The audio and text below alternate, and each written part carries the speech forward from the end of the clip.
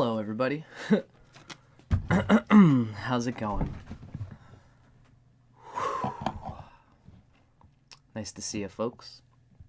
My name is Dustin Cormier, and this is our live stream. It's been a little while since I've done the live stream thing. I'm hoping that everybody can see me okay. I'm just doing my sort of check to see that everything looks kosher. And it looks like we're here, we're live, we're queer. I'm queer, at least. Bisexual, I guess I should say. And it's very nice to see all of you folks here. My name is Dustin Cormier, and today is going to be our live stream Holy Season Meditation Hangout session. I'm very glad to be having you guys hanging it with me today. It is Saturday, December 19th, Sunday, December 19th, 2021. I'm in Canada, in Ontario, close to the Greater Toronto area. We are still getting lockdowns because of the pandemic and the situation happening right now. That's kind of like yesterday was the turning key for winter here in Ontario for this year. And it is what it is. Now, it's nice that we can do a live stream like this and be able to hang out regardless of what's going on in the real world. Now, for those who are hanging out with me, today I planned, for my own sake, I want to perform a little bit of just a very simple meditation. This is to set some positive intentions for us for the coming year, to set some positive intentions for my channel in the coming year. And as well, I want to really go through a story that I've recently recently experienced of me having a deep psychedelic trip. Of one of many that I've had that you guys have probably heard about. We're going to talk a little bit about it today. And this is part of the reason why I want to do this meditation, is to get us into an honest place. I find like me doing these meditations and these live streams, it's kind of like a personal journal experience. For those who do YouTube, everybody knows what I'm kind of talking about. You go on, you talk about where you are in your life, and then you look back on it 3 years and say, oh wow, that's where I was then, and this is where I am now.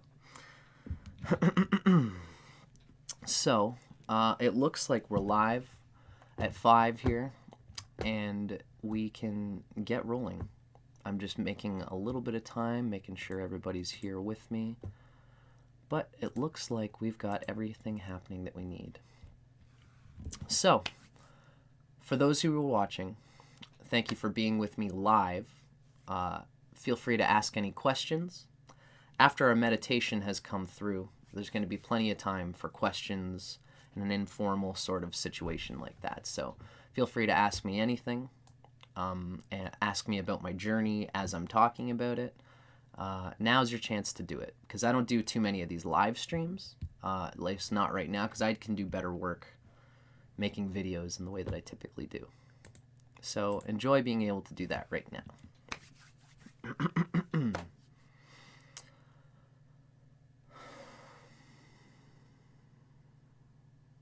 If everybody's quite ready.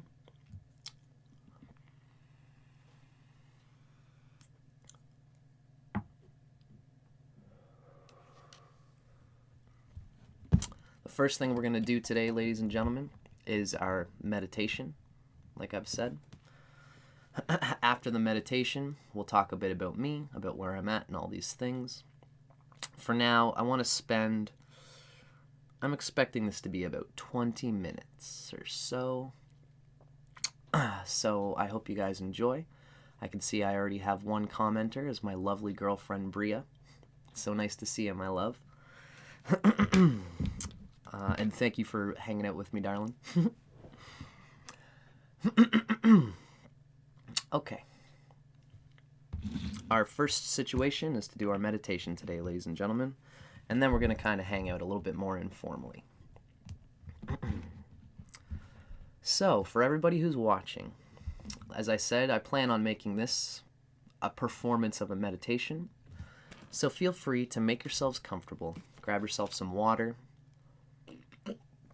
I'm really, as a psychedelic, intuitive, mystical person, part of my intention here is to show people what I do to find the internal sense of peace and equilibrium and center that allows me to reflect accurately on what I'm experiencing in my life at any time. I've really gotten into Kriya Yoga. This is something, Kriya Yoga is the tale of something that I've been chasing ever since I read Autobiography of a Yogi. Yogananda, in that classic book, talks about his particular type of meditation from a philosophical point of view. But there are teachers out there right now who are teaching the developed form of what Yogananda taught. This is Kriya Yoga. My teacher of Kriya Yoga at the present moment is Ryan Kirksack, who is also my teacher of Astrology, for How to Rock Astrology, and Asheville Vedic Astrology. So what we're running through here is a little bit of a Kriya-oriented meditation. My Kriya Yoga is centered on the consciousness of Kundalini in a lot of ways. I'm a very Divine Mother interested and focused person in my spirituality. And at least in terms of when I do meditations, when I do mystical experiences, I invoke Divine Mother in order that I don't have too much will obstructing what could be a deeper essence inside of myself. So a big part of my consciousness comes from a book by Robert Svedova. It's called Kundalini. And that book gives the philosophical bones of what I experience in Kundalini and my understanding of it. I've already got some more commenters. Hello, Micah Mystery. So happy to see you here with me hanging out. So this is the nature of our first meditation of our meditation that we're going to do today. It is a combination of, hi Brutus, nice to see you, buddy. I've got my comments here on, folks, so when we start meditating, I'm going to be focused, but for now, we're doing the informal hello. Feel free to say hi to me, and I'll say hi back. This is the nature of most of the meditation that I do, is trying to engage with the mind's grasping of what it wants to experience. Somewhere deep inside of all of us, there is an unfettered libidinal pulse that is trying to come through. But as we live in life, as we go through our early childhood, we take on what I call incidental patterns, incidental behavioral patterns. Everybody has to grasp these in order to do anything in life. You know, if you want to ask for anything when you're young, you got to do it in a certain way. You've never done it before. And just like we know with evolution, when a plant accidentally mutates a barb or a thorn, and that thorn protects that plant from a survival point of view, that's how cacti and that's how thorn bushes and things grow these barbs so that animals don't mess with them. It's a protection instinct on the part of the plants. And if it evolutionarily does protect them, it's going to stay, because that's just how evolution works. And the human mind is not much different. We find with our human minds that we grow many barbs that stick to us because they protect us as we're developing. Eventually, for human consciousness, there's a lot of things that we take on that protect us at the time, but don't actually help us going forward because the human mind grows attached to what it has experienced. A meditation like the one that I like to do allows us to focus on the nature of that self, the inherent essence of self, which is seeking to find expression without reflex. It's a reflex in its own way. That's why dealing with the self is such a confounding thing. when you are noticing an attribute about yourself, you have to constantly ask yourself through self-inquiry, is this me, or is this an incidental survival program that I've taken on in order to survive in the way that my unconscious neurogenetic survival complex wants me to? And we're going to see what kind of high flying we can get by engaging with that. So this is the nature of the kind of meditations that I do. And this is kind of what we're going to go through today. We're going to go through a simple body check first. We're going to do a little bit of alternate nostril breathing. We're going to practice a Kup Sadhana exercise where we're watching our mind's thoughts go and seeing the seer who's seeing the scene. And we're eventually going to do the quabbalistic cross. It's a beautiful visualization that comes from the tradition of Western occultism. And I'd like to share it because part of my thing that I like to do is taking all these different cultural understandings of meditation, of visualization, bringing them together so we can see what they're all about. At the very end, we're going to do a little bit of Sushumna breathing and invoking the crystalline light of the self that is in us, that is sourced at the center of the Milky Way galaxy and further beyond. So I hope you guys enjoy. We've been going already for a little bit, so if everybody here is ready to join me and start with me,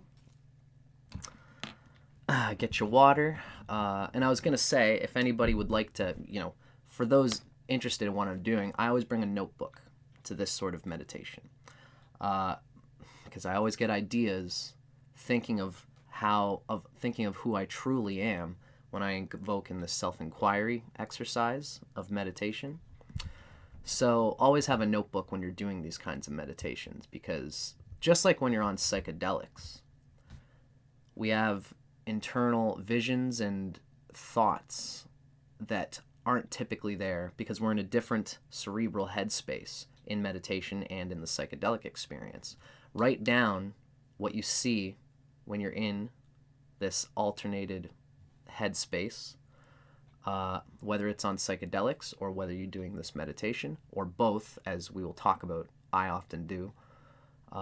Keep a notebook close to you, because you will be unfolding things about yourself in this state of mind that aren't typically there in your usual state of mind. So grab yourself a water bottle. If anyone wants to go to the bathroom, now would be the time to do it. Come right back, and basically, I'm ready to start now if you guys are. So, let's start by taking a nice breath in.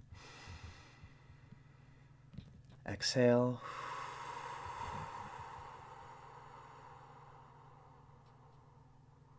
Breathe in. I have very slow breaths. Exhale. Oftentimes when you're meditating with me, you'll find that I push for a length of breath. Exhale. Now let's breathe in again. Exhale.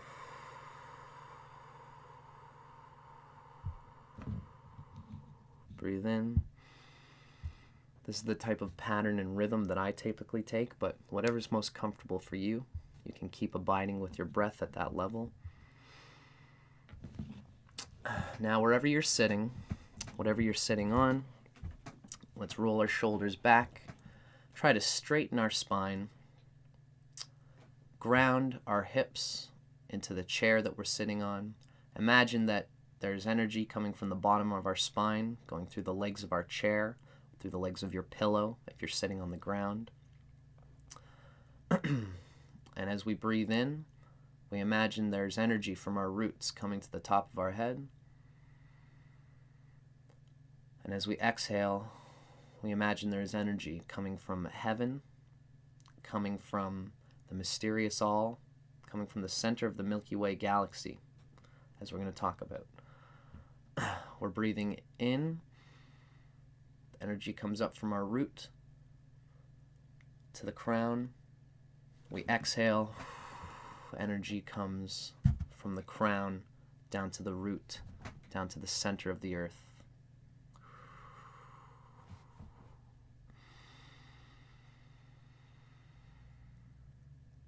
Our first passage in any meditation experience is grasping at the equilibrium of the mind.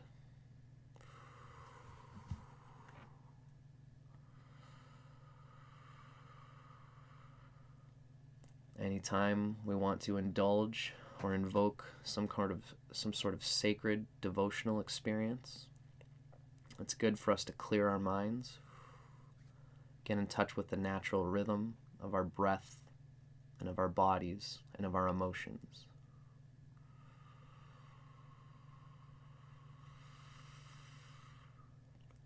We often don't realize that all of us contract subtle neurospinal centers in our regular practice, in our regular life. If we embark on a Kundalini experience, invoking energy from our root to our crown and trying to invoke the ancestral energy inside of our neurogenetic Kundalini cord,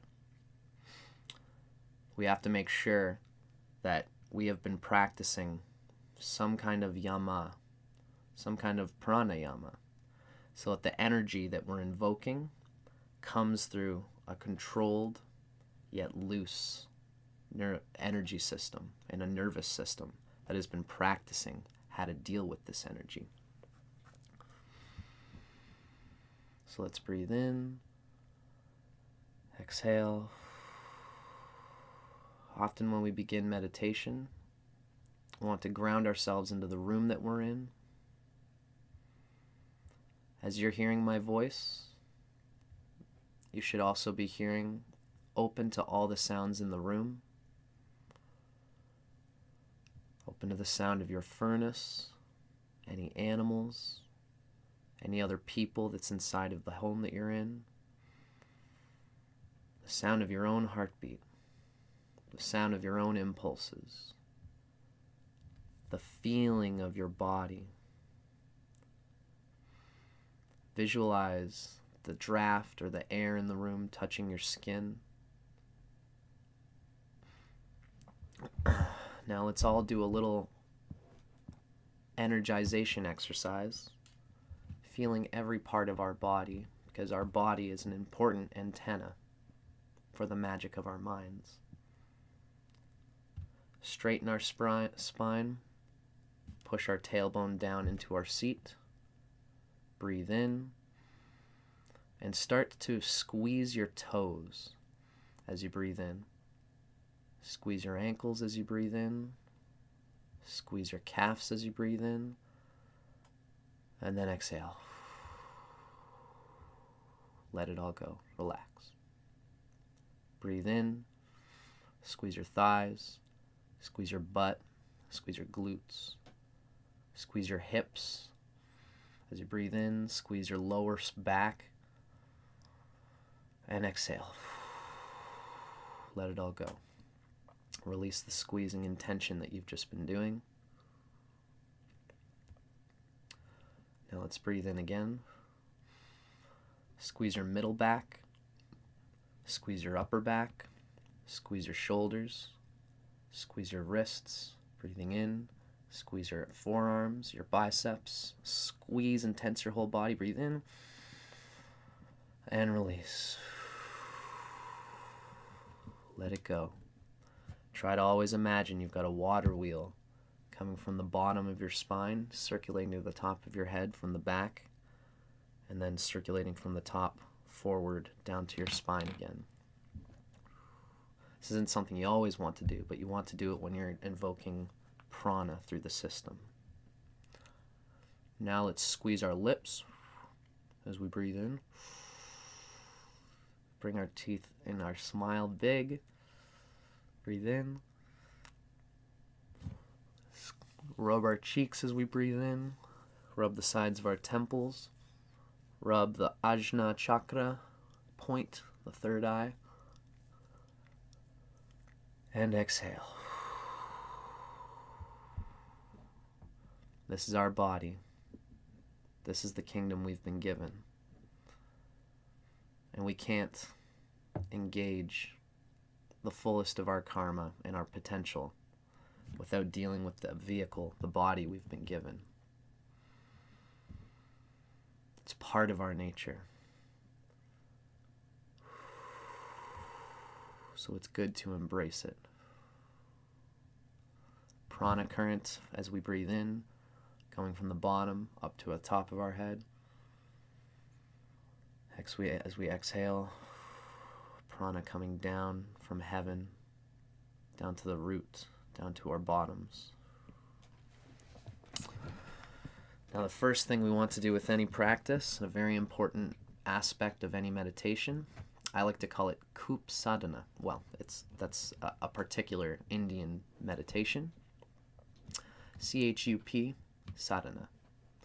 What we're doing is we are experiencing the reflexive elastic tension between our attention and our non-attention.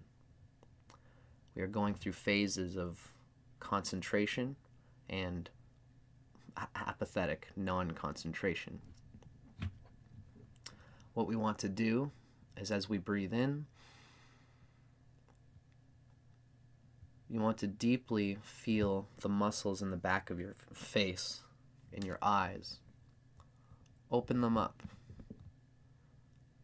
Start feeling like you're actually taking your eyes from inside with your closed eyes and looking slightly upward. You should see the visualization typically given as we breathe. It's a blue star centered at the third eye, the Ajna chakra. Try to imagine you're peering through it, peering through that darkness. You should feel that there's a subtle, muscular reflex happening inside your eyes.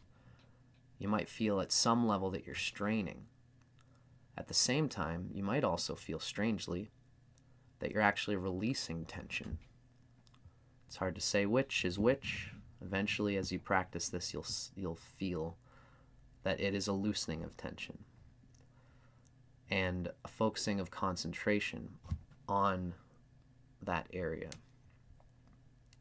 Now, as we breathe in, this is the practice of Kup Sadhana, ladies and gentlemen. The main idea here, we're releasing the tension in our eyes, looking through that Ajna chakra, concentrating on it. Concentrating on the idea of the self. Remember, we were talking about that inner child, the inherent libidinal impulse that has been wanting to express itself freely without limits since before you were born. What is that most inherent natural self in us? And if it's true that we take on incidental behavioral programs from childhood which do not serve the essence of us, how do we discern what thoughts are truly rooted in that libidinal self and which ones are a reflexive reaction to past trauma and to past attachment to joys, ephemeral joys? The only way to gain discernment on the nature of our mind is to observe it objectively. And this is the practice we're embarking on. By taking yourself from the perspective of a transcendental consciousness that's holding and grasping onto nothing, but only going with the flow of the breath, we begin to visualize that our thoughts are like a stream of clouds going across the sky. Let's keep breathing in, grounding our hips into our seat, straightening our back, Imagining that the energy is coming from our root to our crown on the inhale, and from the crown to the base at the exhale. See if you can become reflexive about these yogic posture changes. And imagine, again, that you are releasing the tension in your eyes and watching your thoughts stream past you like clouds on the sky. Some of these thoughts are rooted in what you truly are, and some of them are reflexive reactions and behavioral programming that does not serve your bliss. Kup sadhana is a silence meditation, and what's very important to understand about it is that it is not a concentrated, forced silence. Many people think when you practice meditation that the idea is to concentrate on blackness, concentrate on not thinking of anything. And what you'll see there is a deep incidence of Shiva willpower, which is a powerful thing. It's our pure concentration. But in order to use that pure concentration best, it has to be done within the rhythm of the body's nature and the mind's nature. And that mind, the nature of the mind, is what we're looking to get in tune with in order that we can put our willpower to its best effect. Now let's all breathe in, straighten our spines, breathe out, and practice for a moment, watching your mind and your thoughts just spill. Don't control them. See what your mind wants to think. Don't react to anything your mind gives you. If you can sit without evading the bad thoughts and without indulging reflexively into the good thoughts that you think you want to think about, you are preparing your nervous system for the headspace where you have discerned how not to be attached to the reflex. We are encouraging a headspace where if there are any libidinal impulses that you have not seen or cared to look deeply into, you will not unconsciously evade those important thoughts. As well, you will not unconsciously attach to the superficial thoughts that keep you from the deeper libidinal lurking essence of the self. For Kup sadhana, the silence is not wrought through willpower. The silence is attained only through Om, an ancestral key code that represents the self that you are now, the self that you've been, and the self that you are to come at the same incidence. That's why Om actually has 3 phases. Aum. Ah is the libidinal self. U is the ego. And the is the past Maya memory. In order to make best use of what we are in time, we have to start concentrating on the idea that we exist beyond time. Therefore, the silence that we practice in Kup sadhana is to try to understand what the self is experiencing itself as beyond the concentration of the mind. Breathing in, straightening our spine, grounding our hips into the ground, rolling our shoulders back. Breathing in,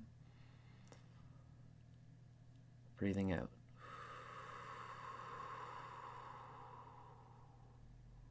Breathing in,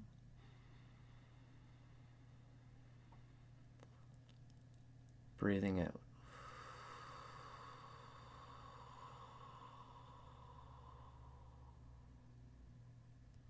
Breathing in,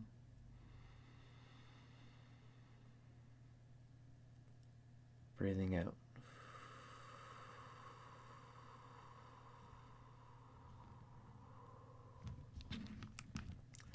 I often imagine myself as somebody holding on to the string of a church bell, and the thing wants to swing, and I have to let it swing. If you've ever been on any kind of rope, you can't just force yourself to stay in the center.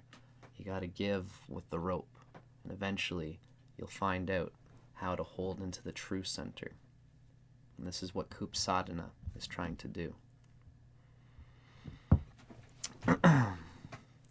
Now, Kup Sadhana, with the consciousness involved, is also showing our deepest intention with these self-inquiry practices. Understanding that there's reflex and there is nature. And we have to explore both by engaging with both in order to get into the richer parts of what yoga is for.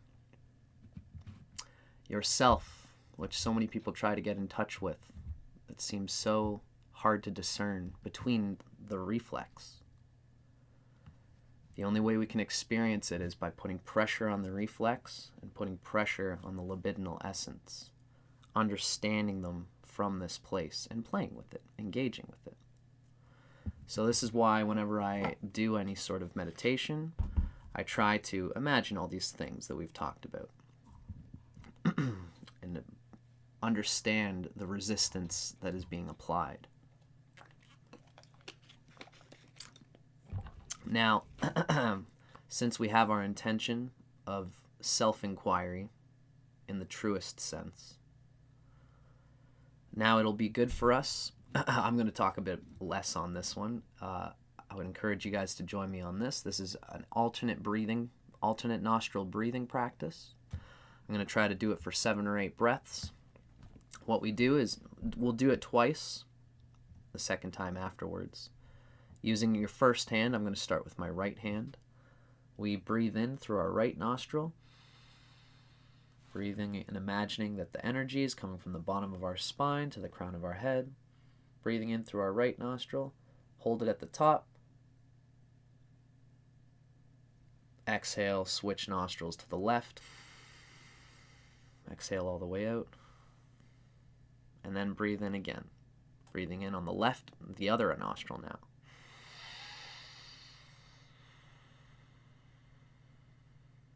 Holding it at the top. Exhaling with the right nostril. This is a Kriya.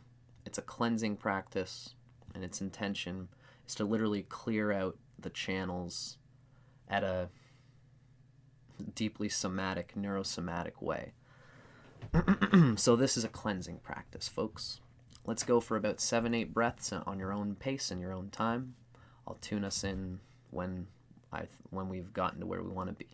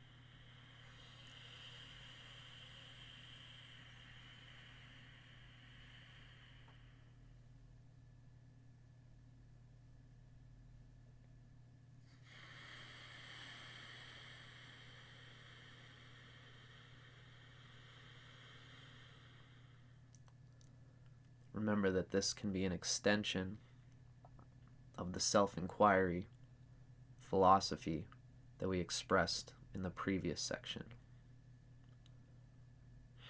You can always extend that self-inquiry in a practice like this, which is very mundane.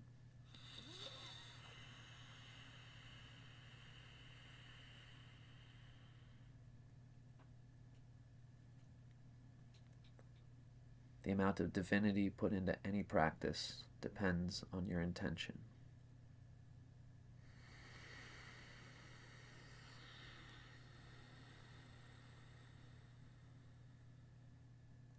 Let's do one more breath on both nostrils.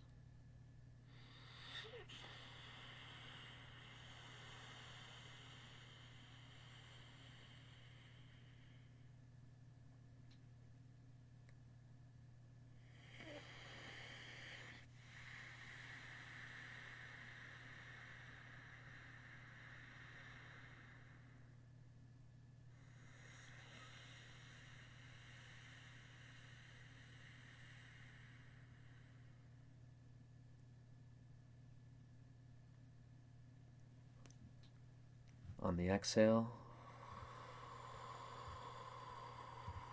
let the muscles in your eyes relax. Come back to a regular state of breathing. Trying to keep it in an equilibrium, still nice and deep, still nice and relaxed.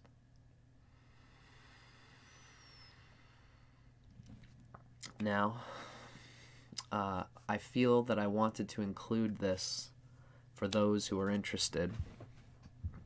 I'm making a connection between different cultural vantages of transcendental experience.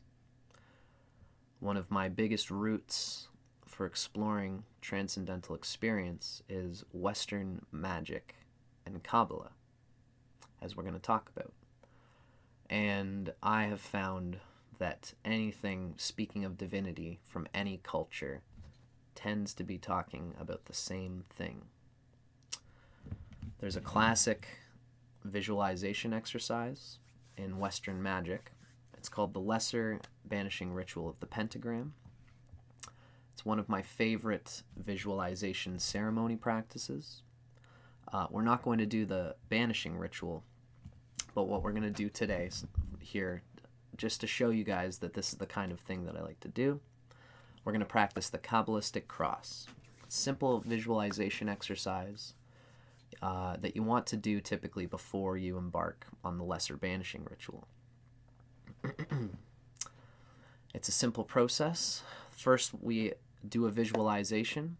I'm going to get you to visualize that you are seeing yourself like a bird's eye view coming above Earth, and then above your province, then above your country, atmosphere, and then eventually you want to perceive yourself as going even higher still into the center of the Milky Way, and then opening up into beyond the Milky Way, beyond all time, to eventually visualize the Big Bang, knowing that that is our true, deepest root, our libidinal essence. Everything of the universe has conspired to bring us here, and this is what we are acknowledging. Everything down to the beginning of this beginning, which is of course only the juncture of a circle, which is actually infinite. This transcendental consciousness is what we're invoking here. And the Kabbalistic cross is a classic Christic understanding where we say Atum Malkut V'Gebora V'Gedula L'Olam. Amen. This is Kabbalistic language coming from ancient mystical Judaism and Gnosticism.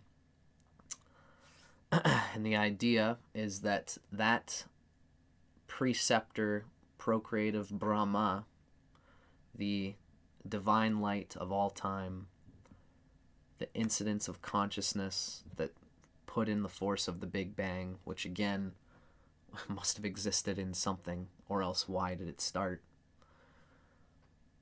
The infinite light of the Father that Western Gnosticism always invokes. We are connecting our deepest libidinal essence to the same force, the same scientific, nameless, blind, energetic force of evolution, which we are enwrapped in. This is what we are invoking into ourselves. And I find that it's the same thing that we do with Kriya and Kundalini yoga, where we're invoking the spinal centers of the chakras. The crown is ultimately all connected to that same force. That's why we say Atum at the top. A resonates with, it basically says thou art. A is thou, as in Yahweh. Atum means thou art. Malkuth means the kingdom, and that's our body that we're experiencing here. V'gebra means the power, our concentration.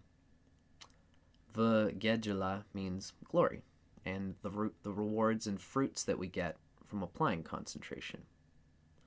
When we do the quabbalistic cross, we are saying that this is not for me.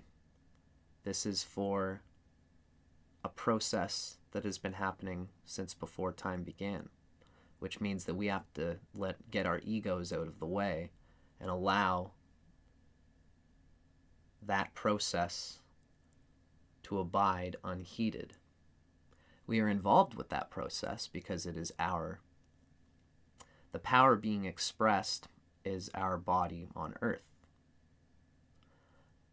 The glory we experience from that is our glory on earth. But Atum, thou art this kingdom, my power and my glory, forever and ever. L'Olam is forever and ever. Amen. This is how the Western Kabbalists tune themselves constantly into a sense of reverential devotion to the process of evolution that is trying to happen through us. Hope you guys are enjoying this. I'm kind of just breaking a lot of this stuff down.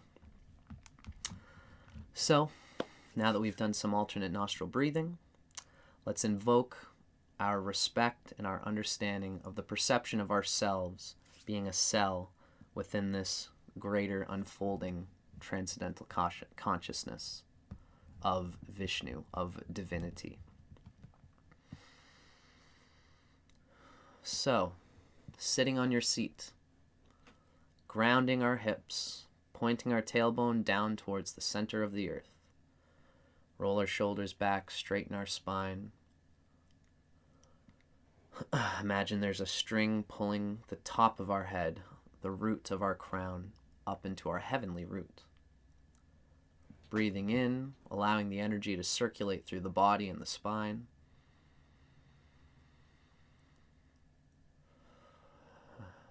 Imagine, as you are sitting, that there are roots clamoring for your bottom and for your legs. They're clamoring, grabbing the bottoms of yourself and pulling it down to the center of the earth, to the center of our physical kingdom that we all share. As your roots are being guided down towards the center of the earth, you feel yourself as you breathe in, and your energy is suddenly found to have a slipstream,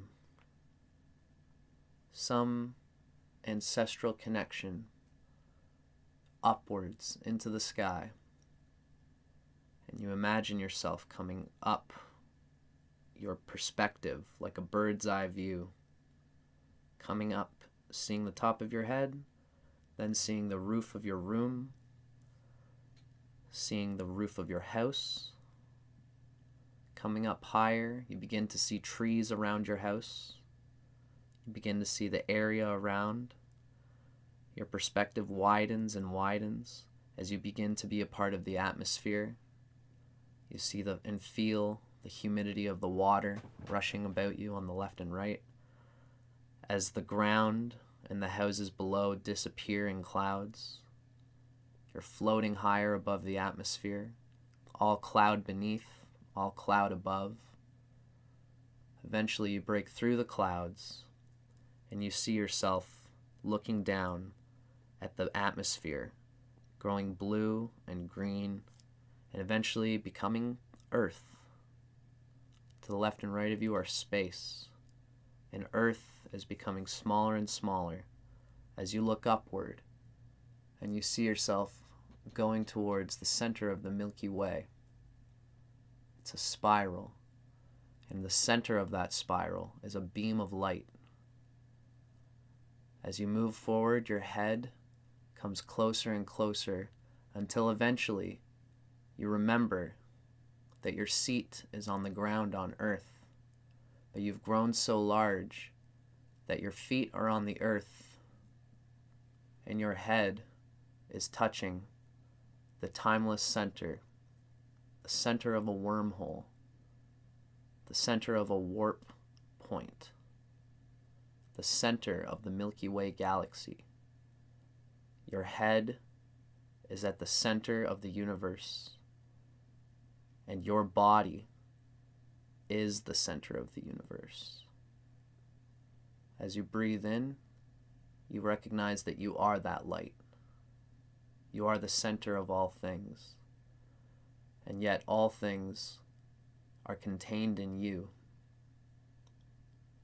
You breathe in, and you say in your own internalized mind, lifting our hands, looking at our hands above us, that light is all. Atum, thou art. Malkut, the kingdom. V'gebara, the power. V'gejala, the glory. L'olam, amen. While we're here, I'm going to do this in English so that we can permeate the understanding of what's being expressed. Fold our hands together, keep our spine straight. Our seat is on earth. Our head has reached to the center of the Milky Way galaxy, the center of all time and energy. We are that light, and yet we behold it objectively. Thou art the kingdom, the power, and the glory forever and ever. Amen.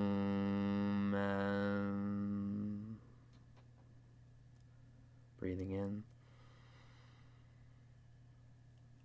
letting your head and your spine come back to normal. Exhale.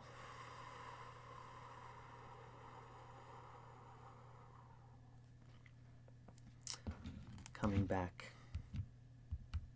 to earth with our shared experience of having been the infinite light for whom all of this is a glimmering dream. But the dreamer experiences the dream, and every dreamer experiences the dream, but we are the dreamer.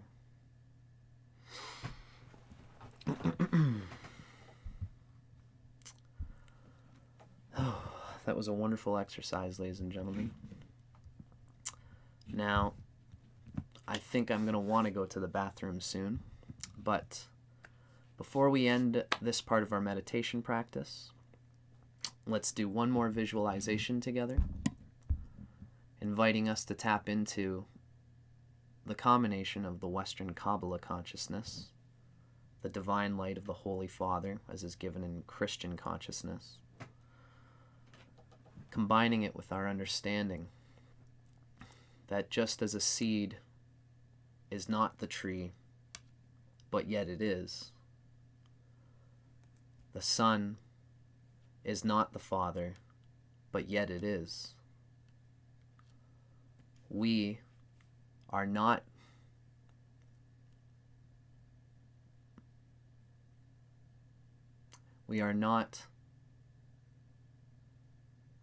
the ocean. We are a wave on the ocean. But the waves are what make the ocean up. This is how we all have to understand our collective sharing of the transcendental consciousness. So, let's do one more visualization of a Kundalini awakening sort. As I said, this is a practice that I've taken from exploring Kriya Yoga with Ryan Kirksack.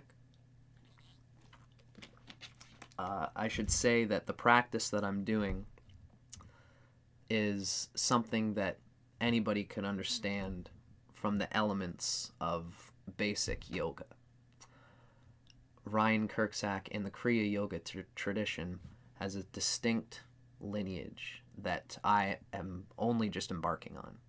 So what you're seeing here is not anything officially given by the Self-Realization Fellowship or by Kriya Yoga people.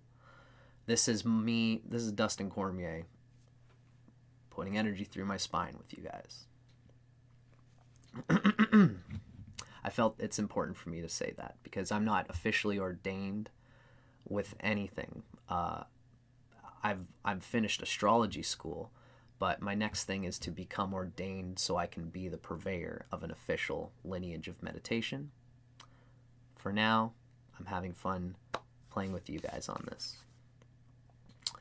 So, I'm just going to quickly, I've been folding my legs for a long time. If you guys want to take a moment, I'm shaking my legs up a little bit, moving my spine, keeping the equilibrium of my breath, shaking my shoulders, doing a little shoulder roll.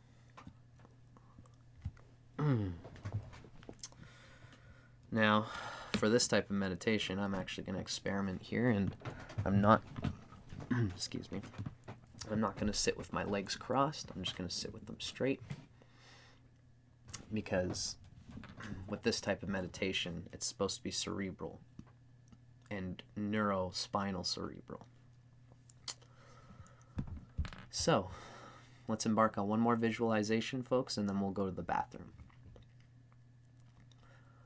Rolling our shoulders back, grounding our tailbone into our seat, imagining that our seat is on Earth and our head is way above at the center of the Milky Way galaxy. We are the central pole of the universe. And as we are sitting, we roll our shoulders back, we straighten our spine, and we imagine that as we breathe in, we are tugging on a cool sensation of air up the sushumna, up the central channel of our spine.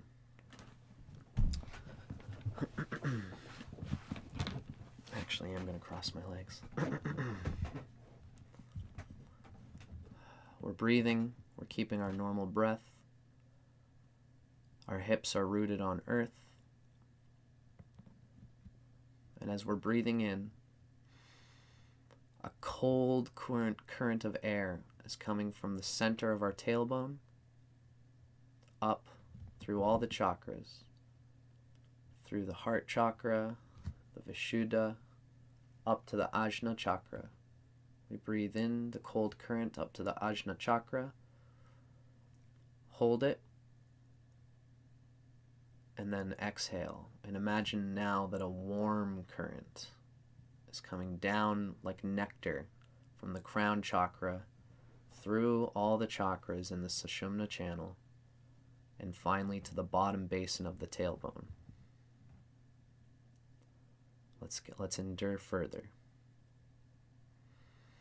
Spine straight, breathing in, cool current through the second, third, fourth, fifth, sixth chakra, Hold it in the crown.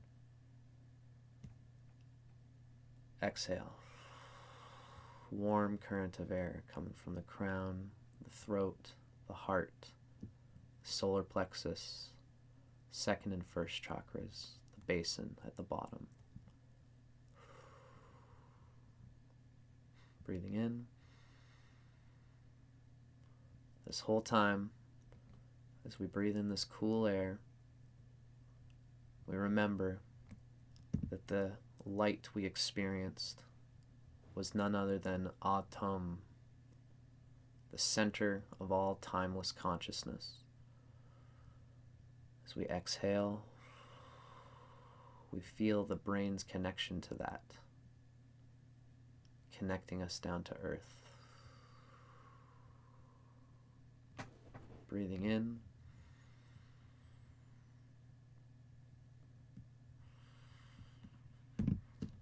Breathing out.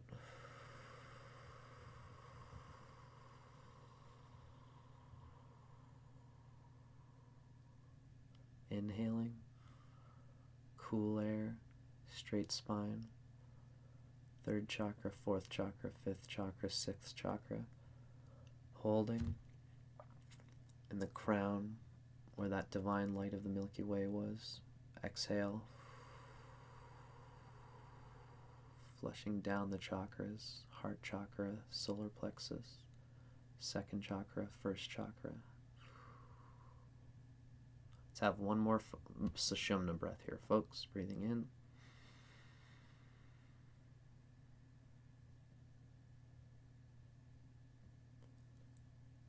Breathing in, holding at the top, giving thanks for the pattern. Thanks that there is a way in and a way out of existence. Exhale.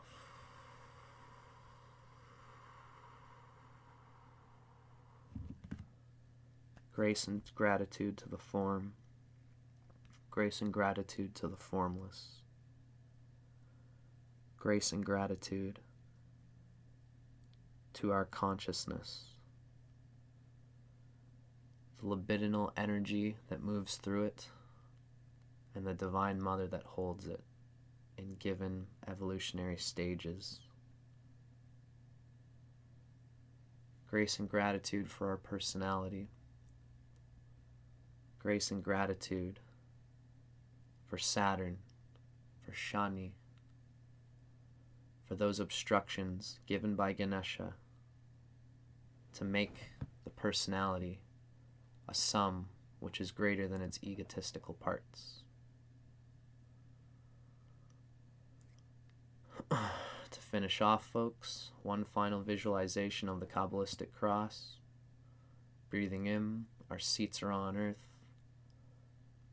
The crown chakra, the energy lifts to the top, and we see ourselves in that crown chakra. We see the meaning and purpose of all things, the dreamer of the dream, infinite power. We breathe it in, we exhale, feel ourselves on earth, channeling that infinite power, not being it, but channeling it. We breathe in, Atom, Malkut, Vergebara, Vergedula, Leolam, Amen.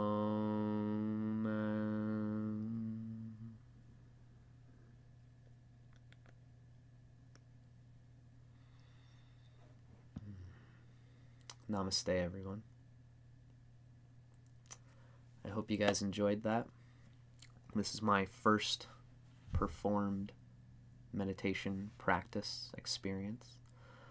I've got a feeling that this actually felt pretty good, to be honest with you. I enjoyed just talking about the experience as I went through it, and I might do this later on, possibly on How to Rock Spirit. But I'm very glad for everybody here to have done this meditation with me on my channel, How to Rock Astrology. If you guys want to keep hanging out with us, I'm going to go to the bathroom.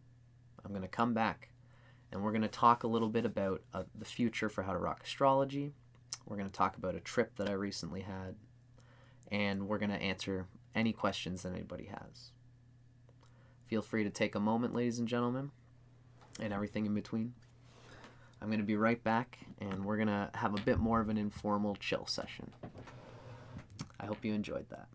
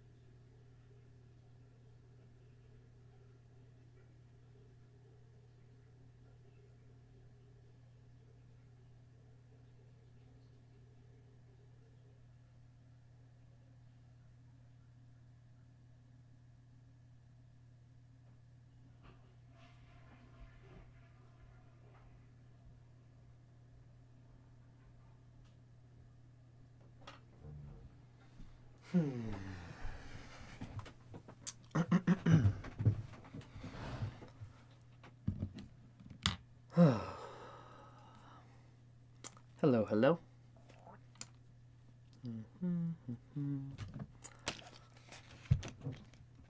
How's everybody doing?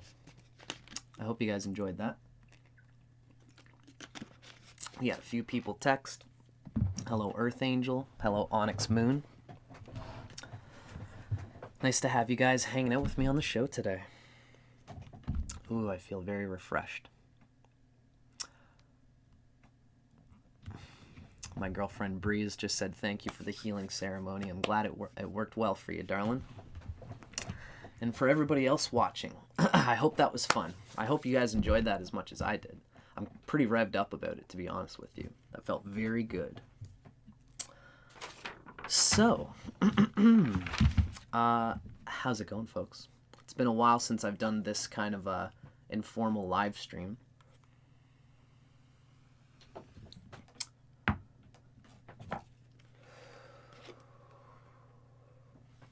I figured today,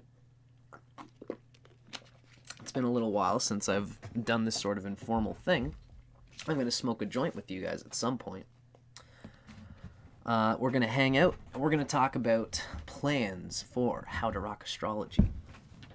So, I hope you guys enjoy that. I wish I had prepared some kind of slide or something like that. I almost feel like for those watching on the film, for those watching at home, as we can see, we are now coming to the section where we're going to talk about How to Rock Astrology. So, thank you everybody for hanging out with me today. I'm Dustin Cormier, and this is How to Rock Astrology. We've just done a meditation, and I'm feeling nice and in tune. And I figured I'd hang out with you guys and talk a little bit about what's going on in the future with Dustin Cormier in general. You can catch me on my website, dustincormier.net. And in particular, we're talking about How to Rock Astrology. So thank you so much for showing up with me, folks. As you know, this is a live stream, so I do have my live comments here if anybody wants to ask me any questions as we go along. So, it's been a fun year. As some of you might know, I've been embarking on a course with Ryan Kirksack for 4 years. Ryan Kirksack is a popular astrologer on YouTube, and he is a tropical Vedic astrologer. And this is, I've basically gone through his school in the past 4 years, and I'm just finally finishing. Ryan Kirksack created my school with guidance and inspiration from his fellow student and teacher, Ernst Wilhelm, as well as from his original Jyotish teacher Richard Fish. And it was a tough course. I did it for 4 years, had 3 semesters in each year. Each semester required that I write an essay, a college level sort of essay kind of thing. And each essay was like 2,000 words.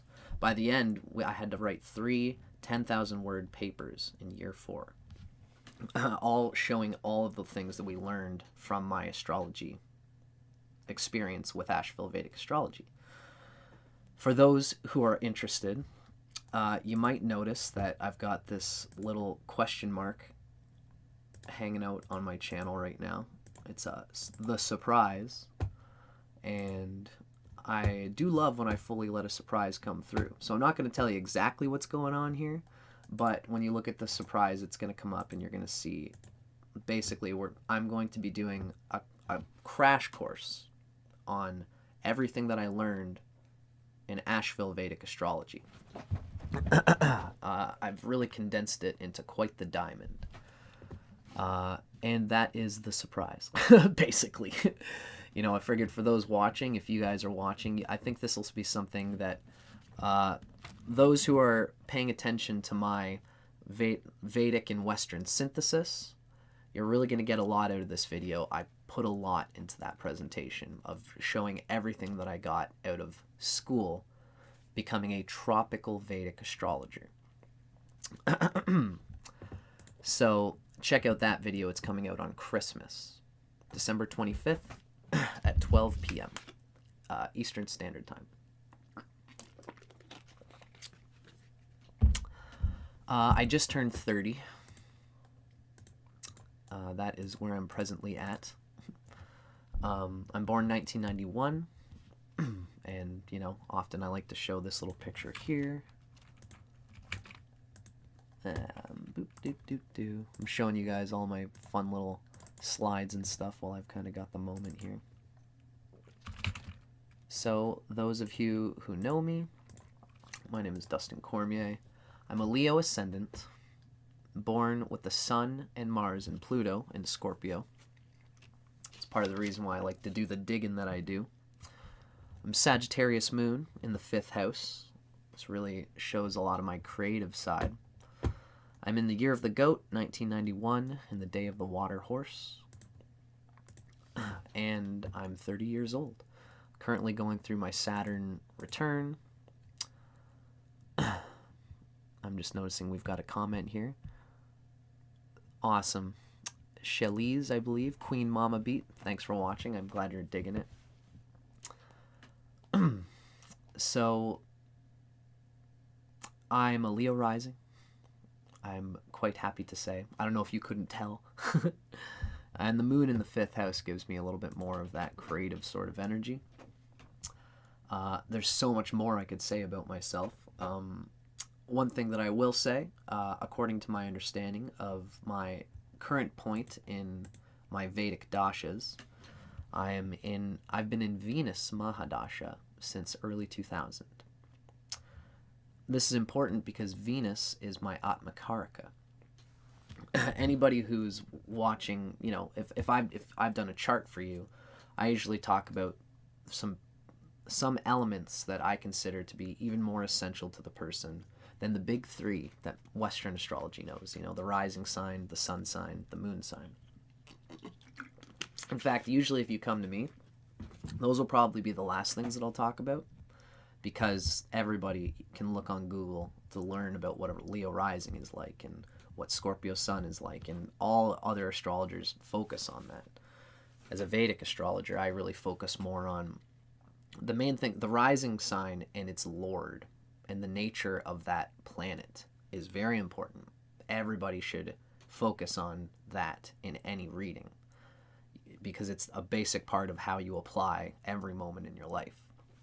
It's the mouth of a clay gun, and everything comes out with the shape of the karma of the rising sign, and you got to deal with that shape in every sense. You've got Pluto in the 8th house, conjunct Mars, and it's debilitated. I as a Leo, I don't have that, but anybody as their rising sign has to deal with that energy as their rising sign. So the rising sign is very important. And one of my next big things that I talk about is the Atmakaraka, meaning the planet in the schema of the first 7 planets that make up the 6 chakras: Sun, Moon, Mars, Mercury, Jupiter, Venus, and Saturn. The planet with the highest degrees is going to be your Atmakaraka. It's considered to be the most basic soul essence planet. You will be amazed if you look up your Atmakaraka and look up the characteristics of it. You are going to it'll completely change your perspective on what astrology is all about. So I'm, for example, I'm Leo rising. My Atmakaraka is Venus. Venus rules the 10th house, Taurus, and the 3rd house, Libra, for a Leo rising. A big part of my life experience is being Venus. In fact, I would almost say that I'm Venus first, having a Leo rising experience. That feels very deeply true to me. And interestingly, Venus is my ruling planet, and I have Venus debilitated in the sign of Virgo. I think that there's a saving grace there. I believe that when a planet is your ruling planet, you deeply understand what it's all about. And even though I had the karma of being someone who had difficulty with relationships and relating as a lover to women and to men eventually, I had a lot of trouble experiencing who I am and being a part of that dynamic energy exchange of gender and of sexuality. And as I've gone through the gamut of it and done my own internal healing and self-realization experiences, I've kind of come to find that being Venus Atmakaraka has given me an understanding really deeply of human psychology. Venus relates to Earth's understanding. In fact, Venus in the Vedas, Shukracharya, was considered to be one of 2 gurus. Jupiter, you got to understand the Vedic perspective. There's devas, there's asuras, and then there's humans. The human level is just rajas, basically. Humans and asuras share rajas and tamas. Humans are what we experience. Asuras are demons of personality, of egoistic lust and need. Although a demon might not necessarily, I'm spelling it like Daemon, as in parts of ourselves that we have to experience without attachment. And evading those things can sometimes be a form of attachment. There's many people who evade their sexual energy, thinking that they don't want to be attached to it, but then that demon is slowly building and becoming a blind spot for them. That often happens for people who get into brahmacharya and stuff like this, and this happened to me as well. I almost killed myself at certain points in my life. I mean, I would never kill myself, but damn it, sometimes I really wanted to, because of this interaction. It's a common thing.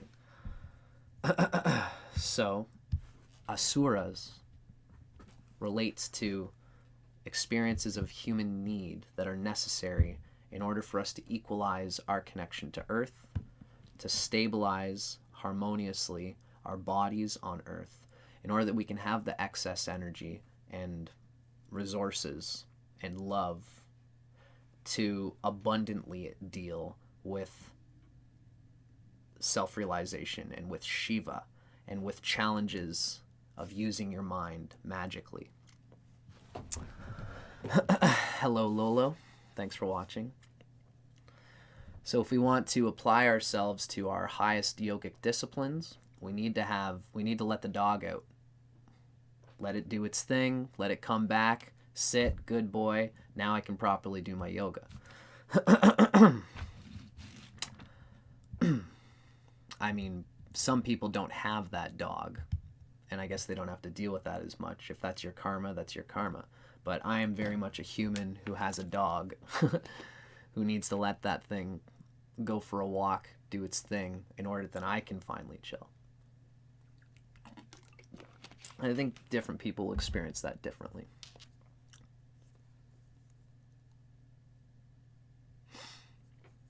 I'm going to answer your question as soon as I get this thought out, Brutus. So my point here is that as a Venus person, okay, so my point here was that in the Vedic avatars, Jupiter was considered the guru of the devas. And this is what I'm talking about. Like, once you've let the dog out, you're sitting in your meditation, then you're doing the Jupiter thing, the acrobat, the performer, who is making magic out of the abundance of resources that you've developed. Venus is the development of those resources. And Jupiter can't do its thing as well if we are not having a basically mediated human experience. Jupiter is the guru of the devas. Venus, just as sacred, just as important, is the guru of the asuras. And the asuras will take over, and Indra will not be able to do what Indra has to do if the asuras are winning like they sometimes do in that classic literature. Indra meaning Jupiter, meaning our full oversight of all the energies that are coming through our energy system. Zeus, the thunderbolt that makes the highest change, relates with Jupiter. Indra with the thunderbolt. So these two need to work together. But for someone like me, who is Venus Atmakaraka, I am deeply experiencing how to pull people away from the wrong understanding of the asuras, which are ultimately a part of our human experience. And when I do astrology for people, I'm dealing with people's psychology. You know, I often get people coming in who are really powerful yogis, and they're climbing up this mountain, and, you know, they decided not to bring water with them because they thought that it would be a harder challenge. And I try to explain to them that, like, the water of Venus, of enjoying your earth experience, is going to make you endure on your yogic sannyasin renunciation. It's going to make you endure better. As long as the water that's in your pouch is coming from Amrita, from divinity, from the true essence of what you're supposed to be, and not your attachment to ephemeral pleasures. So I'm a Venus person. I'm kind of all about, like, you know, what is it that's stopping you from immediately having a vehicle that will lead you to your sustainable fulfillment? Ernst Wilhelm just did a great series on love that I recommend everybody check out if you're interested in love and Venus and all these things. Venus is it's water. It's a sustainable cushion of the vehicle, so that you want to keep being in. You want to keep being a part of it. And this is what I do in my Vedic astrology practice. And it's interesting to me that I am a Venus Atmakaraka person. And for those interested, I also have... I'm going to put out a video talking... it's going to be on Asheville Vedic Astrology's channel. It's going to be talking about the D60 chart, the D1 chart, and the D9 chart. The D60 is past life. The D1 is present incarnation in the physical world, and then the D9 is the psychedelic kundalini mysticism of a transcendental sense of all at the same time. And in that video, you're gonna see why it's important that what I'm talking about. But looking up Rahu and Ketu in your D60 chart will tell you a lot about where you're coming from and where you're going. I have Ketu in Taurus in my D60 chart. Venus is my Atmakaraka, and I've been experiencing my Venus Mahadasha since 2007. For those who are into my astrology, that's a pretty big influence of confluences, I would say. Now, Brutus has asked, is Venus the only developer of Jupiter's largesse? And how about Mars? How about the moon? I would say that you need to have all of these things in balance in order for each of them to do their best, Brutus. Venus and Jupiter were called the gurus of the devas and the asuras. That was their role, that is their role in our lives. And the guru is important, but what good is the guru without Mars clamoring for the lessons given? What good is the guru without the moon that feels good about adapting to new aspects of itself that are more like itself? You know, what good are the gurus without the sense of the sun, a consistent sense of self that can abide through all the different lessons? So I was just more talking about what Venus is there, Brutus. And Brutus, to answer what you asked here, the day Chinese signs are great capsules of a native's basic persona. And yes, I appreciate you saying that, Brutus, because I feel me being the water horse so much. I'm just like such a out there guy, and the horse is such a part of my energy. As a water horse, you know, I don't feel that much of a dichotomy typically, Brutus, because I have too much water in my chart, in my Bazi Chinese astrology chart, and I can feel that. It's too much, like, it's a self-centricism that goes on there. But, you know, if somebody's a water horse, it doesn't mean that there's necessarily going to be a complication. If there's too much water in a person's Chinese astrology chart, or if there's too much of any of the elements, that's the only time that you'll feel tension. But being an animal whose nature is antagonistic to the heaven stem is not inherently bad. It's like having a planet that's debilitated. It can still perform very, very well. Just as a sort of example. I mean, really not even. Water horse is not a debilitation at all. So that wasn't a good example. But I think you see my point. For those interested, we're talking about Chinese astrology. I actually am already messing up. I want to call it East Asian astrology, because it being considered to be strictly Chinese is kind of a historical misnomer. As my friend Nishi and I have been discussing. You're going to see me doing a video with Nishi coming out in a few months. So, the whole point of all that is that I'm in Venus Mahadasha, and I'm very much a Venus person, so I'm developing on important parts of what's going to be, I think, a root of my life for the rest of my life. So if you guys are digging what I've been putting out so far, it's going to pretty much be a lot of this until I die. So, rock and roll. That just seems to be where my brain needed to go in that moment. And I'm done school. That's a pretty cool feeling. But at least I'm done my Asheville Vedic Astrology. There's lots more that I still want to learn. And my K2 is in Taurus in the D60 chart, Brutus. I have K2 in Cancer in my D1 chart. But thank you for asking. I love that you're paying attention, pal. Now, with How to Rock Astrology, I've been doing it for a while, and I've really been wearing it out pretty good. I've been doing it like pretty strongly since like I think a year and a half ago, since the pandemic kind of started, a little bit before that actually. And I've been kind of obsessed with it for a little while. There's a lot that I want to do on How to Rock Astrology.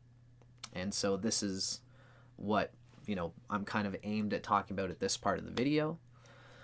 I got some plans. Eventually we're going to talk about a book that's going to be an encapsulation of everything that I've been doing.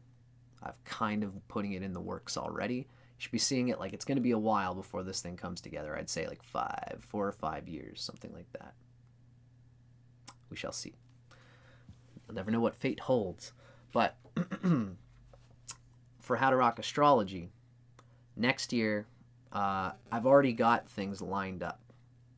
You'll notice that I used to premiere every video, and now I'm not premiering each video. I want it to surprise you guys. Instead of being like, okay, now you know months down the road what video is going to be coming out. I'm not doing it that way. I'm just, each week is going to be a sort of a different thing. Although usually I'm doing month series is what I'm planning on doing. This month we're talking about this series. This month we're talking about this series. This month we're talking about this series. And I've got a few things planned. One of them is to start talking from a book called Light on Relationships. I want to start exploring relationship astrology. It's something I'm interested in. Although I should say that most astrologers, I've come to realize this.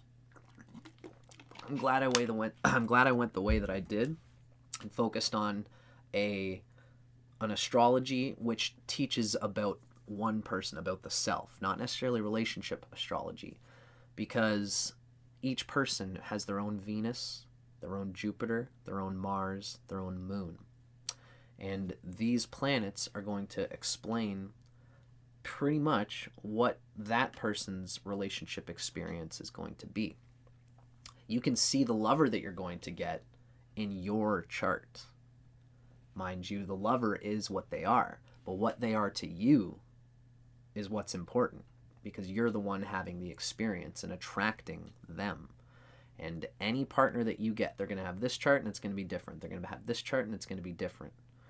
If you abide by the superficial things of, oh, this person has this different thing, or, this person has something different than my ex-lover, which means that, maybe they'll be better, but they still have the good parts that I liked. And you can get pretty lost in that kind of thing.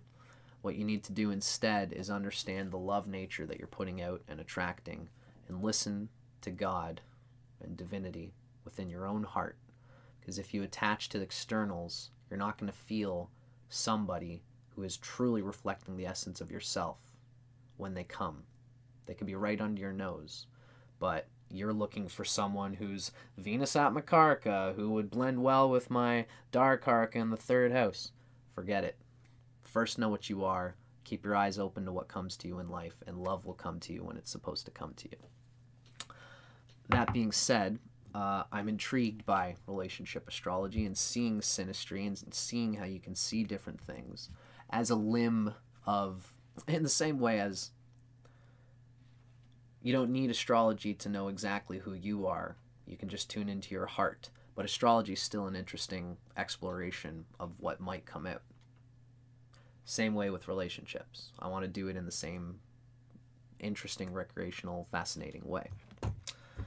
So I'm going to be doing a little reading from a book called Light on Relationships. It's by Robert Svedova, one of my favorite authors. Eventually, and I'd like to know what you guys think of this, eventually I'm going to do Moon and Venus combinations. You'll notice on my channel I did all 144 combinations of sun signs and Mars signs. Explain the sun sign a little bit and explain the Mars sign and how they interact together in a sexual way. That was a big part of my channel for a while there. Thank you, Mia Moore. You're getting where I'm at. Synastry Mia Moore has said synastry seems like it's trivial, and you're getting where I'm at. There is a book, this Light on Relationships book, that explains about relationships. It goes into detail, but the introduction to this book is what I plan on sharing in this series. And it is not trivial. It gives a very concise understanding of how we ought to approach relationships from a Vedic Jyotish perspective. And it basically explains what I just said. So that's going to be a good read for everybody. And yes, as Mia Moore has said, I think you're also digging my idea of the Moon and the Venus series. It's going to be going through all the moon signs, and then, for example, I have the moon in Sagittarius. What is moon in Sagittarius like? I also have Venus in Virgo. What is Venus in Virgo like? And then finally, Venus is square to my moon. What is that going to say? What's that going to mean? What is that going to represent? And how are these planets going to experience that? It's a more complicated thing to do because the moon can either be malefic or benefic. And, you know, I'm going to do my best with that series, but I think I'll have some fun with it. Now, one of my biggest things that I'm doing with How to Rock Astrology right now, and for everybody listening, I'd like you to consider this. I'm currently, Saturn is transiting over my natal Saturn in Aquarius in my 7th house as a Leo rising. And I am finding Jupiter is in the same place too. And right now in the sky. It's going to be going into Pisces into my 8th house at the end of the month. But even the 8th house resonates with working with different people. I have been doing interviews with other astrologers on YouTube. I've recently had Mr. Babajit Khalid of Exotic Astrology. He was the first guy that I interviewed. I've recently done Michael Reed from Pulse of the Universe Academy. He's going to be coming on my channel, and I think I'm going to want to go on his channel as well. I've done an interview with Fiona Marks, who's the director of Asheville Vedic Astrology right now. I've done an interview with Simon Vorster. I'm very proud of that one. Simon Vorster is a Western astrologer whose expertise is evolutionary astrology. We talk a little bit about the outer planets. That's going to be coming up soon. And I've also talked with Nishi Pundit about East Asian medicine. That would be what people typically call traditional Chinese medicine, Bazi, and what me and Brutus were talking about, Chinese science, quote unquote. Although again, I'm getting out of calling them strictly Chinese, and I'm wanting to call them East Asian. So whenever I say East Asian medicine, I'm talking about what we typically consider today to be Chinese astrology. So me and Nishi talk about East Asian medicine versus the tropical horoscope. Very interesting conversation. That's going to be coming up in a few months. I currently am working on bringing Ernst Wilhelm onto the show. I'm very happy. I'm going to be very happy when that happens. So, for those watching, keep your eyes peeled. I'm going to be doing a new interview once a month. I already have interviews lined up till about May, and I'm only just starting. So, if you think that I would mix well with any YouTubers that you know and love, please let me know, whether in the comments or whether just through personally or however you want to get that information to me. I'm looking to get out there. I'm looking to bring as many people as I can onto my show. This includes people with lots of subscribers, as well as people, you know, I was welcomed onto some astrologers' channels, and it's given me a lot of work, and I want to pay that forward. So any new astrologers who have YouTube channels that they're building up, if you can talk with me about a video idea that we can discuss that's unique and which will be different from anything I've done already. I mean, just general chatting is cool, but I want to get people's interviews on my channel who have less subscribers than me, because someone pulled their hand out, with Stormy Grace in particular. There's a lady named Stormy Grace, and she let me on her channel. The video is on her channel, and it has like 1,200 views, and I've got a bunch of astrology clients from that video. So I'm looking to pay that forward. If anybody wants to do this thing with me, I'd love for my channel to be a promotional wagon for, you know, other people to be a part of the community. as long as we've jive or whatever, you know, and I'm pretty open. I jive with a lot of different people, so let's make that happen if anybody sees it and feels like making any of those connections happen. Ultimately, I'm going to keep picking away at people that I see and love, and I'm going to be bringing people onto my channel in the coming bit. So I hope you guys enjoy that.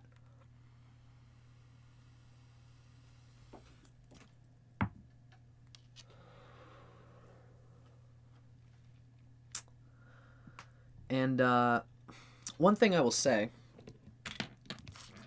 I think part of my thing, being a Venus person, is that I'm somebody who bonds earthly needs and community. So I think that a big part of, I mean, even me being Leo rising and Venus ruling my 3rd house, I do a lot of seeking, a lot of, like, I love just recreationally doing this interview thing, sitting with people and just looking at all the different ways that we can create a new video idea of a new gem of information that no one thought about this or that in this way before. And as I go through, I'm going to go through a lot of different people, and many of you probably know that the world of astrology is not the most universally nailed down field in terms of astronomical measurement, mathematical science, and understanding. The world is in very much a transitional period when it comes to astrology, where the internet has brought everybody's information to the surface.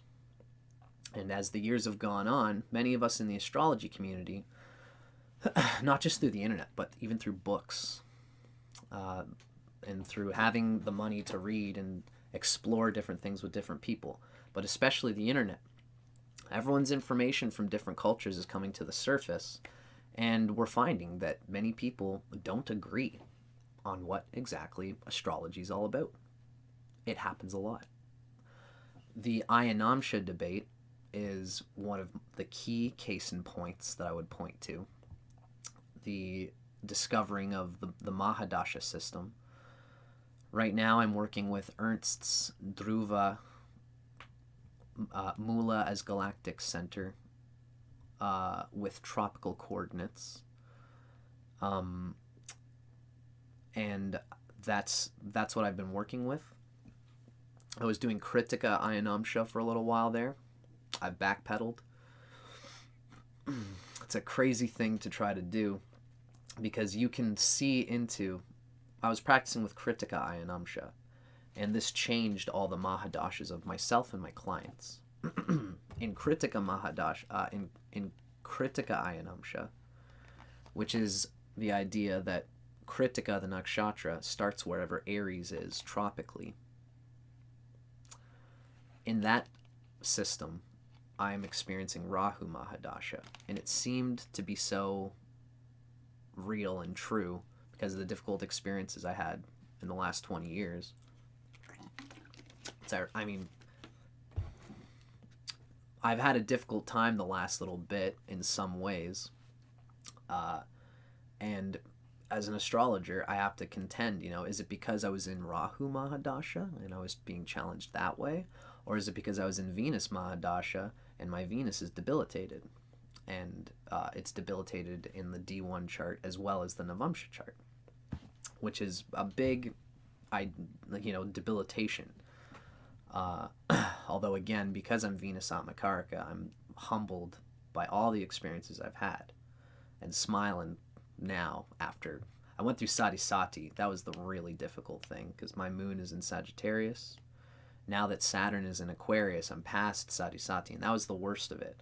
So it's hard to say. I now think that I'm in Venus Mahadasha, which is Ernst's Ayanamsha system. And so anyway, I don't want to go too much into the detail of this stuff, but my point here is that there are many systems of astrology, and they all think about things in different ways. They think about this, the stars being in different places as compared to the signs. And the reason I'm bringing this up is because I'm bringing many different astrologers onto my show. And I want to, with astrology, you know, my understanding is I'm bringing sidereal people onto my show. And if we do a celebrity chart as an example, and they've been using sidereal, and I've been using tropical, you know, let's do a chart of Yogananda, for example. In tropical, Yogananda is Leo rising, and I believe in sidereal that Yogananda leans more towards Virgo rising. I think that's the case. But my point is that if we do a shared celebrity, we're going to have two different opinions on what's going on there. And sometimes, you know, I'm trying to skip measurement and speak to method, which means that if I bring a sidereal astrologer on, like Babajit Khalid, for example, we don't need to talk about the specifics. We don't need to talk about our different ideas of Ayanamsha. We don't need to talk about sidereal, tropical, whatever. All I want to know from him in that moment at the time that we did our thing was, what's the Navamsha? What does it mean when this planet is in this place in the Navamsha? How is it different from the Rashi chart, etc.? And the sidereal astrologers of India have some very brilliant understandings of how to use these things. And sometimes they are rooted in what I, in my system, would call incorrect approaches. I'm not going to say that to them when I have them on my channel doing their thing, though. So this is what I'm trying to make you guys understand, is that there are times where I'm going to be revving the wheels of a vehicle that I don't necessarily agree with. And if you are going to come with me on this ride, I think it's important for everybody to keep on the back of your mind a place of skepticism, a place of objectivity, where any good scientist knows that when you're in an experiment, you don't try to hide the results. You don't try to make the results fit your preference. That's not scientific. We have to let the experiment give us what it is in the moment. And I'm going to use my intuition to see, okay, so you're saying that the planet in this part in the Navamsha, it acts in this way. And so you're saying that this is connected to this idea. I'm going to be working by affirmation on their part. And you, my audience, I recommend that you use discrimination when you see me agreeing with something.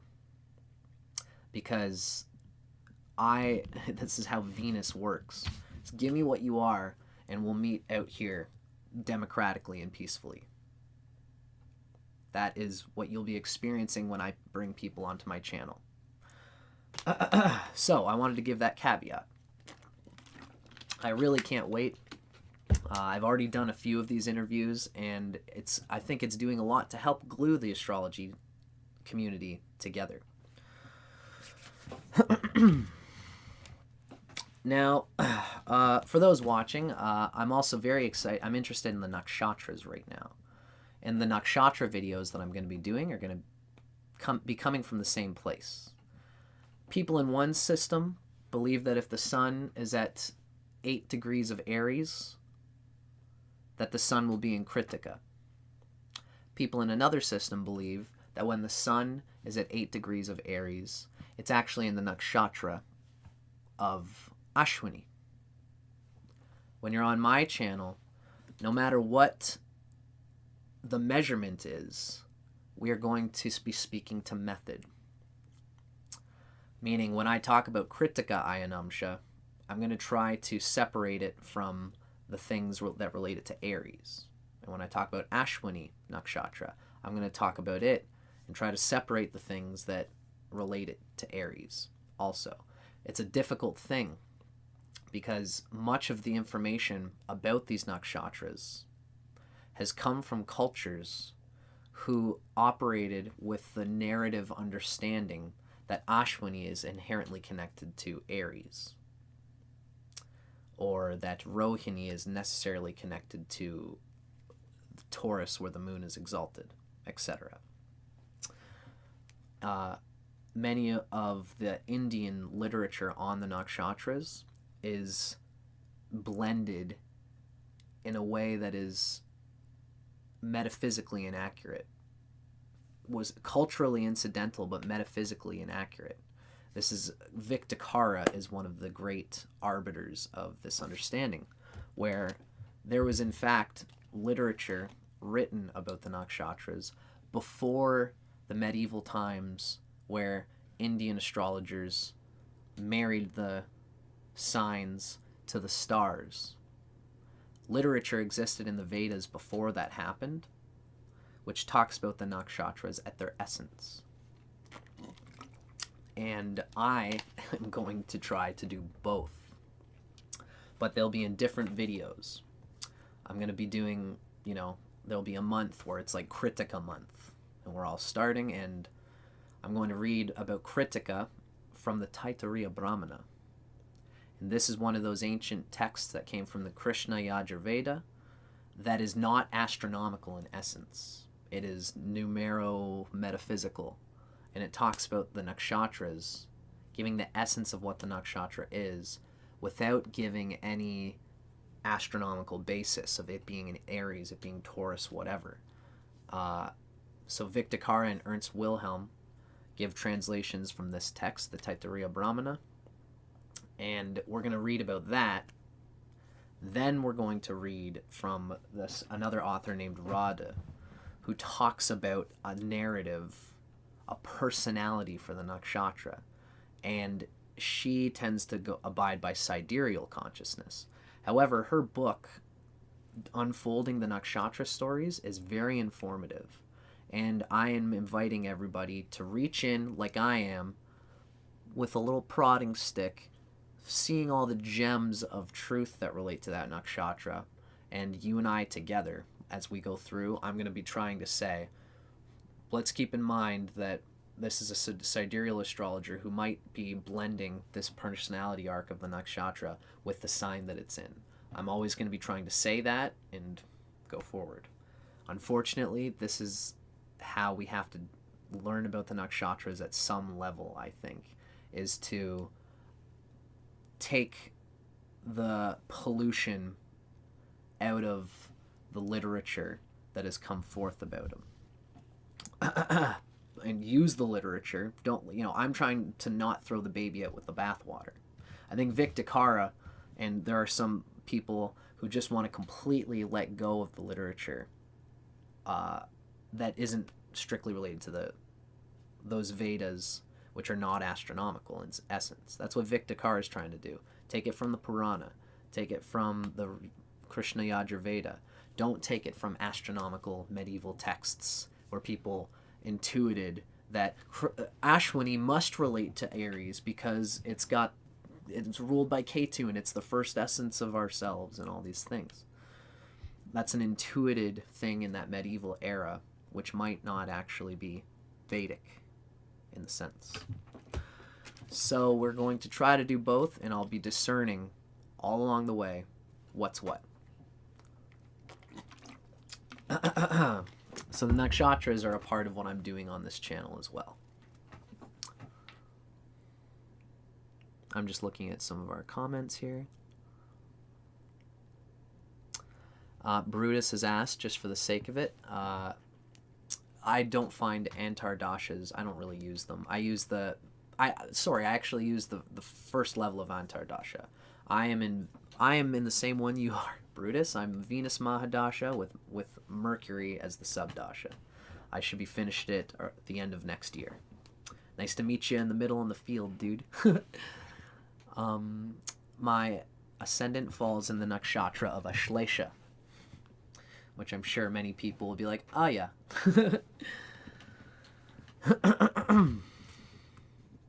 So, we're going to get into the nakshatras on this channel. We're going to get into light on relationships. We're going to get into sextrology a little bit more eventually, although I'm not huge on sextrology. It's a bit trivial in the sense of that Mia Moore said. That's going to be something that I do when I'm essentially kind of bored in between my bigger projects. Like the sextrology books are cool is because I can just get stoned and just read what's in front of me and just have a good time just talking about the sexy things in the book, and I'm also making a YouTube video at the same time. Fun and enjoyable, but it's not as high octane as my consciousness should be applying itself to. So the sextrology thing we'll play with once in a while, but my instinct tells me that I'm only getting sharper. I've been doing enough yoga for the past few years that I'm letting go of the need to not be at my highest potential. It's what it feels like to me at this present moment. So that's where I'm at with sextrology. So the next thing I want to talk about is a book that I'm going to be getting into. Well, basically, I was telling you guys that I want to write a book. Very excited. I love writing. I've already written one book called Solipsis Eclipse. You can find it on Amazon, and it's a poetry book, a collaborative poetry effort between me and an illustrator and another poet in my life in Ontario. You can find it on Amazon right now. If you can't find it, it's because I've got to work out. Email me if you feel like reading or getting that book, and I'll put it back on Amazon. Just right now, I think we had a debit issue thing that I got to work out. But email me if you want that. But that was a poetry book. It's essentially an ecstatic, psychedelic poetry book experience. It was called Solipsis Eclipse. The Eclipse of Solipsism by the Fact of Divinity. So this next book is going to be my first venture into something that is strictly a functional, practical, non-fiction manual for my present stance in the world of astrology. It's going to be called How to Rock Astrology: New Horizons in East Asian, Western, and Jyotish Synthesis. Yeah, you're right. Well, it's funny, Brutus. Brutus says, since I'm in Mercury sub-dasha, I'm in a Mercury period, and this is a good time to be writing my book. And he's right. The guts of this book are unfolding like I'm barfing it out without even trying. So I would say that's a great comment, Brutus. I'm making the guts of this book, and like I said, it's got three essential ideas, but it's a synthesis effort that I want to express here. I talked about this with Nishi Pundit, and you're going to be seeing that video coming out soon. Essentially what I'm talking about, me and Nishi got to this great point in the conversation. He's really good. He's from Wailua Healing Arts. And what he told me that just was like, oh my God, I get it, is that when he does any kind of healing thing for anybody, he studies their chart a bit, I believe, but I think what he told me is that I should say that before he even reads the chart, I believe, he does a consultation, brings the person into his office, his room, whatever it is, into the peaceful environment that it is, and the person sits down, they open the heart space between each other, and then Nishi gets a clear vision of where the person is in their lives and what's actually bothering the person. So that, he's not just reading the person's chart and saying, okay, I have an idea of what's wrong with you. Because you can never really know until you're sitting with the open heart space of the other person. When you're sitting with the formless experience of that person's true experience. Then you can apply the form of astrology to get some clues as to where that energy essence is going. So his whole thing was sitting with this heart center of the person before even going into astrology. And what we came upon this conversation is important because, there are things that you can say in your Jyotish horoscope that a person might have, for example, a lot of fire in their chart. And typically we would associate this in some ways with Pitta. It's the Ayurvedic dosha of Pitta, where a person has got just a bit too much heat, of that certain energetic heat. In the Vedic, in the tropical horoscopic sense, this brings about Pitta dosha. And sometimes that's good for a person's energy, but sometimes it's too much. Now, if I'm trying to explain to a person that he's got too much Pitta and how to deal with that, I also have to consider that the person could be born at a certain month, at a certain day, at a certain year, where they have an overabundance of East Asian chi fire energy coming from the heart, because they've got so much wood liver energy that it's my apologies, folks. What I wanted to say here is that they actually have a lack of fire energy.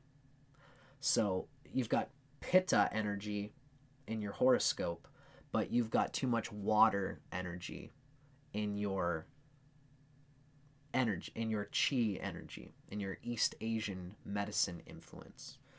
Which means that if you're telling the person that he's got to calm down the fire in the horoscopic sense, you might be leading them astray from the fact that there is some type of fire in their metaphysical sphere that they do need to keep up. They don't have enough of the heart qigong energy, the heart chi energy that's opening them to a different meaning of the fire, of the symbol of what fire is. Fire is one thing in Western and Jyotish horoscope. Fire is a completely different thing in East Asian medicine. And if we tell the person that fire is the problem, they are going to get confused on another energetic basis. So this is why in my book, I'm going to be trying to get people to be centered on this heart experience when you're doing a consultation as a healer. So, my friend Jamie Lyles is watching us. I appreciate you hanging with us, Jamie. So this is kind of the consciousness that I'm going to be looking to come from when I do this book. I'm going to be talking about the differences between them. You'll see more about the essence of that part of the East Asian influence when you watch mine and Nishi's conversation. The book is also going to talk about all of the differences between Jyotish and Western, including the outer planets, how to define the outer planets, which is a succinctly Western phenomenon, using them in the Vargas, for example, or when you have an outer planet connected to the Atmakarika, or when you have, let's say that you've got Pluto transiting Capricorn and you are in Saturn Mahadasha. What is Pluto going to do for that Mahadasha's experience? These are the kind of mixings that I'm going to be looking to do in this book. I'm really, in a lot of ways, I'm just going to be describing the essence of certain things that I've gotten from my school. For example, Rahu and Ketu. Rahu and Ketu is not new to the West or to Jyotish. But when you've got one foot in both camps, there are understandings that you can get. Ultimately, though, with Rahu and Ketu, I'm taking the Jyotish understanding of it and giving it to Westerners. There are times, this book is really coming from the place of, you're a Westerner and I'm a Westerner, but I'm a Westerner who's also gotten into Vedic Jyotish. I'm going to explain to you as a Westerner what you're missing in Vedic Jyotish. That's where the book is coming from. So I'm going to talk about what the Vargas are. What exactly is the Navamsha chart? What exactly are the Jaimini Karakas? Why is it that the planet with the highest degrees in a sign is considered to be the Atmakarika? What does it mean exactly? And I might even do formulas for the Atmakarika Lord for each rising sign. For example, if you're a Leo rising, what does it mean that Venus is my Atmakarika? Venus rules the 3rd and the 10th house. So I'm going to be focused on exploring different ways to go about my career. Exploring different ways, 3rd house, about going about my career, 10th house. As a Leo rising, Venus Atmakarika is going to facilitate that experience. So I'm going to make a YouTube series talking about all those. So it's one of the first things that I speak to when I actually do a session with a client.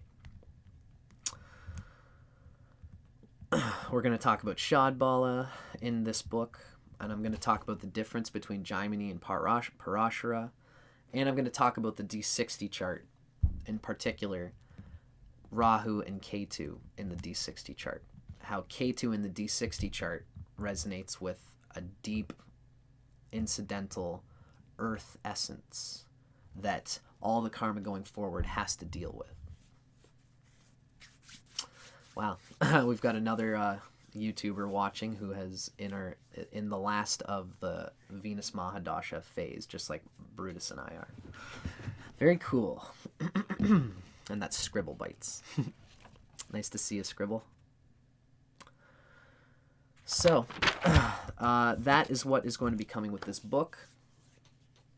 And all of these things that I'm talking about, that's going to be happening in this book, you're going to see it fleshed out on my channel. I'm kind of, I'm almost like I'm doing these things with these interviewers, making these videos, talking with these other YouTubers about these things, and seeing how the data comes out. And then I watch my own videos, and then I'm writing a book about it. So that's where I'm very much at in my journey, folks.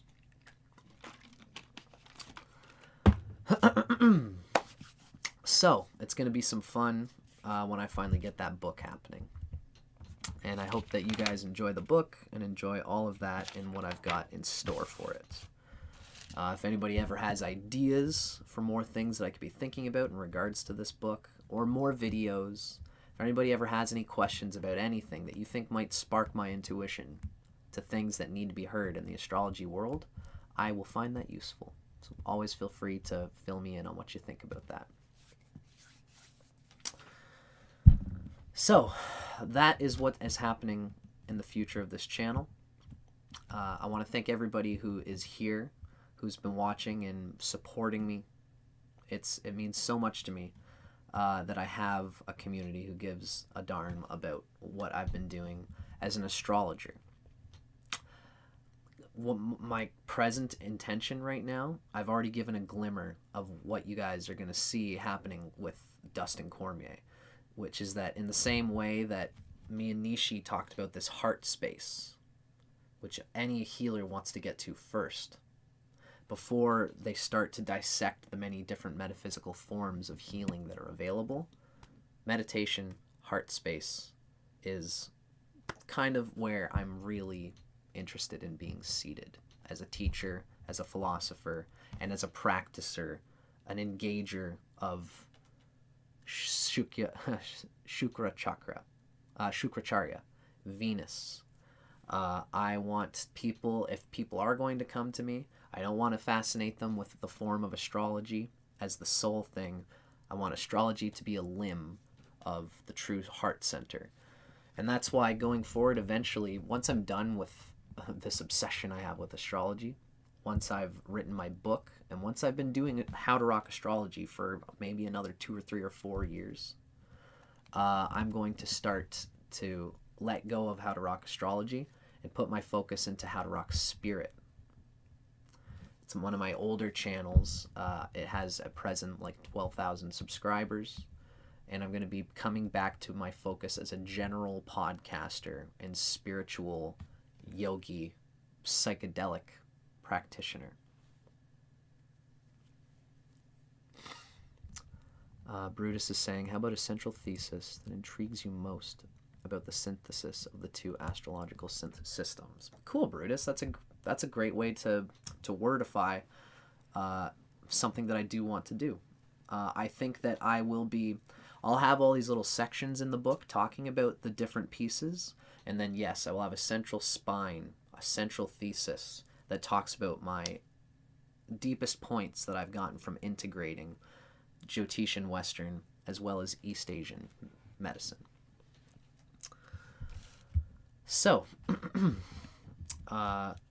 essentially, once I'm done with the book, once I'm done with How to Rock Astrology, I'm going to be focusing on that heart center place, and it's going to involve psychedelics, I think, and it's going to involve music, it's going to involve mantra and chanting and true heart-centered stuff.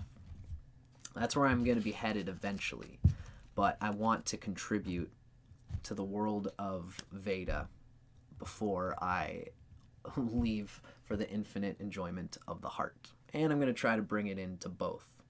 That's what I try to do on my channel, is that I'm always, astrology is like a finger pointed at the moon. Don't mistake the finger pointed at the moon for the moon itself. Still, it's a good pointer. If I was going to contribute to any world of knowledge, I'm glad that I chose the Veda.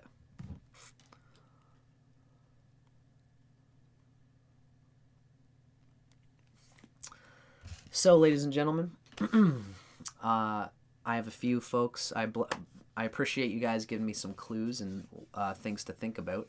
I'm going to be able to check out your comments as we go along. For now, I got to go to the bathroom again. I'm going to come back for everybody watching.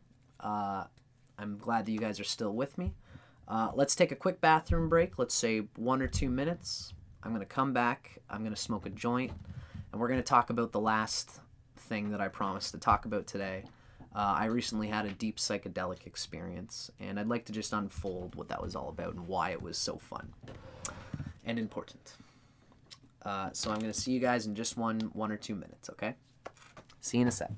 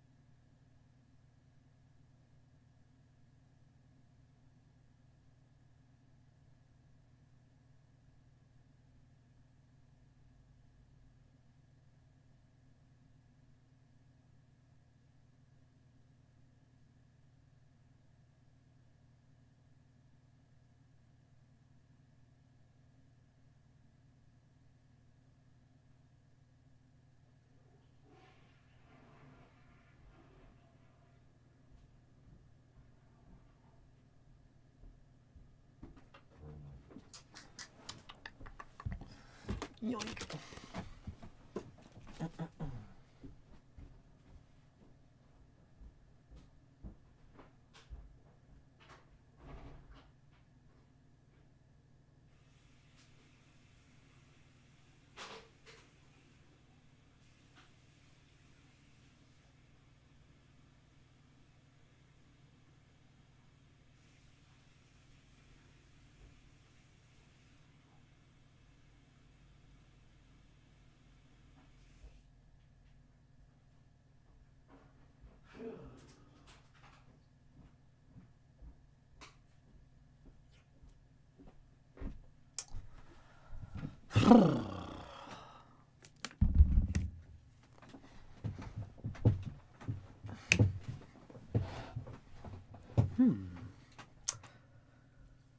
Hello, hello.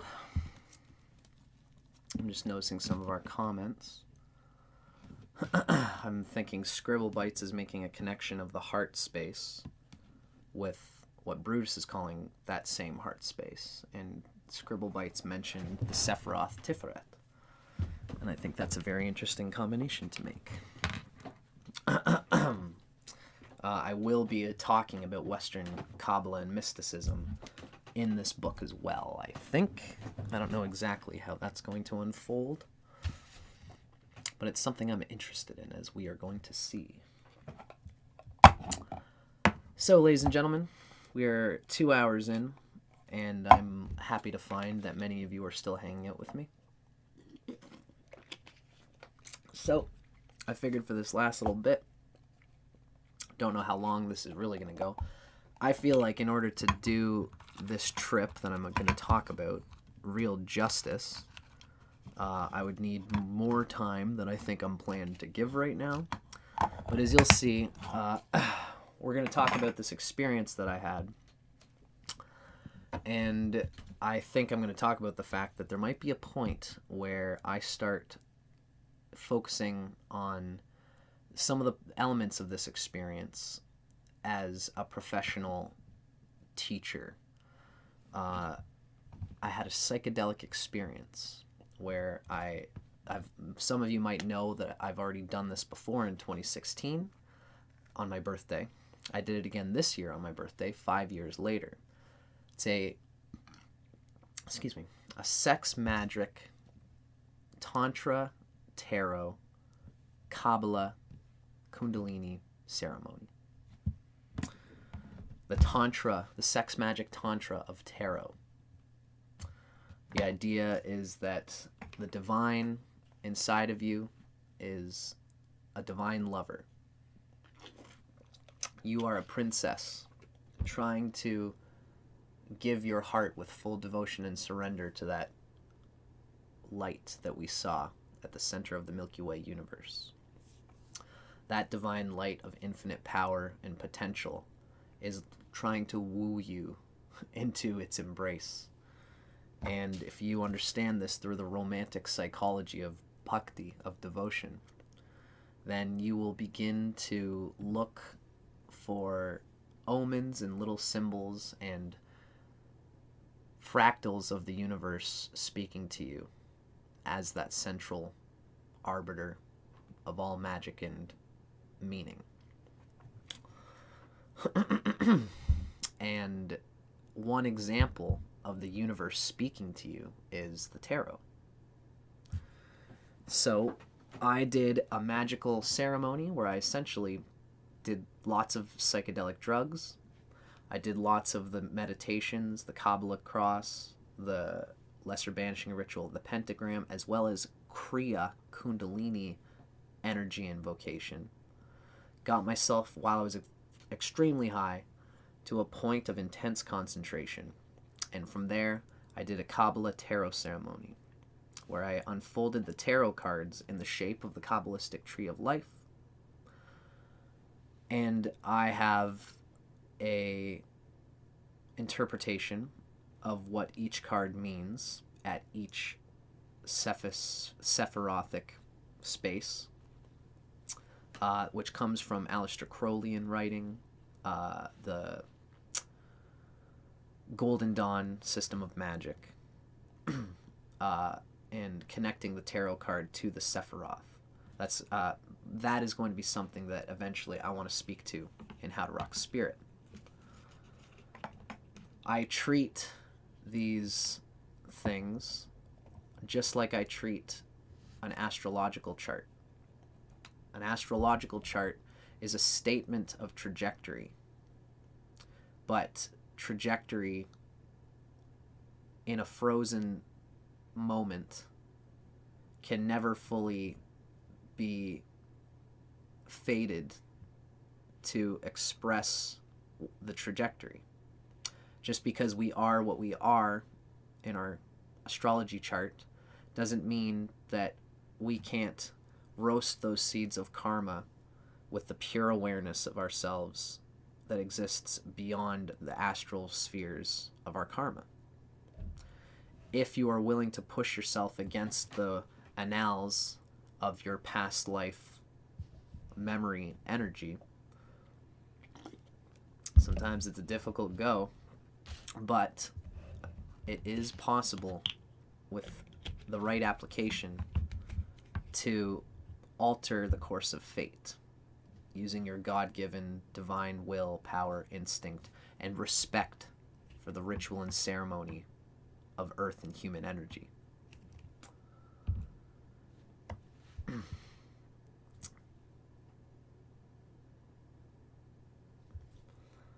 So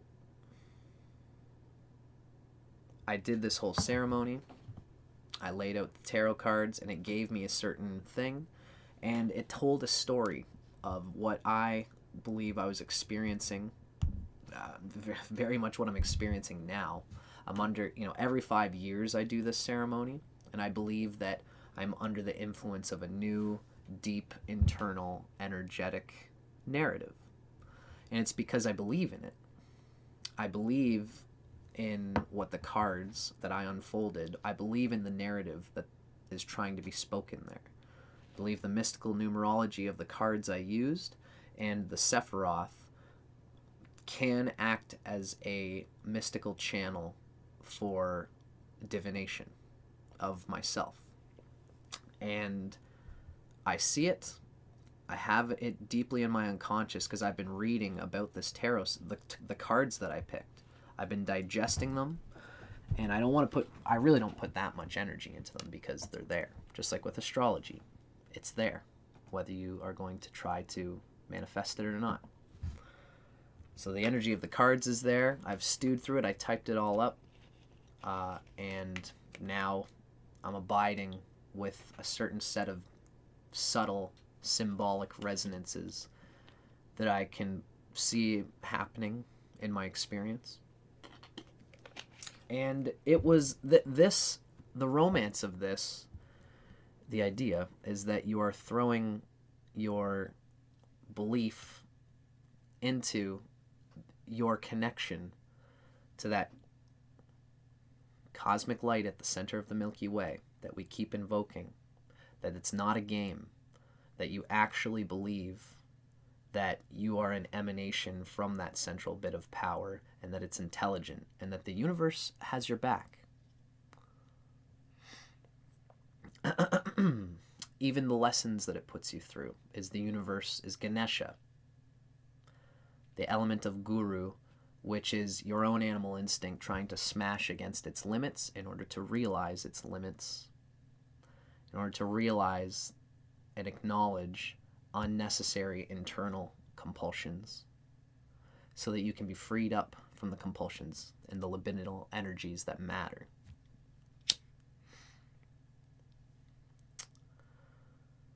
So, let's unfold that narrative a little bit. Essentially, to make the full connection here, guys, the reason I did this was because I like to apply that romance to the divinity within me. I'm actively playing on a Neptunian experiment where essentially I'm making a connection to the mysticism of the phenomenon of the things that happen to me with my own unconscious, and I'm opening an experiment where I'm reaching my hand out into the ether and seeing if there is a caring or at least real consciousness that grabs the hand that I perpetuate in the etheric headspace.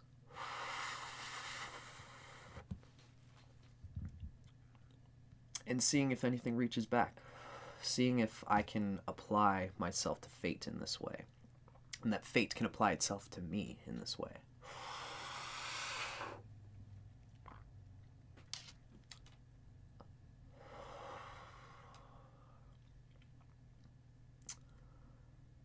So this is how my psychedelic experiences tend to go.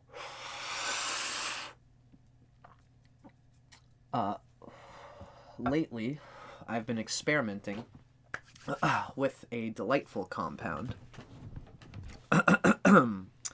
As many of you may know, I like to include in this ceremony of symbolic energy engagement with fate, I like to include psychedelics in this experiment. Psychedelics are typically understood as I would put it, as I often say, psychedelic medicines, we call them medicines for a reason, they represent a type of compound which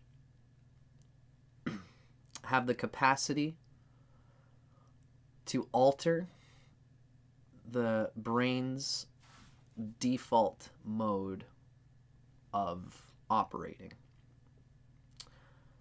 The alteration on the mind's and the brain's default mode of operation causes us to see our unconscious in context, because we are being chemically, metabolically lifted, or dimensionally, from a dimensional vantage, we are forced to see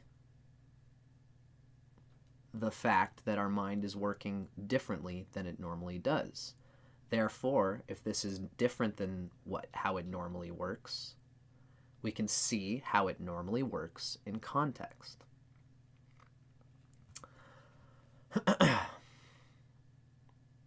So, psychedelics have this capacity to, as I understand it, we have neural networks in our brain that typically fire off in, again, a default way. And we have reward punishment network systems, which our neurogenetic memory causes us to keep perpetuating in order to keep us at a default mode of existence, which we know from having existed so far keeps us alive. Much of it is so subconscious and unconscious that, again, it's hard to see us. It's hard to see the nature of our subconscious and our unconscious operating. Psychedelics can alter the filters of our awareness. I would make this akin to thinking of how a blind person often can not really hear better, but that is to say, they're not distracted by their vision, which means that you can focus your concentration on those dimensions of perception that come from your ears and your smell more intensely. And you might find sensations of reality that are there, which you couldn't find by opening your eyes. So, in the same way that a blind person can develop a better sense of their hearing, in the same way, a person whose neural networks are being closed off from mundane sensory phenomena is allowed to experience other phenomena of the mind which you might not typically have noticed. And this is for better or worse. Psychedelics can be a difficult experience because you can acknowledge aspects of yourself that are not serving you, but they're still there, and transformation can be a difficult thing. But psychedelics can certainly aid in illumination because of the nature of its altering the perceptive default perception mode of the witness, of the person experiencing it. For those who are interested enough in the Vedic application of reality, this kind of alteration of consciousness can be a useful tool. There used to be a time when people didn't necessarily need the use of psychedelics to alter their minds in this way. But I believe that these tools have always been useful and always probably even been used, even by those yogis who can take the mushroom have the experience and then say, I don't need the mushroom to have that experience. I think that the mushroom can always be considered to be a useful arbiter for this alteration of consciousness. And I think it's especially important to consider how powerful it can be when you are engaged in a psychedelic experience and you are applying the sacred yogic art of self-inquiry and concentrated self-realization. This is a general point that I would like to make to people, that oftentimes when we are trying to experience meditation, we're trying to have an experience of divinity, people in Kriya Yoga can often get frustrated because they want to feel it. They want to feel divinity. They want to feel like they are a part of the current of the Kundalini energy that we talk about but don't see. We don't have evidence for. There's no scientific evidence for it, at least by the Western definition of what scientific means. The Vedic mind considers Kundalini phenomenon to be quite scientific. It just depends on how you define scientific. So, in my experiences, I love to use mushrooms. They are probably my primary substrate for applying the alteration of consciousness that can lead to this type of illumination. Another ally of mine that is my favorite ally is Hawaiian Baby Woodrose. This is a potent little seed that apparently came from India, I believe. At some point, Hawaiian Baby Woodrose, as well as Morning Glories, I think. Morning Glories might be native to South America, but I know that Hawaiian Baby Woodrose also hangs out around the Southern America area. I think that Hawaiian Baby Woodrose in particular came from India. It's really got an Indian flavor, but really when I do deep Hawaiian Baby Woodrose trips in combination with other psychedelics, I find that the Hawaiian Baby Woodrose, there's more going on to digesting the seed of Hawaiian Baby Woodrose than just what people call the chemical LSA, which is inside of Hawaiian Baby Woodrose. LSA is chemically similar to LSD, but LSD is more pure. LSD is lysergic acid diethylamide. Diethylamide is what makes the LSD compound more pure than LSA. There's really only one synthetic diethylamide of the lysergic acid. Lysergic acid diethylamide is a very specific synthetic molecule. Lysergic acid amide, I believe there are different types of it. There are it's like got a spectrum, and it's got, it's almost like its own genetic code. Each seed, each species, it's like cannabis, like mushrooms are mushrooms. Some of them have, it's all psilocybin. Some of them have a little bit of MAOI inhibitors, which make them stronger and different. That's what people are coming to discover about mushrooms. But some of them don't have that. In either case, psilocybin is psilocybin. There's no difference in their metabolic chemistry. Cannabis is different. You got indica, you got sativa. They're born in different parts of the northern and southern hemisphere, different equators. They have a whole scope and spectrum of possible metabolic chemical effects. Acid is acid. Psilocybin is psilocybin. But I believe that LSA also has a bit of a living spectrum, and that's part of the reason why they're interesting to me. So I've got mushrooms, I've got LSA, Hawaiian Baby Woodrose in particular, And I have been experimenting with something else that I have been deeply enjoying. This has really kicked up my game a notch. I did this same thing. The last time I did this was 5 years ago on my last deep trip. I got much more faith in it now, although it's heavy.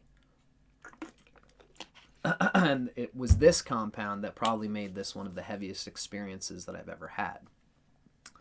For those who are watching now, I'm talking about when this past November 8th, 2021, I got really fucked up. Way higher than I thought I would. I was in the middle of town beside a river, and it was very cold. And it's a funny story. I felt like I was in a dream, and I threw my lamp in the river because it was a deep metaphor. I didn't need the lamp. I didn't want, because I am the light, and I wanted to embrace the darkness, and I threw this fucking the sweet little electric lamp I had, threw it in the Trent River. And I felt like I was dreaming, and I almost was like, if I'm dreaming, I can do anything. I feel like I died, and I can jump into that river, soak all my clothes, I'm already to the bone freezing, and get that lamp. Because I was super fucked up.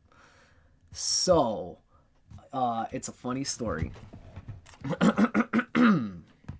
One of the things that got me so fucked up on this particular thing, where I went a little overboard, I'm very used to doing very high amounts of psychedelics and going into town and just being like, hi people, how's it going? And I'll do yoga and meditation and these things that keep me where I need to be. And when people say, you know, I'm very used to I got long hair, and most people will be like, hi there, Mr. long-haired guy with the crazy clothes. And I'm very used to it. So I can go and be kind of high. People, I mean, thankfully, you know, now weed is legal in Canada, so I can say, oh, I've just been smoking some weed. Yes, I am high. You don't know how high, but yes, I am high.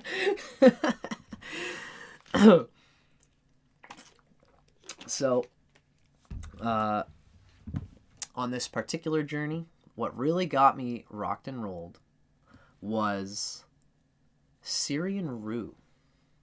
Ladies and gentlemen, none other than. I got a nice big bag of it at some point. You can get them online.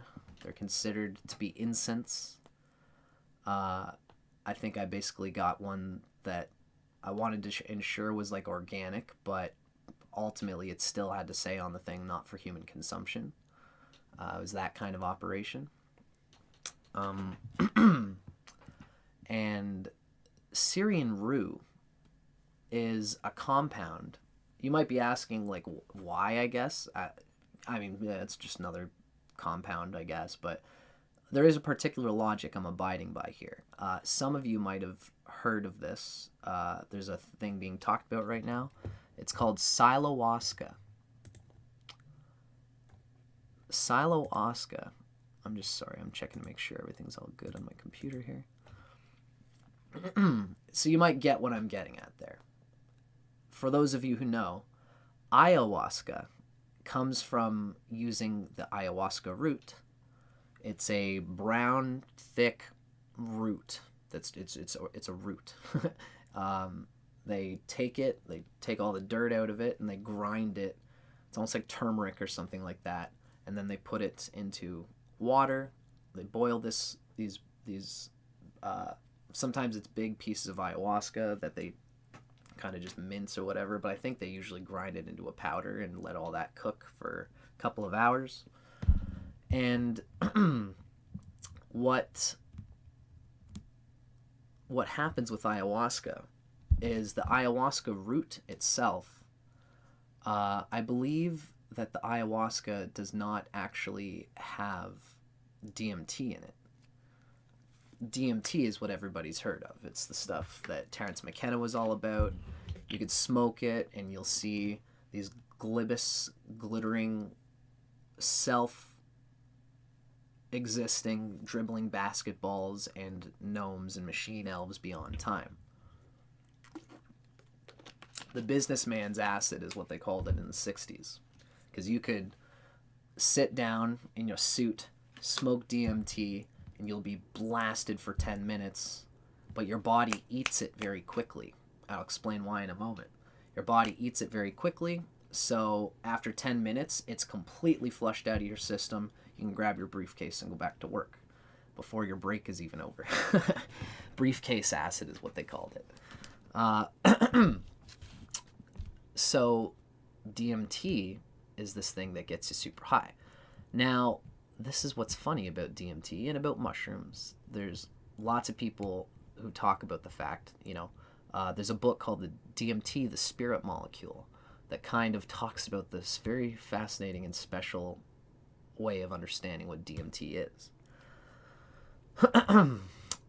But it essentially can be concentrated into a form that you can take, and if you take it, you get very high, and you get completely zapped into a transcendental experience. Depending on the different ways that you either smoke it, you can snuff it, or you can do it intravenously, which is apparently the best way to do it. Or you vaporize it is the other idea. And DMT will flush through you for 10 minutes, but our bodies eat it very quickly. Why is that? Well, when you think about it, it's good when the body can digest something quickly. That means that it's very close to the body's natural chemistry. All of us humans have deposits of iron and copper, distillates from mercury in the air, and all these crappy heavy metals in the water and in our food and in everything. And these heavy metals sit in our bodies as toxins, and this is why some people are all about fasting and flushing and purging all that stuff out, because you don't realize how much it's slowing you down, and it's heavy. Stops you from abiding by a much more light, loose human body. DMT don't stick. DMT is out of your body in 10 minutes, and no one could ever possibly say that it was even in there in any exaggerated state.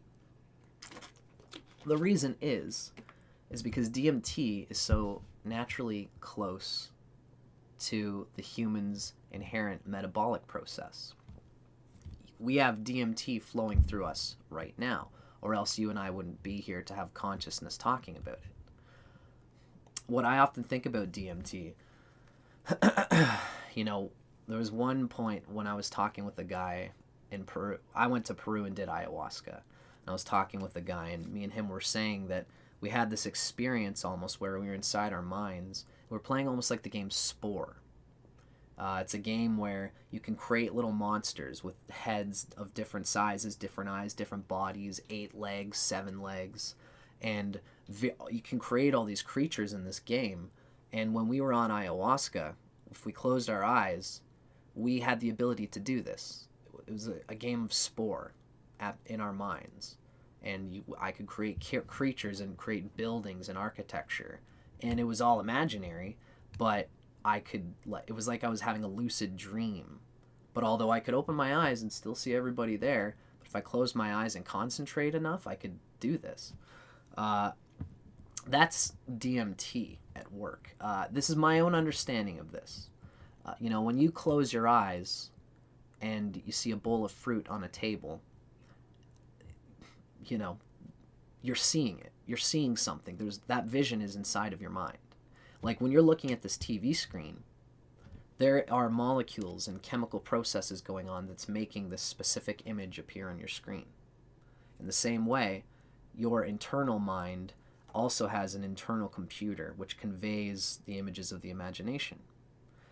And part of the imagination, part of the substratum of our grip on the oceanic nature of consciousness is DMT and our relationship with it.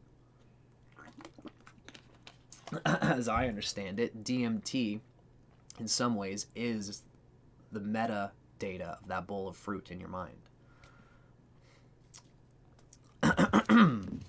everything of human consciousness has to experience itself through the gate of DMT. And this is why some call it the spirit molecule. Because if you apply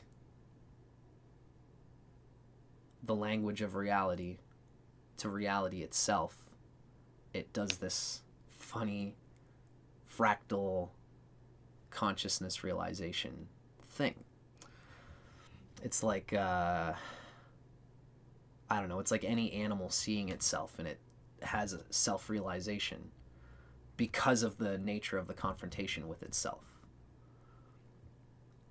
DMT can be kind of like that because it is the transdermal, omnipotent vessel of consciousness in a certain way.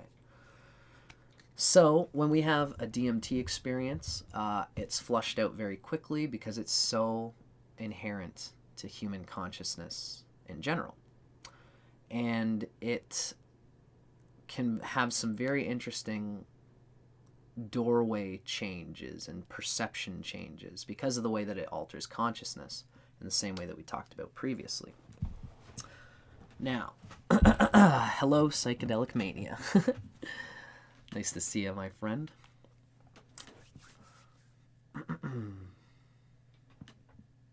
I'm just looking at some of our comments here. It's nice to see different people. Clarissa, Jamie Lyles is asking questions about MDMA, and these can be chemical keys in certain ways to different things inside of ourselves. Very interesting consciousness. Now, DMT is chemically, molecularly, very similar to psilocybin. This is one of the reasons why psilocybin is so non-toxic. If you wanted to kill yourself with mushrooms, you would have a heart attack before you actually had a neurotoxic response. You'd have a heart attack because if you got that much mushrooms in your system, you're having an imagination. You're so lost in your imagination that you could actually have something, you know, if you have enough mushrooms, like you could have a crazy catatonic experience that could probably do something to you that would actually make you have a heart attack. I don't know, but this is my point, is that you would have a heart attack before you would have a neurotoxic response to psilocybin mushrooms, which means that you can take a lot of it without it being toxic, which means that it is, for whatever reason, very close to our natural organic metabolic process. You must understand what I mean by that. If you have something in your body that's very close to your natural chemistry, your body can break it down because it's a natural part of it. You know, like if you have like an unnatural thing, like some kind of pesticide or a heavy metal. Heavy metals are heavy and dense, and they're not part of the organic matter of our bodies, and so they are toxic. They sit in our bodies and obstruct the natural flow of energy. If we want the flow of energy to be happening while still being grounded, then we will want all of the things inside of our body to be already close to its organic nature. That's why, you know, when you're going and doing meditation experiences or any kind of heights of consciousness experience, you'll typically be wanting to eat fruits and nuts and things that are closer to what humans have been metabolically getting for a long time. I digress. The point here is that anything that's close to our natural neurochemistry and body chemistry will be flushed out of the system, which means they tend to be better for us. Now, mushrooms are awesome for that. DMT is awesome for that. And the connection I want to make here is that DMT and mushrooms are chemically similar, and in fact, they're molecularly actually similar. If you look at DMT and its chemical structure, I don't have a slide for this, I wish I did, but DMT looks chemically, molecularly similar, built up of the same protons, neutrons, and things. It's only off by like one small chemical group. Psilocybin, which is in mushrooms, is only off in one chemical group from DMT. And no other psychedelic is like that. No other psychedelic is as close to DMT as mushrooms. Now, this is why somebody got this idea to experiment with what people are calling psilohuasca. When we do ayahuasca, we combine the ayahuasca root with another plant that has DMT in it. Most people think that ayahuasca has the DMT, but that's not the case. Ayahuasca actually cleans you out, and it has what's called an MAO inhibitor. Because these chemicals, psilocybin and DMT, are so close to the body's natural biochemistry, we have enzymes that flush them out, and this keeps them at an even pace. If you were, we all have DMT floating around in our bodies, and we have enzymes that eat that DMT as soon as it starts to get too big. It's like a biological survival mechanism that we have, and when you meditate, those enzymes in some ways are reduced in a little bit, and you're allowed to enter a transcendental headspace. That's how the yogis in the past, in some ways, would have been playing with their consciousness in the activation of these enzymes and the deactivation of these enzymes that eat DMT at a given pace, so that we don't walk around, you're not flying in a plane, being the pilot of a plane, and you suddenly get flooded with DMT, and all of a sudden you're in a dream and you're going to kill everyone in the cockpit. We need this rhythm to the metabolic process of our transcendental experiences, because we also need to be on Earth. And this is why we have these enzymes that flush DMT out of the system. These enzymes are called monoamine oxidizers. Monoamine oxidizer. Yeah, I believe that's what they're called. And they're MAOs. And an MAOI is what is in ayahuasca. You might have heard this before. The enzyme is called monoamine oxidizers. And it's these monoamine oxidizers that eat DMT and eat mushrooms so that it floods out of our body, so that we're not in an intense mystical experience while we're in the cockpit of a plane. If we were to eat DMT, like for example, many of the foods that we have, like regular salad and lettuce and arugula and stuff, have DMT in them. It's part of the process of those plants and things that give us that natural good feeling, but our bodies get that little DMT kick and then flushes it out instantly because of this enzyme that is developed in us evolutionarily.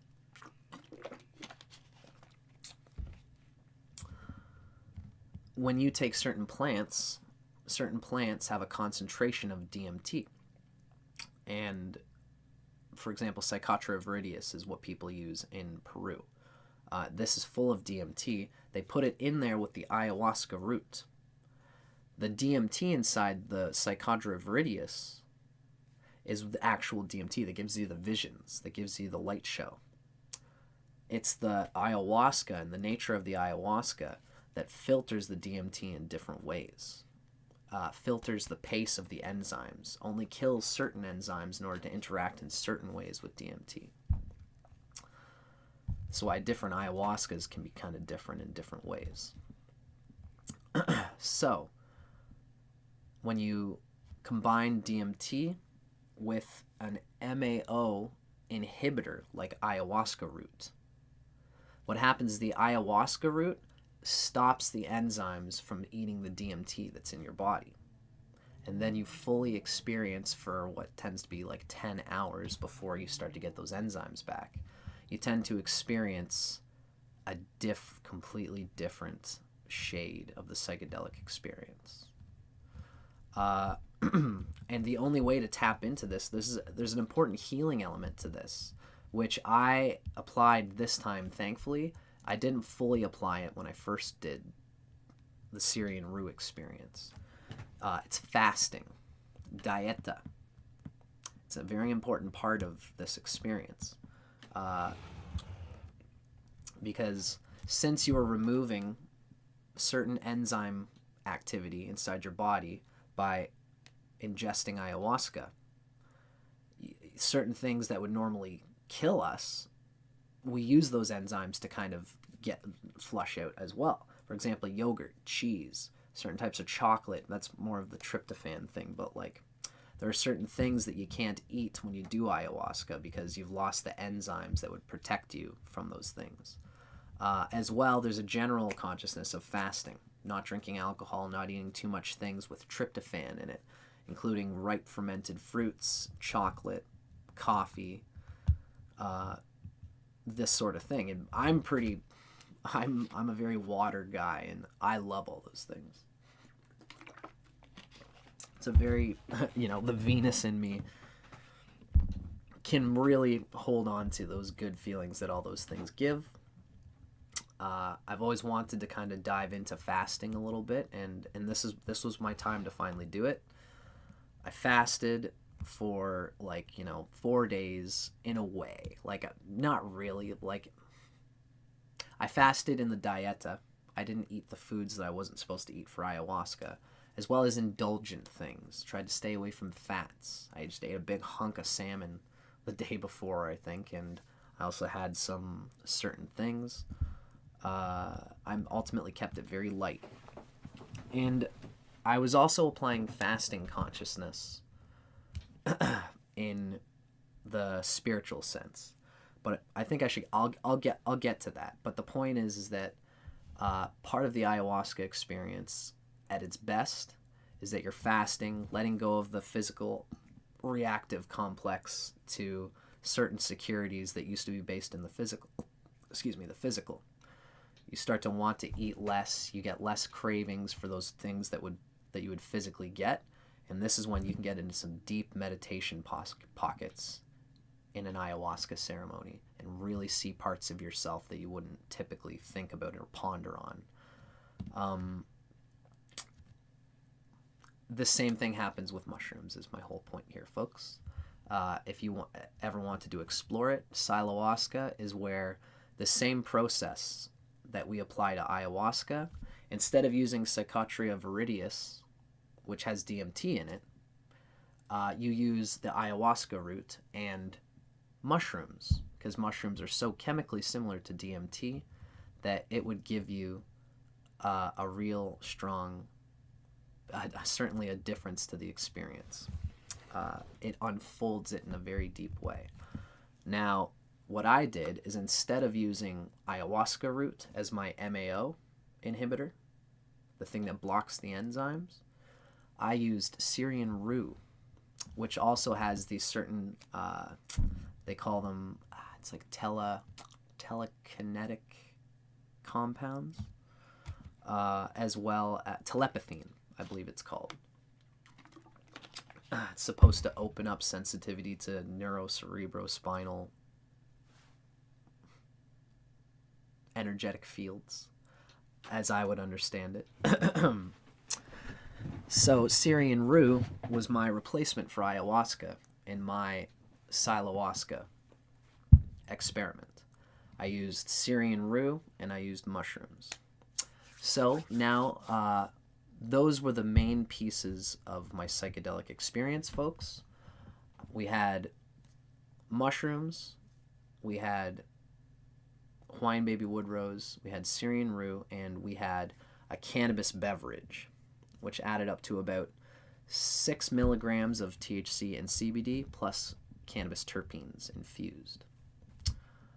I'm going to talk about doses in just a moment. I just want to peek at my comments for a moment here. My friend Wilton Violin has asked, do I think incense makes a difference in meditation? I would say that for me, depending on the type of meditation that you want to experience, you really should experiment for yourself if any sensation will ground you in your meditation experience, and you should. I often have meditations where I listen to music or a guided meditation, and I will have incense scent, and it grounds the experience, certainly, and anchors it in the senses, which is a good thing for certain types of meditation. Ultimately, I couldn't say for Kriya Yoga because I'm still only interested in it. I'm not an officiate of it. But I would say, Wilton, the only person who can really answer that is yourself. I say experiment with it. Some people will be aided by the grounding of the senses through sound or incense. Some people won't. You might find it's a good training wheel, but then eventually you want to be able to do it without it. And a training wheel, if it gets you from A to B, then it's what was necessarily in the moment, right? Hello, Leah Black. Greetings from Canada, from my friend in California. So, our story continues.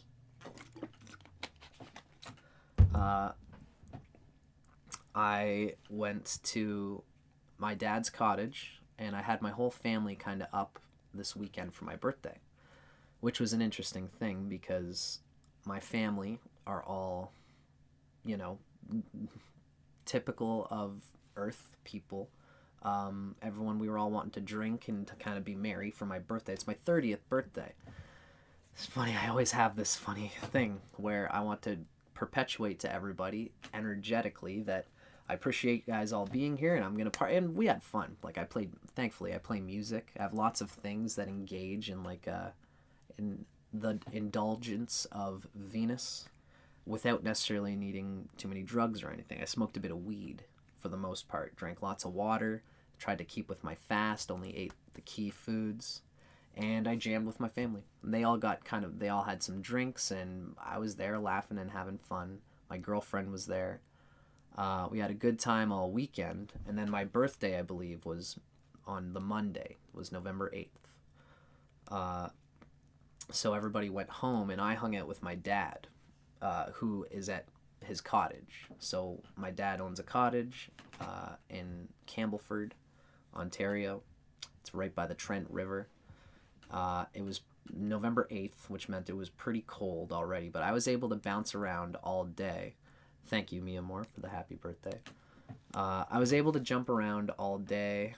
I went to get different things at the store, and I prepared my beverage, my potion, around 2 p.m. And the days before this, I had been embarking on not only a physical fasting, but I've played with fasting before. And I know that you can't just not eat food and then keep being yourself.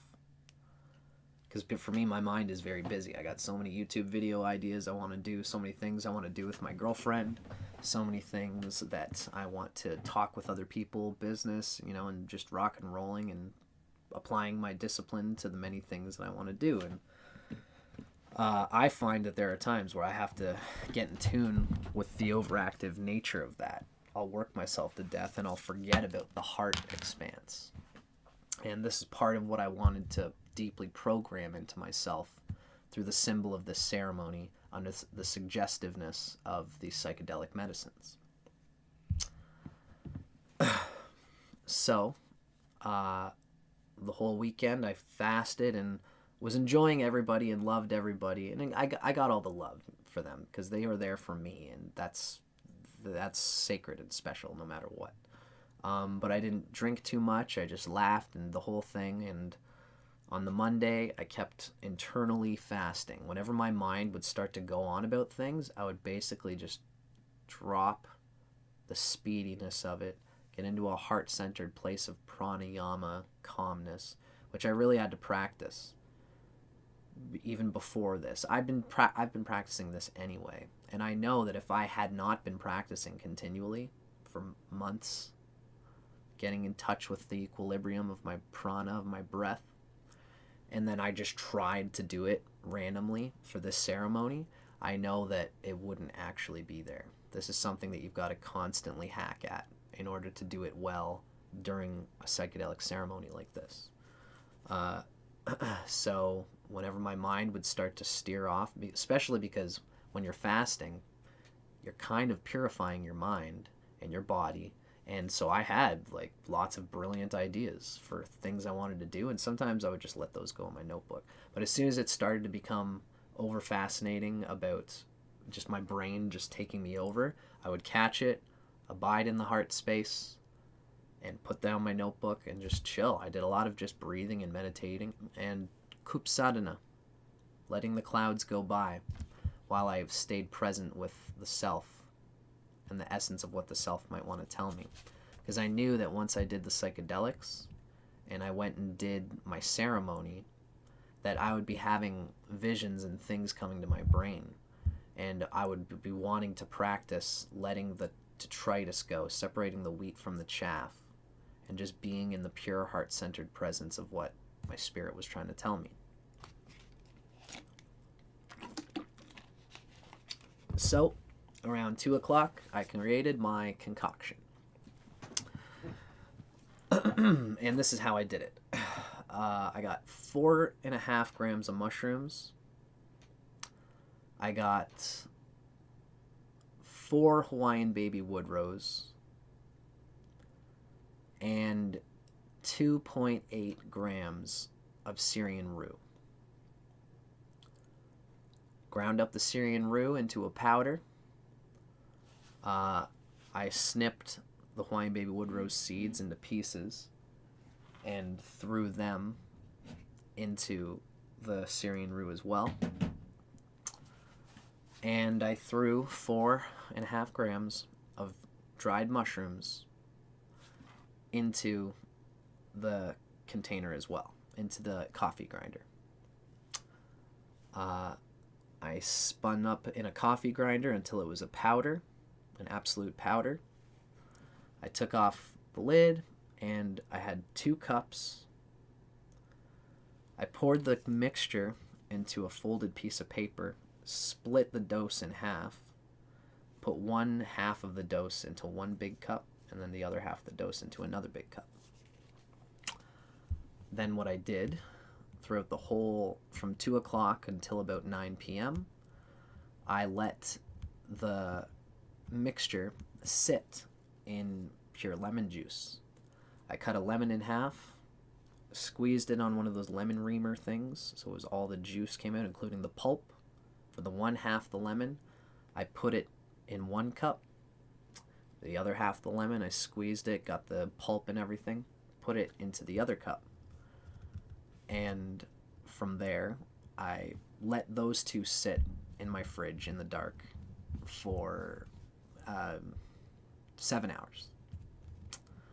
And there's more of me fasting, hanging out with my dad. It's a funny thing. What I was saying is that for moments like this, I have this whole psychedelic thing planned out. I'm fasting, I'm purifying my consciousness, and my mind is just mostly thinking about very esoteric things.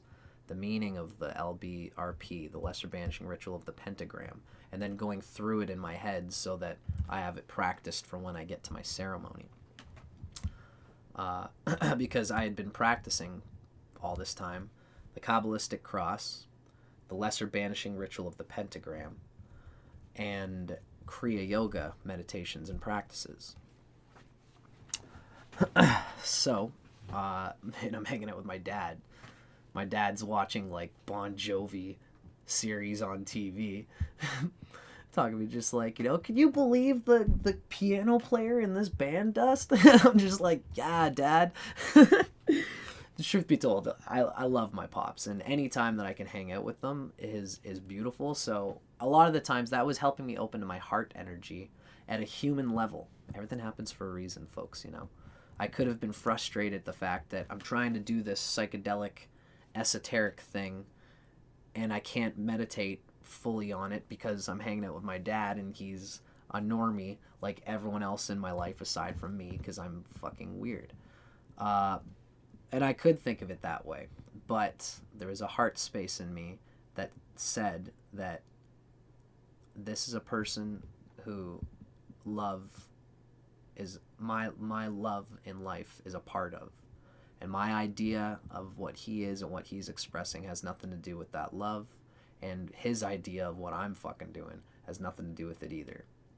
I'm there with my dad, and I'm just going to hang out with him and smoke a little bit of weed and chill, but still remaining in that fasting consciousness until he goes to bed. And he went to bed around 9:30.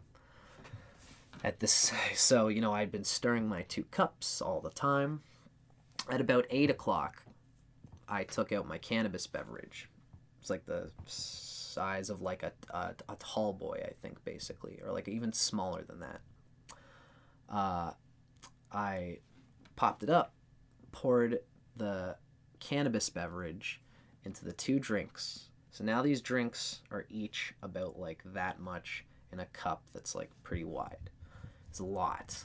It's very different from a typical ayahuasca thing. Now, this is what I did with this experiment.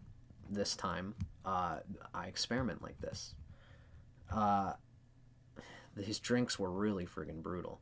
But something was telling me in my brain that the lemon was going to leach the MAOs from the Syrian Rue and all the good stuff from the mushrooms and all the good stuff from the Hawaiian Baby Woodrose.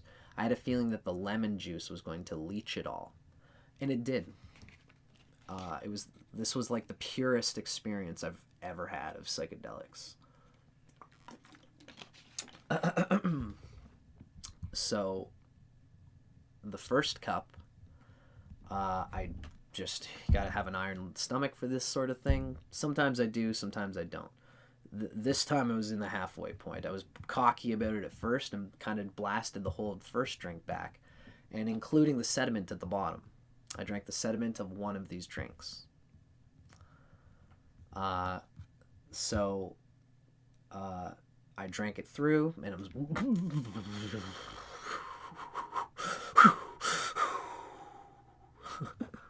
It's quite the flavor.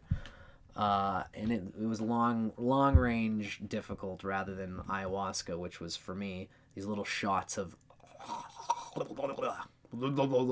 something pretty heavy. But it was just a shot. You close your throat chakra, let that actual legitimate puke come back down in your system. Just one shot. Okay, I'm done. Good. And then the shaman says, do you want another one? And you're like... That was me after my 5th or 6th ayahuasca. At first, it wasn't that bad, but then it got heavier. So for me doing this, it wasn't as hard-hitting as the ayahuasca. It wasn't as thick. But I would stir it up and like try to get the sediment. And for the first one, the sediment was all the way through, and it was tough and long. Not as excruciating because it wasn't as concentrated, but like this gross lemon earth water that was like... Bleh. I just like to be expressive. It's medicine, Sometimes the medicine doesn't always taste great. So I did that at about 9:30. That was half of the dose given. So that's like 2 grams mushrooms, 1.5 Syrian Rue, and 2 Hawaiian Baby Woodrose, all back. At this point, by the way, I also took a half hit of acid. Should have probably mentioned that.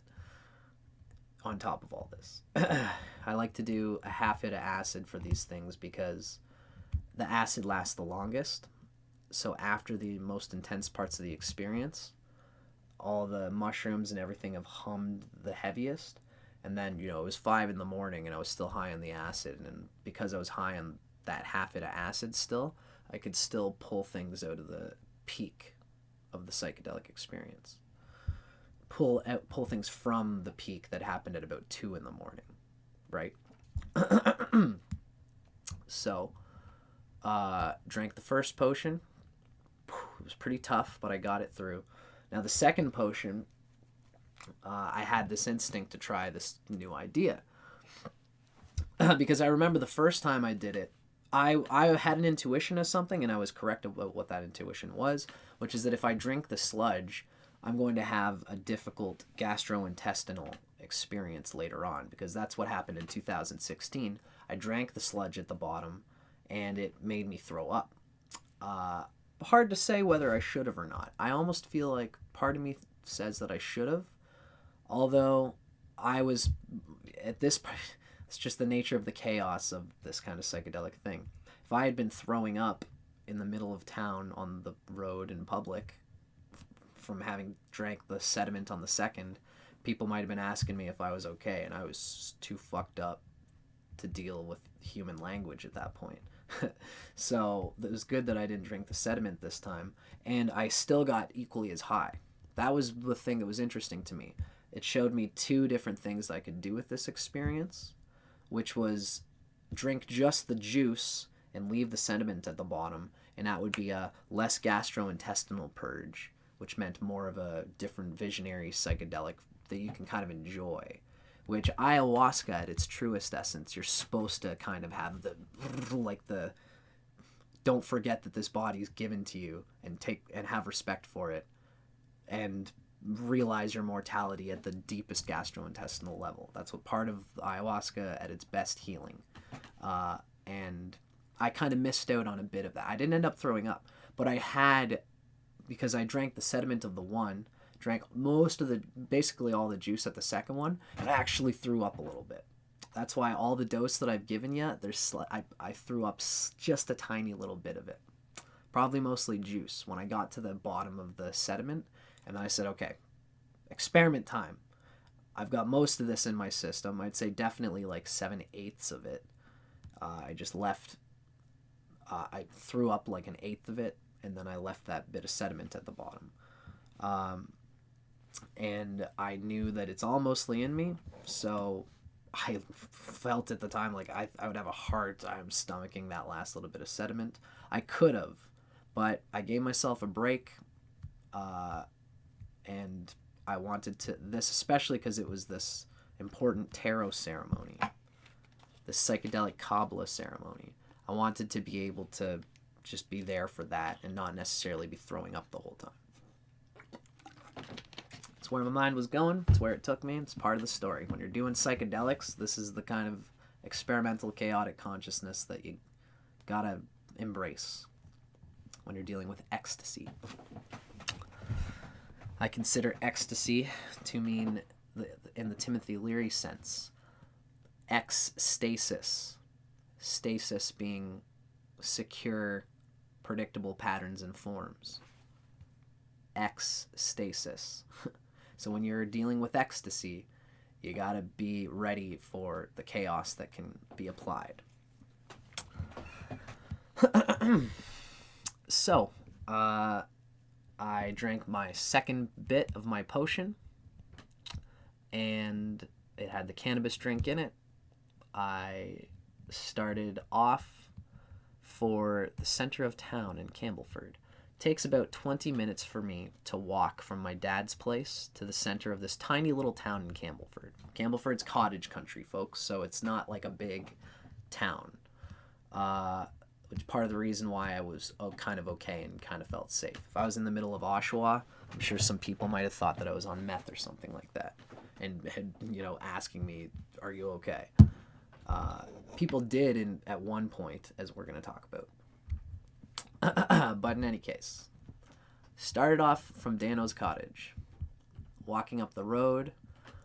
This is all stuff I'm not unfamiliar with. Walking and just, basically I was just chilling, and I don't think I was listening to music. What I often do is I just have my notebook on me. My notebooks are all full of these cool psychedelic sprawlings of me walking. I've got a whole bunch of notes that I've typed up from this experience, which will eventually be in some kind of tome where I want to compile all these experiences. You'll see me writing stupid little things like, I remember walking at one point and there was a house with a face that looked just like a cat.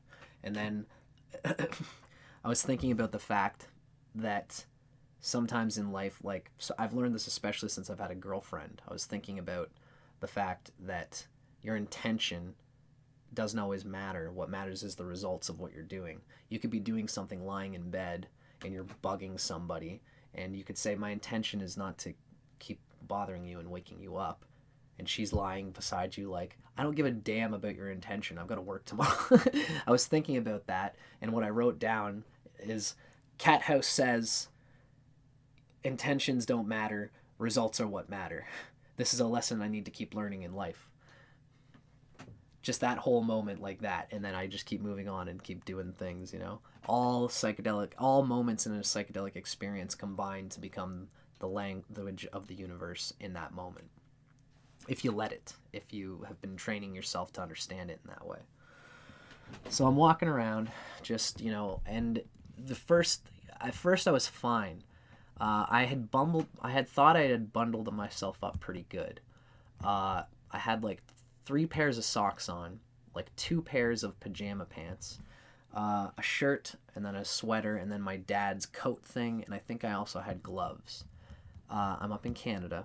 There wasn't any snow on the ground or anything like that. But the experience I started getting really high, and something was creeping under my ass the whole time that started to make me just like, started to be a part of the wildness of this experience, was that I started to get very cold. And I'm in the middle of this place, and I don't want to. I knew that I'm going to be high, and then I've just got to get the high part of this experience out. I mean, this was my intention, is to walk around, experience being really high, and I was going to go to, what I had in mind was to go to this gazebo, which is on the west side of the Trent River. And I started on the east side, had to go over this big bridge, go to the west side, and this is in the center of town. Everybody uses this bridge to get from the east to the west side of town. So it's a really important little fulcrum that I'm walking down, super fucked up on fucking drugs. I should say that, you know, this experience, like, I can do that kind of thing, because I didn't think I was going to get that high. And when I first went over the bridge, I really wasn't that high yet. But I was starting to get there. And for all those watching, I should say at this point that I'm talking about doing a lot of things that I've practiced doing for a long time. Even at this point, the tiger kind of got out of the cage a little bit. So it's important for me to give the caveat that if anybody was ever to do something like this, you should have some kind of trip sitter with you. I technically should have had a sitter with me on this experience. It's up to all of us to find our metabolic edge when it comes to taking these drugs and putting yourself by yourself into a situation. But it's everyone's their own liquor control board, as my dad used to say. So I'm not advocating that anybody do anything here. I advocate you be safe and do the best you can to be safe. And if you're going to explore doing things by yourself without a sitter, practice by going slow first before you play with the dimension that I'm talking about here. This was intermediate level psychedelic exploration. Thank you, my friend Clara. Yes, you should always have a sitter, really, because it helps to ground your sense of peace as well. It's a very important thing. My friend Clara has said hello to us from France, and thank you for chiming in, Clara.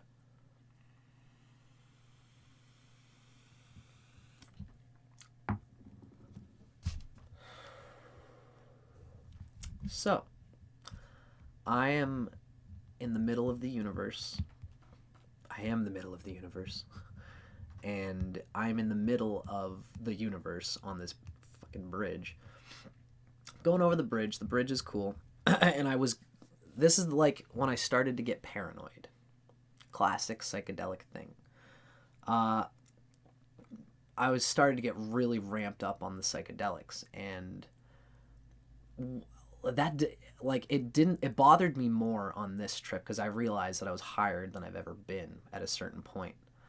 I went to this little gazebo across the bridge on the western part of the river. Came down, sat on this big, cool public gazebo thing. I wanted to go there because it's got flat ground and I could do my yoga there. Turns out that it's right beside this river. It's a very open area, and it was super windy. And as I was walking around, I went across this bridge.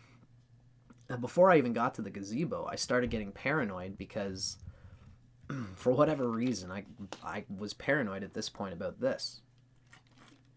Seeing a bunch of people around in trucks, like there's no policemen or anything like that, which was cool, but I was seeing lots of, like, this one guy was in this truck just idling on the side of the street, And I walked up, I saw the truck was there or whatever, and I walked down the bridge, and then I looked back, and that truck drove and started kind of driving like, past me. And I'm going on the bridge, and I realized that I probably look like a homeless person or something like that. I'm just dressed in like a coat I wouldn't usually wear. I don't remember what kind of pants I had on, but I think it was just like PJ pants. Like, I just didn't think about it. I was going for warmth over looks because I didn't think I was going to see anybody. I was all about the internal experience. But on this bridge, I realized that I probably look like a homeless person or like a drifter or something. And this guy in this truck just had me thinking, like, what if somebody just saw me and thought I was a girl or something because of my long hair or just anything? And I just started, like, I don't usually get tripped out about that kind of thing, but, like, I was just sparkled by that in this moment. So I'm kind of shuffling, and I go to the west side of the river. I sit on this gazebo, and it's freezing cold on the bottom of on the butt part of the gazebo, where I had my butt, rather. Wind coming in from all directions, and wind is like a chaotic thing for your chi field, they say, and I just felt paranoid. And I looked across the street, not the same truck, but there's a car just like hanging out there, and I'm just like, because of the cars all around and stuff, for some reason it wasn't working. This spot on the gazebo was making me paranoid, and I was not going to be able to do my ceremony here. It was too windy for the cards too. That's another thing I was thinking about. So it's like, all right, fuck, this isn't gonna work. So as I got up, the first thing I thought of was, I've been practicing quabbalistic magic, and I started thinking really deeply in terms of symbols. I started thinking that everything that happens is symbolic of the universal language of the universe speaking to me. And I felt like I'd be safer on the east side of the bridge, apparently on the east side of the river. So I'm now slightly this whole thing was just working weird on my brain, because this guy in this car over here, this is a different car, and it was just like hanging out. Somebody was hanging out there. They saw me go across the bridge, go to this gazebo, sit down, and then get up, and then go across the bridge again. I was thinking in my head, like, if anybody saw me doing this, they might just think that I'm a drifter, or that I'm a homeless person again, and that I got no place to go, and that they could come up to me and just ask, like, hey man, what do you got going on? What's up? You looking for a place to chill? And anything could happen. I was just too high. It was just the last thing that I wanted to deal with, if that was a thing. So I'm just kind of hoofing from wherever I'm going. But I'm going in between this sort of paranoia, but also like this there is a knocking at the deepest part of my consciousness, at a transcendental place of like apathy, of not caring, and of kind of feeling like everything is happening for a reason, and I'm being guided by destiny in some way. And I got to thinking deeply that everything is just connected to this fated casuistry of cause and effect. And this cause and effect started to become full impulse. And eventually once I got across the bridge, I was on the east side of the river, and I was happy about that. And this is when the experience started to ramp up. And I started to hear myself laughing. And I started to just be in my natural psychedelic state, which is kind of laughing and being ecstatic. And once I got across the bridge on the east side, I got away. I'm closer to the river now, but on the east side, kind of away from the road, in this little place where like the river has a communal pump, and there's just a bunch of little tiny buildings and things, and there's like a bench and like a walkway that you could walk around. You walk beside the Trent River, and there's like black poles with chains that stop you from going into the river. So I'm hanging out beside this river on the east side, and I started to just get giddy and psychedelic. And when you're really in the depths of a psychedelic experience, like, I get laugh cry-ish, and I'm starting to I just started to get like into this ecstatic space and just thinking of things that are funny and laughing. And at some point I started to feel something that kind of freaked me out in the deepest inclusion of this whole trip is that I got lost in a loop that I almost call extreme confusion and what's the word? Like I began to get into a lunatic state of like Alzheimer's, where I lost control of my mind, and I began to think about the fact that I think I blew it. Like I think I gave myself too many drugs, and I think that I was going to be lost in this psychedelic headspace forever. So I'm in the middle of town, and I'm beside this river. I've got my bag, I got my lamp, and my notebook and my water bottles are in my bag, and my weed. On top of all this, I started to get very fucking cold. So the cold was making me feel like I couldn't get away from this experience at one level.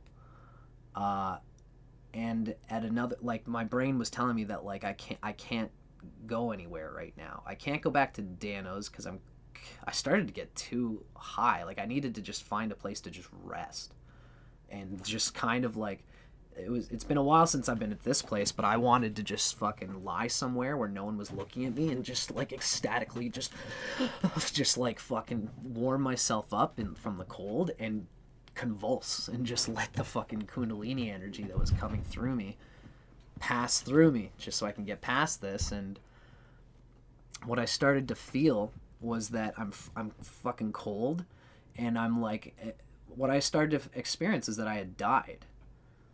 Like I had died, and I was now dreaming. And this is really the prime danger that I had in this experience. Since what was running on my brain, what I thought had happened is that I had died, like that I had taken too many drugs or whatever, or something happened. I wasn't even thinking the causality. I was just sure that I had died. And that's just the experience that was running in my head, is that I'm dead because I can't get out of this very close and mean thought loop that I just kept putting myself through, which is just like a deep state of like transcendental ecstatic confusion, where I would keep thinking of what I should be doing right now, and I would get lost just like, fuck, wasn't I just thinking about this? Like, I'm thinking about, I've got to get up, I got to take all my things, and I've got to walk down the street. But what had happened, at some point, I kept getting into these thought loops, and I was hanging out beside the river, and I just love the ecstatic feeling of my body, especially on psychedelics. I'm grabbing onto this black chain, and like I couldn't feel the river because it was way down there. But I'm just like, I didn't realize that what I was doing behaviorally. But some people came by, and I knew that I was fucked up because they approached me like a wild animal. And I'm kind of got one arm on this chain, and when the people said to me, "Are you okay?" that I started to realize like what I was doing. What I was doing is that I was hanging off the side of this river. My bag was here, and I'm hanging off the side of this river, laughing and cry laughing and yelling like ecstatically into the river. I fucked it up. Oh, I fucked it up this time. Oh, I fucked it, man. I fucked it. I'm fucked. And I started making this like, it's like when I have my deepest laugh, it's like, like it's like an ecstatic, crazy, witchy laugh. And I started just like, I'm fucked. And I was doing this, hanging over this river, and someone comes and says, "You okay, man?" And I was like, yeah, I'm fine.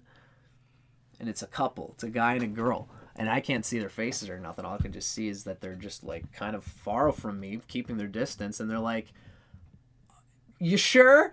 You sure you're good?" And I'm like, yeah, I'm good. And they're like, "Maybe you should get away from the river." And I was like, yeah, I'm going to do that. Thank you. And I got off of hanging off of the river, grabbed my bag, and just went to this certain point on the river, and I just sort of let them walk off. And okay, so I guess I shouldn't be hanging off the river like that. Got it. That's going to make the bad people come and make bad things happen. Got it. Don't do that. And I experienced those people. I got away from them. And the howling Tao of my internal ecstasy was just like, half of me was just like situationally aware. And then the other half of me was like the howling Tao of just complete fucking nonsense. Like a DMT flash of just like... like ecstatic, just I wanted to just fucking just blah, like laugh ecstatically and cry ecstatically and just look like a wild animal to these people. There's part of me that was just like, ah! But the situational awareness in me was still there enough to fake being okay. They left me alone. I went into the middle. I went further along the river, and there's this little gully sidewalk thing.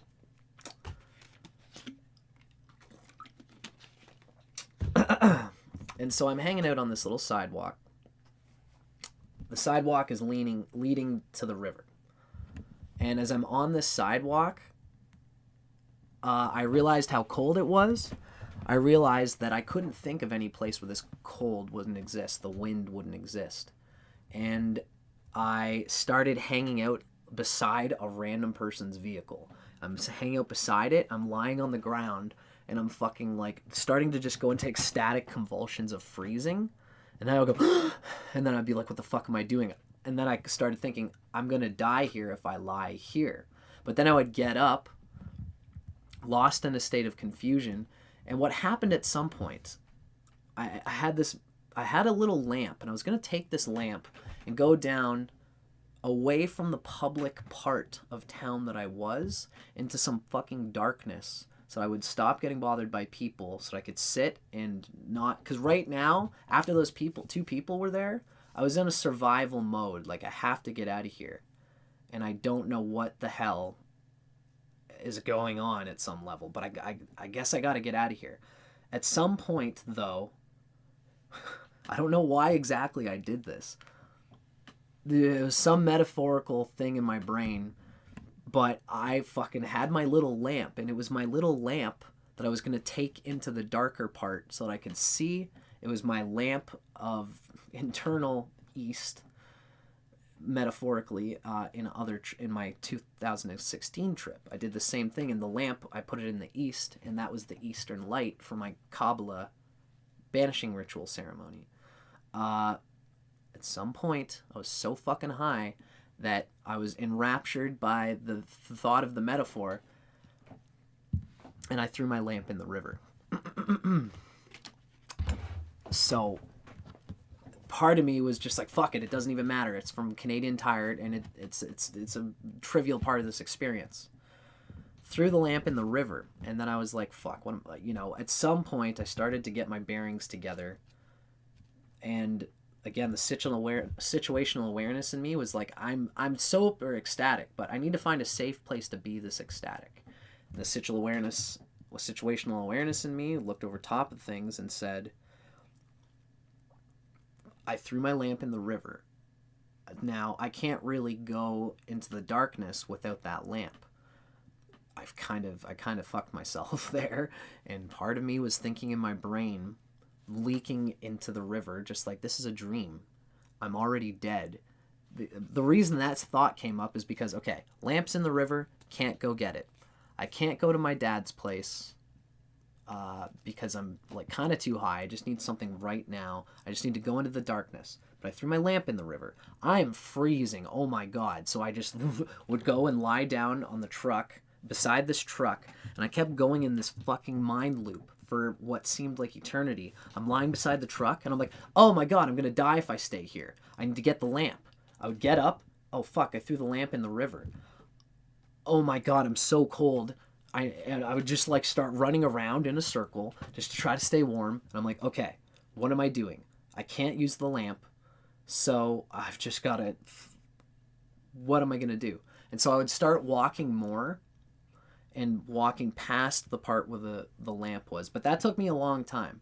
It was the fact that I was getting up, seeing that the lamp was there, thinking about the fact that I can't jump in the river because that will make me even colder.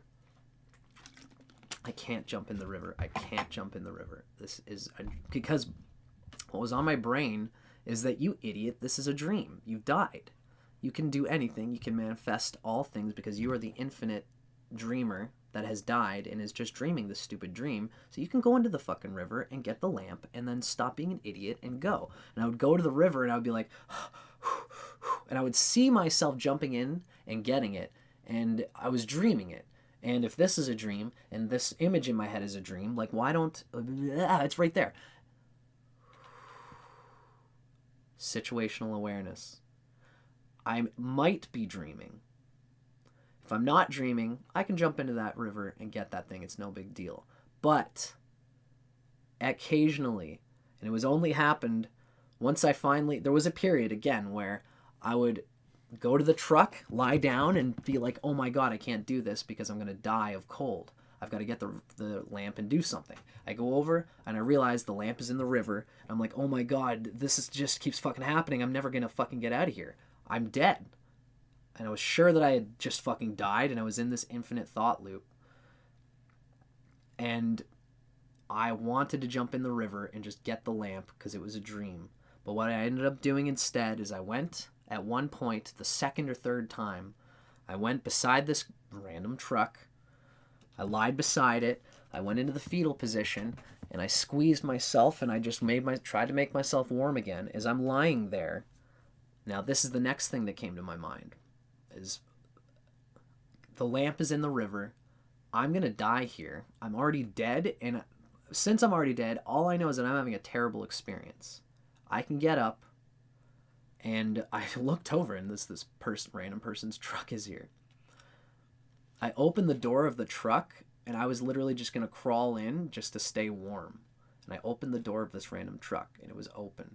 And I stopped myself, closed it, lied on the ground again, and I started dreaming about driving this fucking truck to Mexico, or driving it to my dad's house, or driving it into the river. It was just all these thoughts were in my head, and I was dreaming them, and I couldn't tell the difference between this dream and the dreams I was dreaming. I'm lying beside this truck, and I'm breathing, and I'm letting the energy, making sure I'm feeling it coming from the top to the bottom, and I'm having this deep internalized white saucer in my eyes, some transcendental vision of life beyond this moment, life beyond death, life beyond my own life. And at some point, as I was doing all this, I was experiencing this death thing, and I kept saying, it's okay that I've died. I'm letting it go. It was very difficult, but the cold, and I was lying there and letting all these thoughts come of like, I want to get out of this experience. But I let it go. I didn't act on it. And thankfully, as I was lying down in this fetal position, thinking about this transcendental space, what my brain kept saying is, I am in this transcendental space of being dead, but I'm still breathing.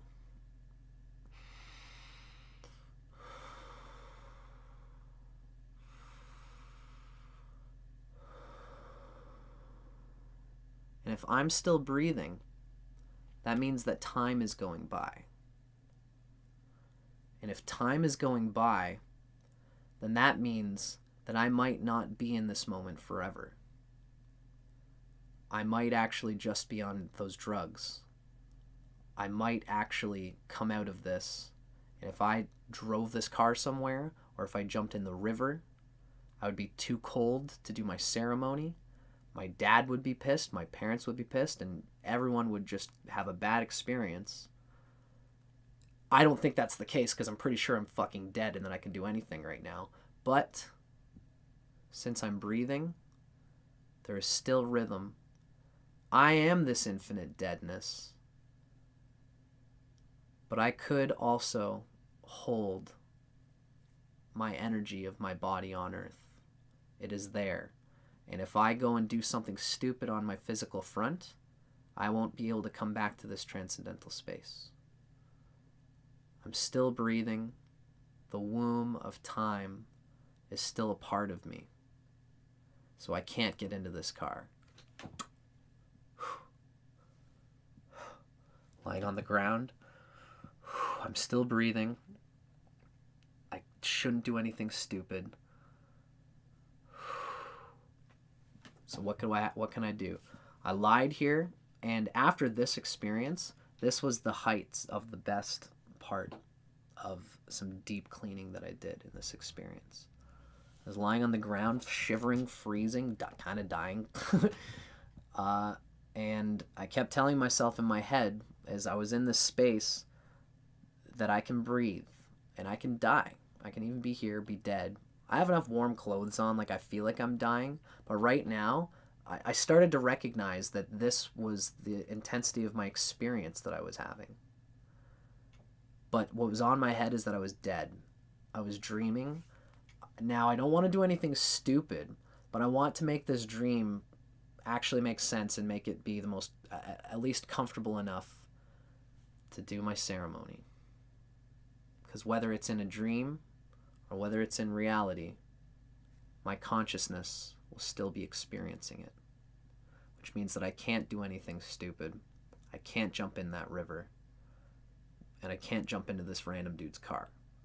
What I need to do right now is to breathe until my brain gets a little bit of sense. And I just breathed, and I let the experience of death, it's like my stomach was completely watching the fact that I thought that I was dead and that I was dying and that the cold was going to kill me. And there came to a point where I accepted it. I accepted it and just said, you know what? Fuck it.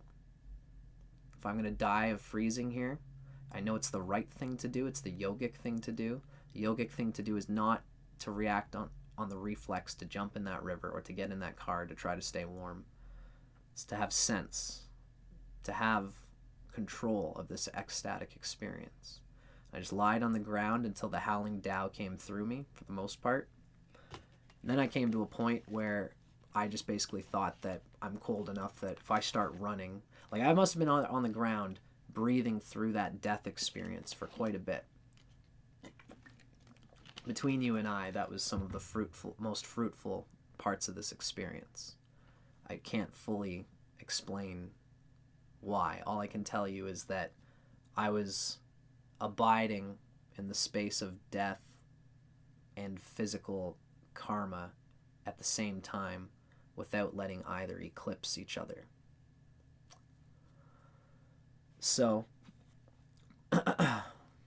this transcendental duality experience I held on to when I eventually took it into my ceremony, where I had been practicing the quabbalistic cross and all of these magic ceremonial things. I've been practicing Kriya Yoga.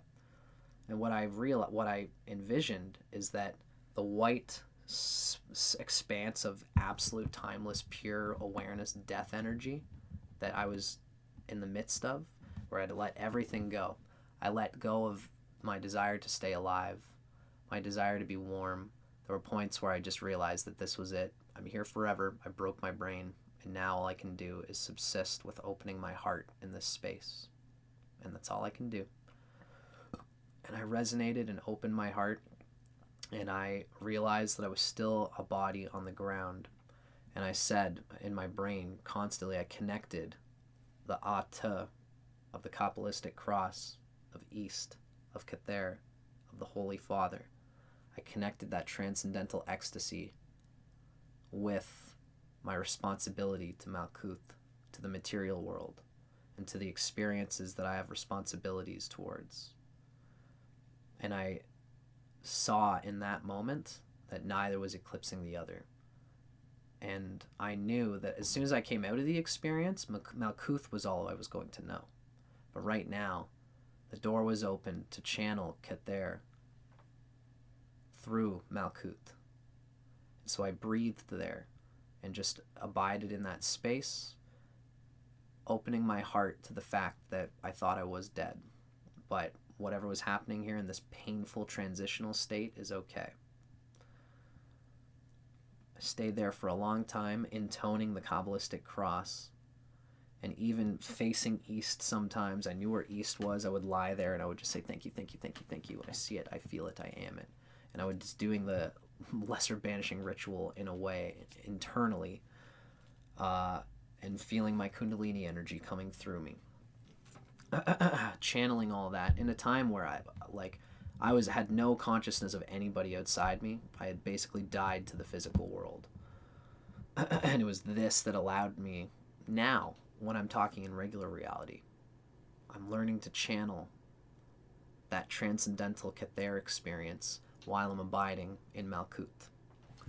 At that moment, I tried to make that last as long as I possibly could.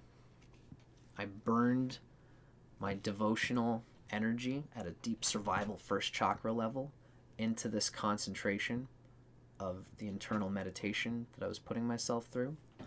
And then eventually I started to think in my head, I think if I start running, I might warm myself up a little bit. And then I thought in my head, there is another little gazebo here on the east side of town. Just after you get off the bridge, there's a four corners, and there's another, it's not a gazebo, but it's a little space. Flat, where I could do yoga and do shavasana without being bothered. And I could chill there, smoke my weed, regroup, and see where I'm at. Seemed to be the only possible thing to do in that moment, instead of me dying here, so I'm going to get up, breathe in, and I just started running, shaking myself out of the energy, getting myself out of that coldness, and running, and I'm in shape. I'm a good runner, and I kind of just ecstatically got to that central square. And as soon as I got to the central square, I started coming out of the infinite. What I wrote down in my notebook at that point is, oh my God, thank God it's all finally finite again. Oh my God, I didn't die. I'm so glad and I'm so thankful to be in the world. I'm so thankful to have slow material responsibilities that I can just chuck away at slowly, piece by piece, without having to endure the intensity of the internal energy that I had just experienced. It's all coming back. It's slowing down. Thank God. Thank God. It sounds like a painful experience, but of course, as a psychedelic person looking back, I'm glad that I have had that experience. Gives you a humble, earnest appreciation for everything that happens in every moment. So I came to the center of town, smoked some weed, came back to some sense of center. And it was at this point that I wanted to do my ceremony here. But it was still cold.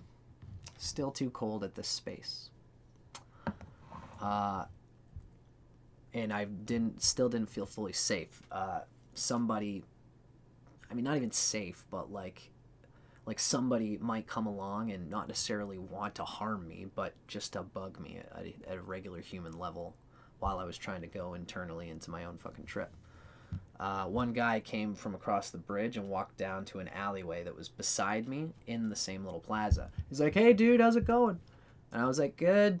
And I'm still super fucking high. And he's like, "Yeah, good. You from around here?" And I was like, "No." And he's like, "Okay." And then he kept on walking. And I was just like, that tripped me out. I don't want to keep dealing with just all the ramifications of that kind of thing while it's like now probably 1 or 2 in the morning at this point. I'd say probably 1:30 in the morning. It's about 10, 11, 12, 1, 4.5 hours into taking my dose. Pretty much. So really, because I had drank a liquid, liquids go through your system faster. I think I was coming down from the peakest of the peaks at about 1:30 in the morning after having drank it at 9:30. It's 4 hours, which is interesting. Maybe the cold was part of the peak experience that I had. I'm not really sure. But I'm in this little town square at 1:30 in the morning. And I started thinking about the fact that I didn't feel good about this place. It was like, didn't have good chi flow because it was the center of town, 4 roads, constant cars coming through and being distracting. It was like wind, channels of wind, and it was actually literally windy. So I'm hanging out at this town square, and what I was thinking about the fact is that Campbellford is full of lots of great old Gothic cathedrals and churches. And, you know, you can have whatever consciousness you like about it, but I tend to think that churches are arbitrated by people who do have positive intentions in their minds. There's lots about the Christian heritage that has done a lot more bad than good. I don't know the history of the particular church that I went to, but it faced east. It was high on a neat little hill, and it had, like, I'll explain this tree. It was this beautiful tree that hung over it, so it was east, and then to the west was just a complete drop in a hill that led to a road on the ground. I felt a special resonance from this place. I felt protected, and I found it because basically I knew that there were churches around, like I said. So I just went to the middle of the road, and I'm all fucking high, and I'm looking over, and I noticed that there's a steeple. It's probably about like 4 minutes that way, and I kind of just like, all right, smoked some weed, got all my shit, and I ran. This is my first time smoking weed after the whole experience, and kind of grounded me a bit, although cannabis is its own thing. It's an old ally of mine. Old velvet chair. So, I went looked down the street, and I saw a way down there that I could go to this cathedral with this steeple. Went down there, I'm all super fucking high. I'm seeing different people and stuff like that, but now I'm feeling like I'm getting away from public, getting away from main roads. Finally reached this church, and I'm looking up. It's east. I get to the top of it. There's a sweet little spot for me to do my ceremony. Flat ground, right out the front of this thing. Big space. And then to the west is like an overhang that goes downward towards earth, which is kind of spiritual, reflective in some ways. The church was on a hill. East was coming down to me in the west. And also to the west was this big, beautiful tree. It's a beautiful, gorgeous tree whose roots it was directly on this hill. So you could see the outpouring of its roots. And it looked like a pussy. When you went to the naked face of this hill, this tree had like 2 or 3 beautiful vagina-like tree trunks coming out of it. Very feminine mysticism type of consciousness coming from the way these roots divided in this way, and very symbolic for me. I actually thanked this tree, and I shared Qigong energy with this tree. The whole space felt sacred to me, and it's burned in my metamorphic field as a sacred place where I met divinity. And this tree was a part of that divinity. Felt fated that it was there. I don't know if the people who made that church were into the same consciousness that I am, but it just is an amazing miracle that I was incarnated into a life where at 30 years old I would do this intense ceremony and find a church with the layout that this one had. It felt faded. Again, not the church itself, but the front place. I was there, finally, I'm all fucked up, and it was then that I embarked on my psychedelic Kabbalah Kriya Yoga ceremony. We're going to talk about it as soon as we come back from these messages. I hope you guys are enjoying this. Feel free to say any questions or comments. I'm going to come back and really I've talked about the most fun part of this trip. I think the last little bit I'm just going to talk about its implications, what I did, what it was all about. And then we'll probably wrap her up for today, folks. First, I'm going to go to the bathroom. See you guys in just a moment.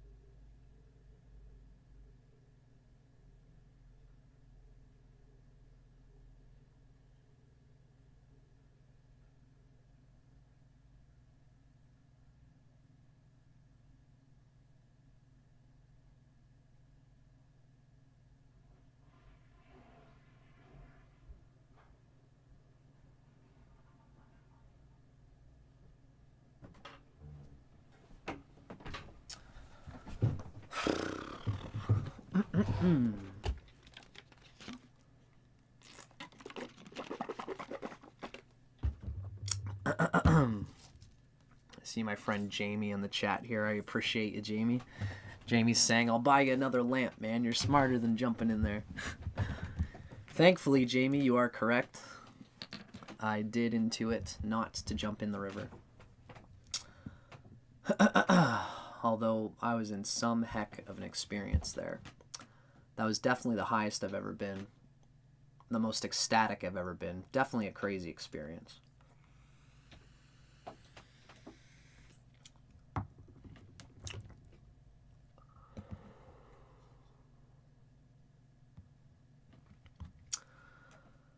So, folks, this has been at least the psychedelic dimension of this trip.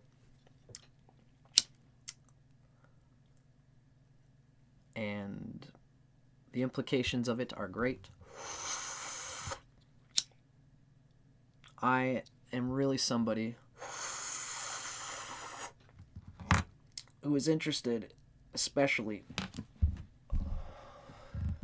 in personally enduring the psychedelic crucible of absolute transcendental death, accepting that at a deep level, breathing through it, and then embarking on ceremonial self-realization experiments.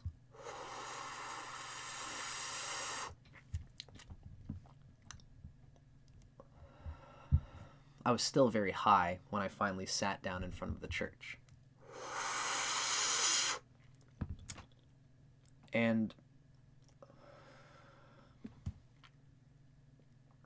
a deep part of the whole experience of playing with these cards is that you become very open to suggestion after a psychedelic experience like that. This is actually an important point that I want to make it in this moment. Being that high on psychedelics, sorry, let me just get a good honk on this for a second.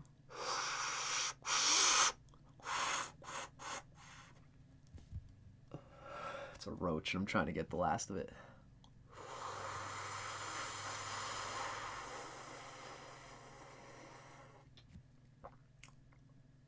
Whoop, yep. That'll do. Thanks for your patience. A huge part of the experience that I had here was connecting while I was in the throes of the psychedelic experience. The ecstasy I felt as being some primary libidinal energy of survival in some ways. And I inverted a deep primal survival energy by letting it go, realizing that I could die, I could freeze, anything could happen. Someone could come along and actually see me, and I could be in danger of a police officer seeing me on the ground and having to talk to him while I'm all fucked up. I accepted that in that moment and just let it all fly. I released a deep place of tension in my gut, and I just breathed and just let it be in that moment. There's a part of me that, again, the situational awareness in me was like a bird watching over me and thinking like, I see what's going on here, and I'm ready to talk to a fucking cop if I have to right now and just fake it, and that'll pull me out of this experience. But at the same time, at some level, like, I was there, and I could, again, it was the fact that I was visualizing the Kabbalah light of Divine Father and of Kether in that moment, transmitting it through Malkut, seeing it all as one through my heart. What happened is that in that state of psychedelic, extreme magnification of mind through the Syrian Rue and the mushrooms and everything, I could feel survival instincts unraveling themselves inside of, and I was overlooking it. I could see my own survival instincts operating, and I was detached from it. It was an objective experience, and I saw it, and I did not identify with it, because my deepest place of awareness, as I was pushing myself to understand it, was the libidinal flashes of pure energy awareness that was coming from my crown chakra. This is what I was visualizing, and that there was this divine light beyond emotional reaction and reflex. And because I was feeling like I was abiding in that place, I accepted whatever happened on the material front, and I feel like I released a subtle psychosomatic tension and a clenching that I was doing in my lower chakras, my first chakra. Through the books I'd been reading, I'd been learning that in a certain book called Kundalini by Robert Svedova, talks about how you can't really enter any of the chakras. You really can't have an awakened heart chakra or anything per se until you go door by door up the chakras. And it was in this moment that I could feel my whole system kind of lighting up and aligning in a way, because I had let go of the clenching at a deep survival level because of the nature of the ecstasy that was coming through me. And I sat with it. I didn't try to get away from it.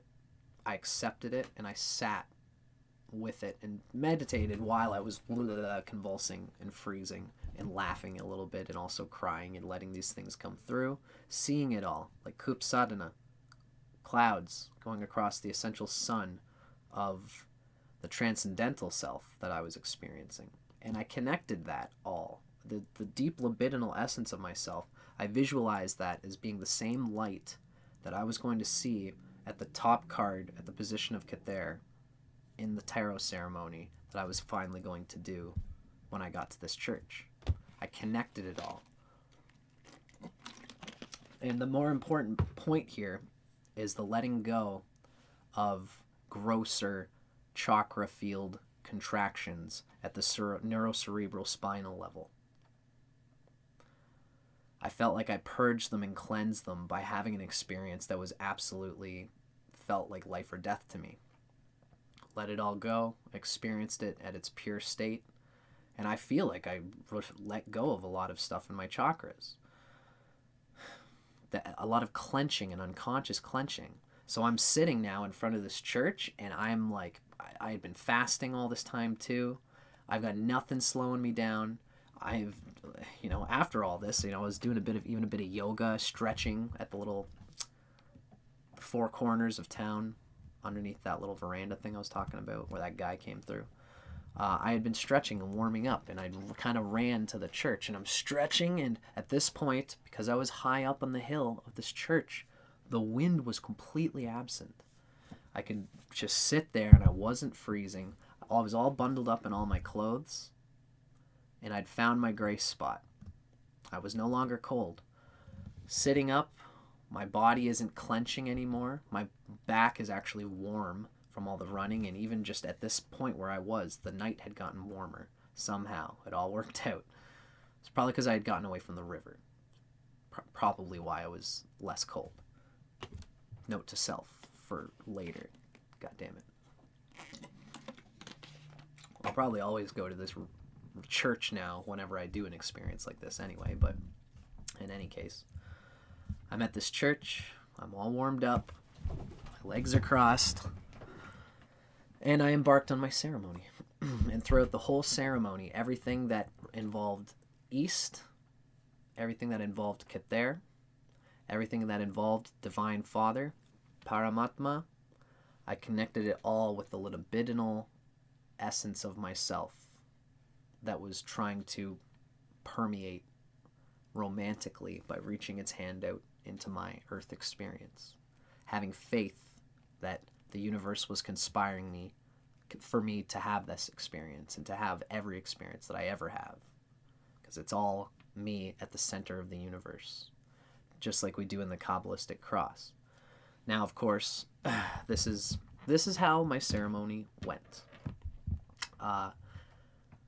For all those who are interested and who are watching, this is when I'm going to be building this up into my own thing eventually. This is how it went. I sat, and at first I did the Kabbalah cross, standing up, imagining I was standing on the earth. My head was touching the center of the Milky Way galaxy and beyond all time, connecting me in my identity at once with libidinal, pure awareness energy of Shiva, of Atma, of the Father.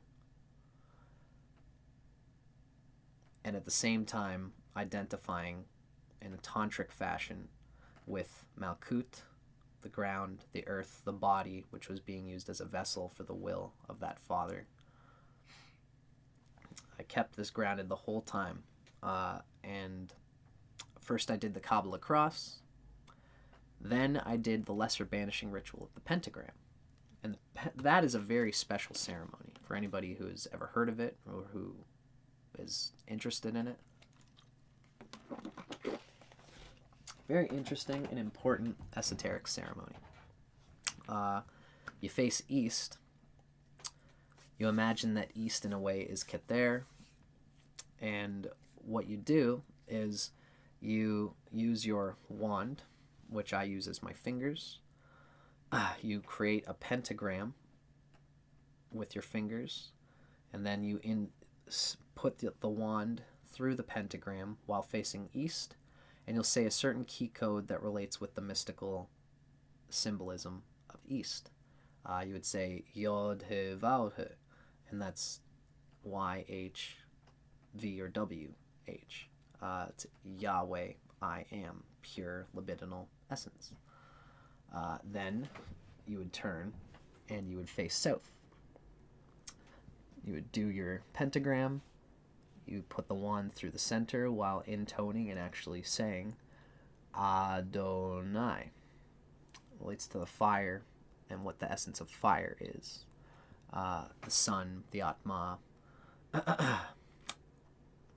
Each one of these has a different meaning that you kind of ingrain in your experience every time you do the banishing ritual of the pentagram. So you can see the typical neural reactions to anything, and you can abide within the given possible forms as the formless. So then you face west. After doing south, you face west. Orange and blue emotions. You do the pentagram, and you intone Ahaya, I believe is, yes, it'd be Ahaya. It's another mystical symbolism. Then you would face north, do your pentagram, you intone Agela. Then you come back, and you are imagining colors for each one. And finally, at this part of the ceremony, you intone before me, Raphael, behind me, Gabriel, at my right hand, Archangel Michael, at my left hand, Ariel. These are the 4 energetic dimensions of expression, and we are all of them, and they are all us. We are the formless in essence, but we also express ourselves through these given karmic alchemies. So we say, before me, these archangels, which are a part of our own consciousness. You're activating them by calling them angels, identifying them as being parts of ourselves in our own metaphysical energy field. For all around me flames the pentagram, and in the middle of the column shines the 6-rayed star. And that is the 6 of the tropical horoscope, and the chakras finding their equilibrium and the redintegration of matter, as Aleister Crowley would call it, through an organic unfoldment through the laws of nature and the 4 directions.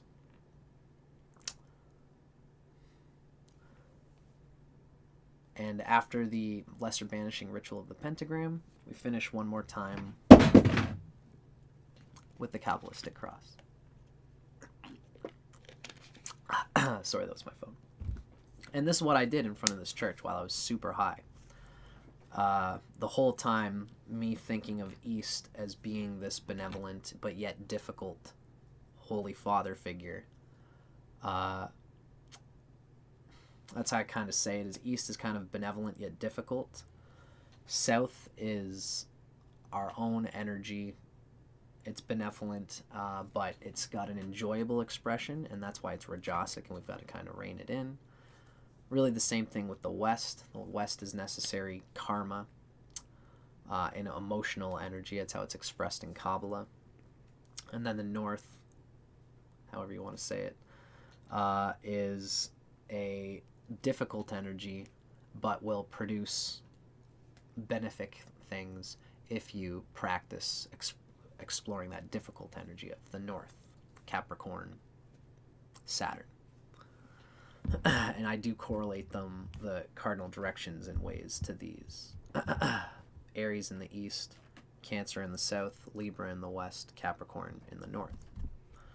And when I do my Kabbalah Tarot ceremony, it reflects on the directions through astrology in this way too. So it would be a lot to unfold exactly what I do with the Kabbalah ceremony. Essentially, after I've done the banishing ritual, I would do one more Kabbalistic cross, and then I unfold my cards. And what I use is I don't have them on me here, I guess, but I use the Hermetic Tarot deck, the one that's black and white.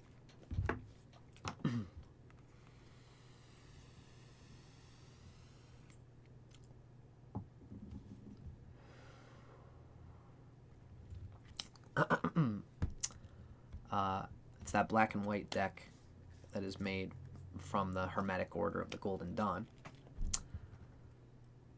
I took all my cards, shuffled them, embraced them, kissed them, put them on my Ajna chakra, intoned that they are, in this moment, the arbiter of that Holy Father Cather in the East, who is trying to crack through me and get in touch with the princess inside myself, the princess of discs that is inside of all of us, reaching and enduring to be embraced by the infinite light of Kether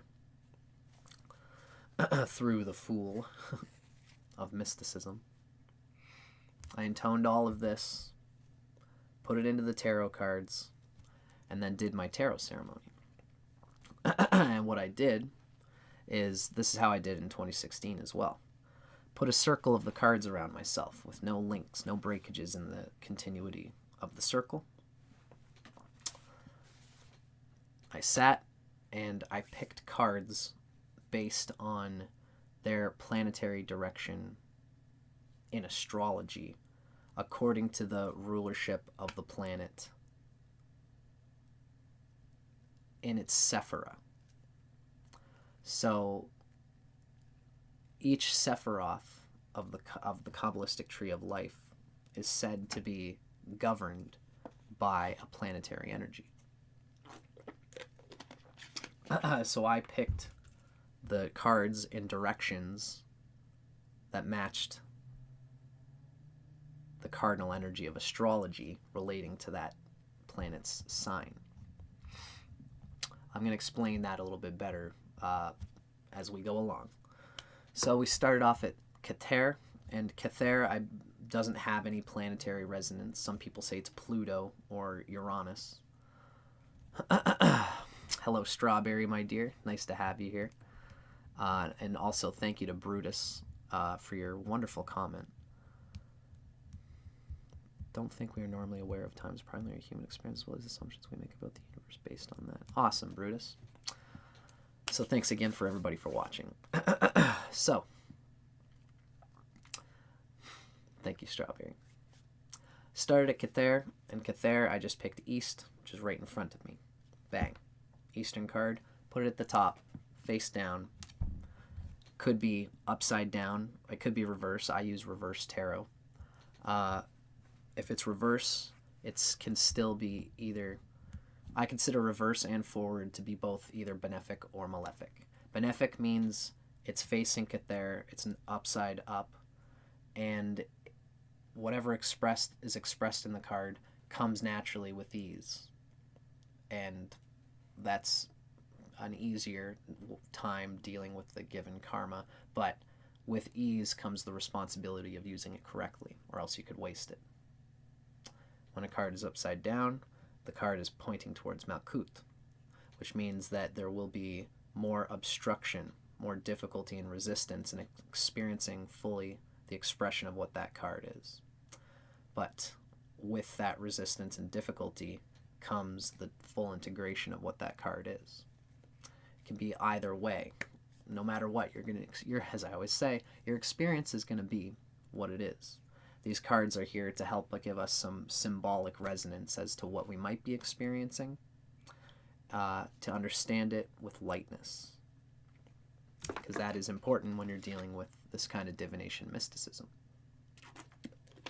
So, picked a card from the East, one card, put it on my forehead, always trying to think about the center of the Milky Way universe while I do it, put one card face down at Kether. I don't have any map. I just, I've got my notebook beside me. Kether at the top, and then you've got Chokmah, and then you've got Binah, and then you've got the next one. Can't think of it right now. Well, you'll see where I'm at. The three at the top, and then the next two, and then Tiferet, and then the next two, and then Yesod, and then Malkuth. So, yeah, I started pulling the cards from all these different places. The second Sephiroth, I believe I think that I took the second one from the East also. It wasn't until I got to Binah, which is ruled by Saturn, that I took the cards from an astrological directional resonance. So for Kether, I just picked from the East, put it there. The number 2 placement, I believe I just took another card, swished them around, took it from the east of the circle around me, right? Took it from the east, put it at the Chokmah place. I believe Chokmah is the second Sephiroth. The third is Binah, relating with Saturn, some kind of difficult part of the experience that you're bound to be having. And with the Saturn resonance at Binah, I used the Vedic astrology understanding of directions. Capricorn and Aquarius are north. So I'm facing east. In order to pick the Capricorn card, I pick from the north, which is going to be to the left of east, if you're facing east, right? So picked my Capricorn card, put it face down on the left. Cardinal sign always on the left is pretty much how I did it. And then I rearranged my cards again, sat in tone, picked another card from the north, resonating with Saturn and Binah, put it to the right of the Capricorn card, and that was my Aquarius card. So I've got 2 cards at the position of Binah.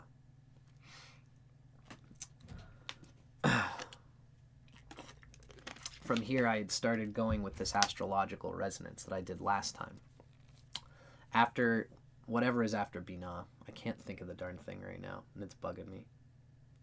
But it is a placement that is considered to be ruled by Jupiter. Chesed, that's what it is. Chesed, mercy, Jupiter.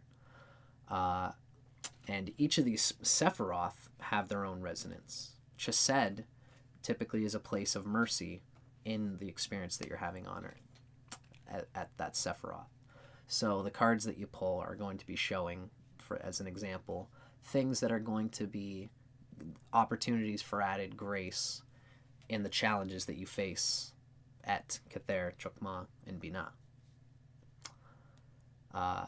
So when it came time to pull the Chesed cards, Chesed resonates with Jupiter. Jupiter is ruled by Sagittarius and Pisces. In the Vedic understanding of the mystical directions, we know that Aquarius is north, Capricorn is north also. So Pisces is northeast, and then Aries and Taurus is east, right? So Pisces is northeast, and Sagittarius is southeast, is northwest, right? Libra and Scorpio are west, Sagittarius is northwest, and Capricorn and Aquarius are north.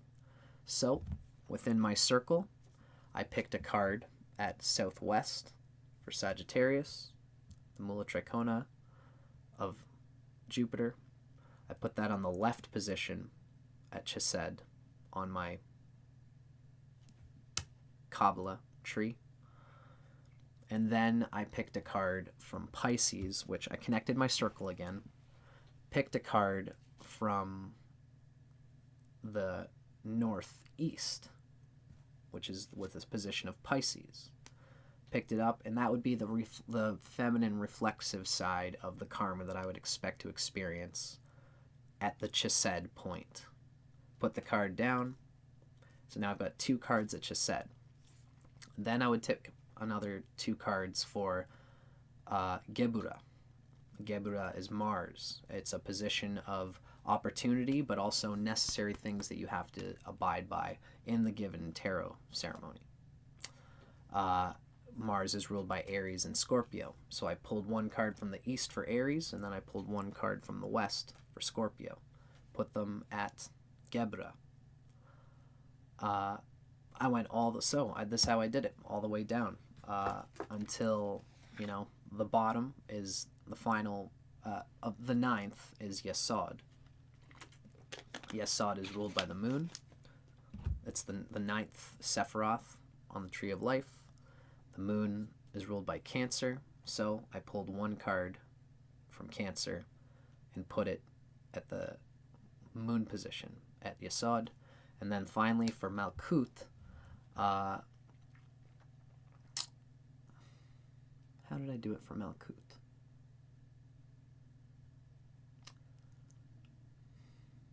I don't remember what I did for Malkuth. I'd have to check my notes, because Malkut isn't ruled by a planet, it's ruled by Earth.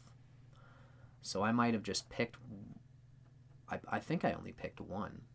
I might have just picked one from the east for auspiciousness sake. I'd have to get back to you guys on that. But this is the nature of how my tarot ceremony unfolded. I flipped them all up. And, you know, at this point, like, so at this point, my dad was supposed to be going to work. And my dad works where I actually live, around Oshawa. I was up at his cottage, and he lives at his cottage, but he works where I live. So it's a Monday. I had stayed up all night, and I think it was now Tuesday morning, and it was like 4 a.m.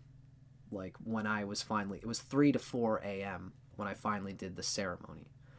And I did the whole ceremony. Didn't think about the fact that I had to go to my dad's. I was, and I had to rock and roll. But there was no tension in my stomach about it because of the same experience that I had had lying beside the truck. Everything is okay. Everything's unfolding as it should. I don't need to get all in a tither about anything that's happened in this experience because it'll ruin my ability to abide in the transcendental light amidst the chaos of the material world. I'm still here. 4 a.m, whatever it was, I finally completed it with patience, with due diligence. I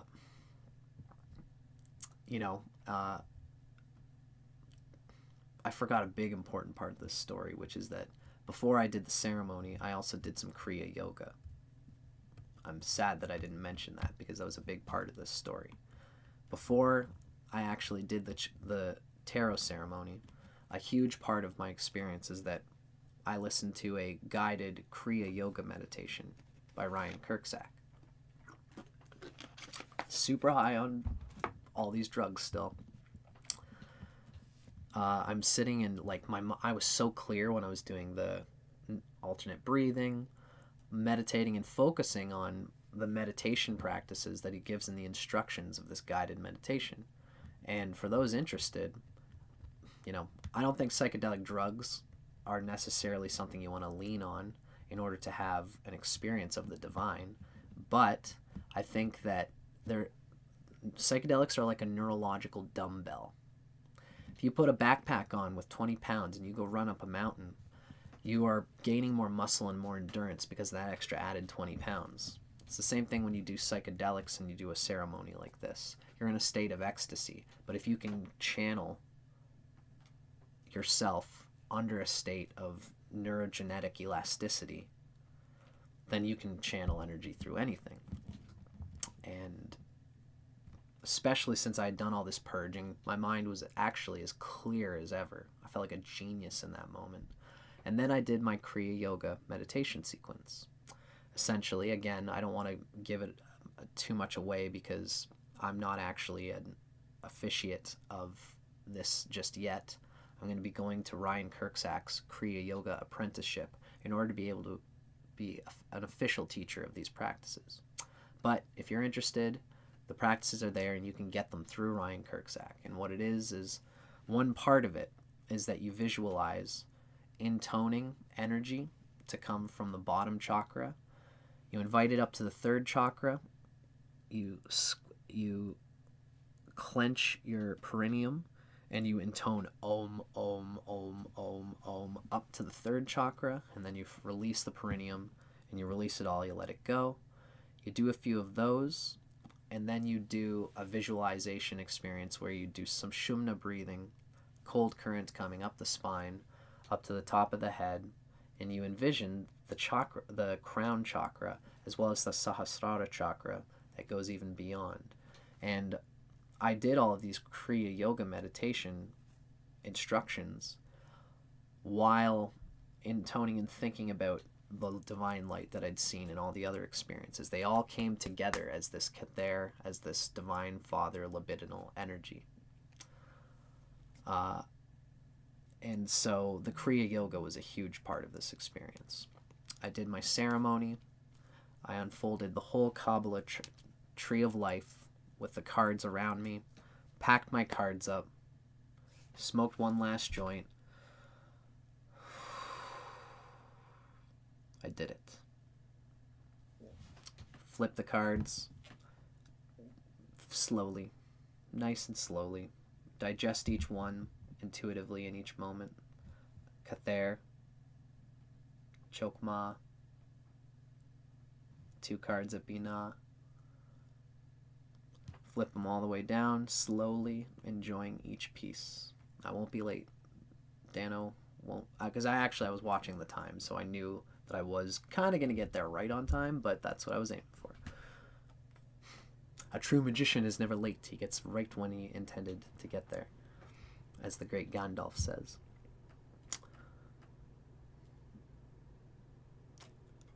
Unfolded all the cards, and then I took pictures of them on my phone. And as well, I wrote them in my notebook. Kather position, this card and this card. Chokmah position, this card and this card. Just in case I lost my phone. I got them. The universe spoke to me in this moment. It all came to this. Got down the data. Closed my book. Packed up my cards. Smoked one last delicious joint. And then walked from the church back to my dad's place with a little bit of a run so I could actually stay warm. And now I have that whole experience, all the notes leading up to it, all the cards, all the symbols of meaning, the journalistic experience of a psychedelic experience that's good for anybody to do. And I connected it all the symbols, all the symbolism, to a concentrated effort on a mantric ceremony that burned these esoteric symbols like a ritualistically into my consciousness, so that I can start to at least look for the universal, the language of the universe, giving me omens through these particular symbols that I have come to use in my own brand of mysticism. It all relates to esotericism and to anciently given cultural symbols of astrology, as well as the mysticism of Kabbalah, which all flows together once you experience them through the shared transcendental visage that I have. And this is what I'm kind of trying to show people. This is an experience that invites you to reach your hand out to the infinite mystic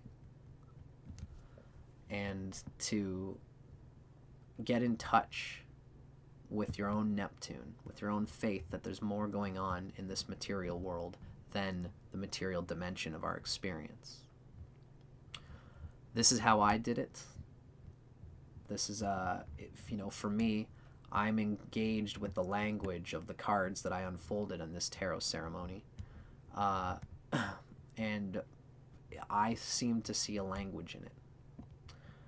So I hope you guys can see the meaning of all of this, combining the psychedelic experience with this kind of ritualistic symbol unveiling, and combining it all with Kundalini meditation and Kriya Yoga meditation in particular, where we visualize and identify with the root of ourselves, which goes beyond all astrological casings and even goes beyond the phenomenal casings of the karma that we see written in these cards. The form is there in order for our formless, infinite power to get a grasp on it. That's why it's important to combine all these different understandings, to see yourself as the center of it all, but also to respect and recognize the form of Divine Mother, whose womb and whose earth material implies another level of responsibility that we have to also respect. Constantly bringing these two together so that we can apply our will purely while still holding respect for the pace that it takes for material things to develop harmoniously amongst us and other people. So that was cool. That was definitely a deep one. Like I said, the deepest depths of the psychedelic experience will be good for anybody just to play with. As long as you take it, just like any mysticism, just like any practice with ecstasy, it's important to also have a scientific mind, skepticism, a respect for due process, and the patience, like any good student, to do what the teacher says and start slow. I didn't embark on any of these things without a respect for what the kind of experience these all imply. Not just with psychedelics, but also with Kriya Yoga, with any sort of yoga, any sort of meditation. You have to have a respect for the pace that your consciousness can possibly deal with it through. And I think that, combining these sorts of things together in the way that I do is something that I'm interested in doing a lot. So I hope you guys got a lot out of this.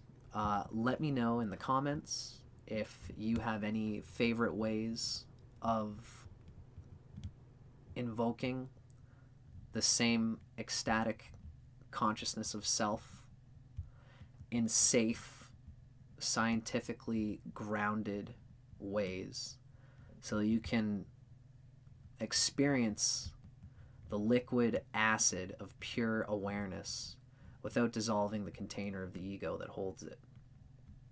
A powerful acid is a very strong thing, as long as it doesn't burn a hole into the center of the earth.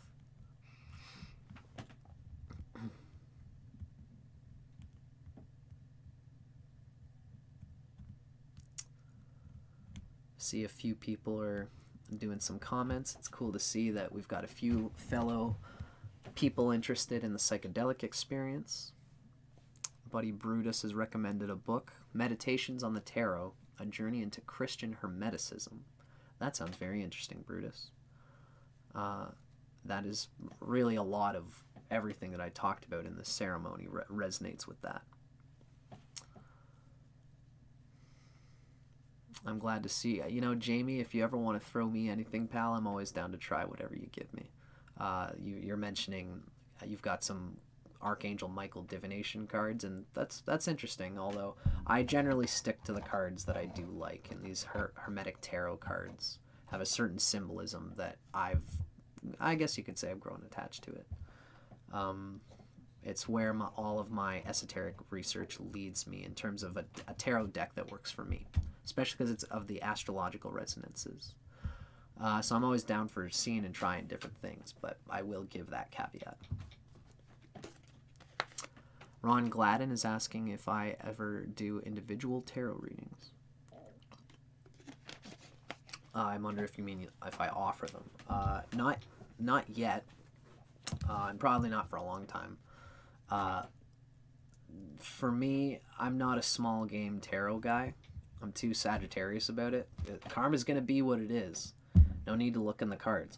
But I do this practice as a ceremonial genuflection to this infinite spirit. I'll invoke the cards once every 5 years during a deep psychedelic experience, and then I'll do tarot once in a while. But it's for me, it's a long-standing, deep neuro-programming experience of divinity that I only do once in a while, if I get the chance. Wild Child is saying that I guess you enjoyed my experience, and you're saying you'd like to re-experience it in a safer way as an adult. Oh, sorry, not my apologies, of course. I thought you were talking about mine. You're saying that you had a psychedelic experience when you were 15, and it was interesting, and you'd like to re-experience it in a safer way as an adult.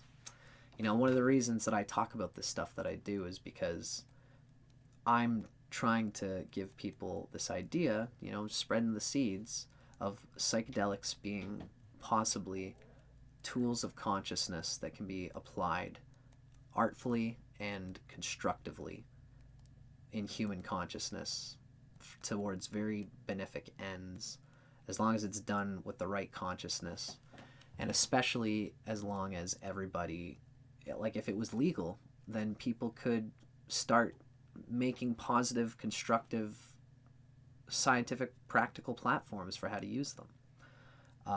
And only when people start to think about that they could be that, will we get there. So I hope that makes sense, you know, kind of a messenger for something I'd like to think is important.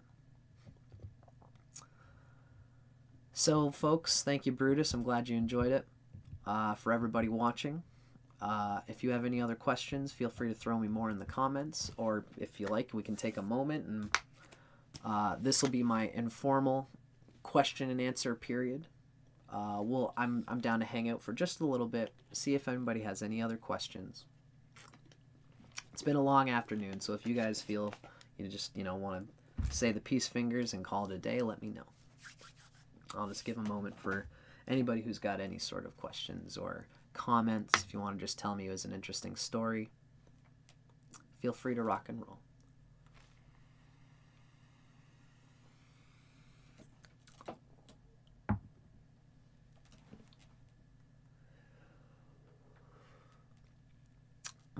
Probably gonna roll another joint at some point. Smoking weed with you guys was kind of nice too. Just nice to smoke a joint and kind of chill out on a live stream like this, which is very nice. I think that I was very inspired by our meditation today. I might start doing that on How to Rock Spirit.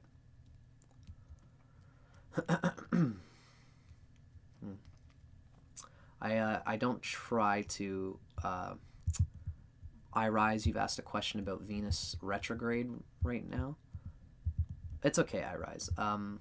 Today's session was more about this Kabbalah experience that I've just had. You've asked a question about Venus is transiting your 8th house right now and it's retrograde. I usually won't answer questions like that because I haven't prepared anything for it, that's all.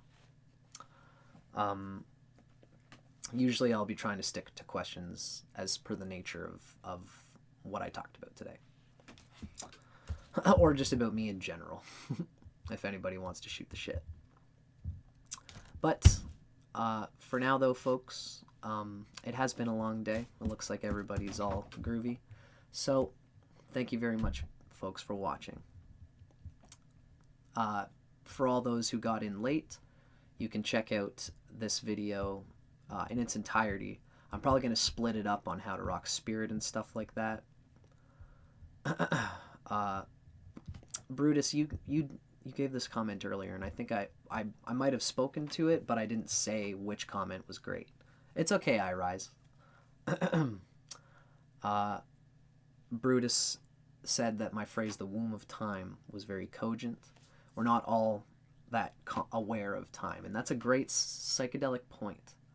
When I was in the depths of this thing, it's hard to see time in context, and I felt like I did. And how we see time does change our assumptions that we make about the universe and our involvement in it. It's a great point. So folks, thanks for watching. I'm Dustin Cormier. I'm going to split this up, and you guys might see it on How to Rock Spirit. How to Rock Spirit is my other spiritual podcast channel. If you're not already subscribed there, eventually I'm going to start doing stuff like that more regularly and chipping away at that channel. For now, thanks for watching, and I'll see you guys again on the next stuff that comes out. Keep an eye out on Christmas. I'm going to be having a long video talking about everything I learned at Asheville Vedic Astrology, and you might enjoy that. Thanks for watching, everybody, and thanks for being a part of this live stream. I've got about 7 people who are watching it right through the whole way through.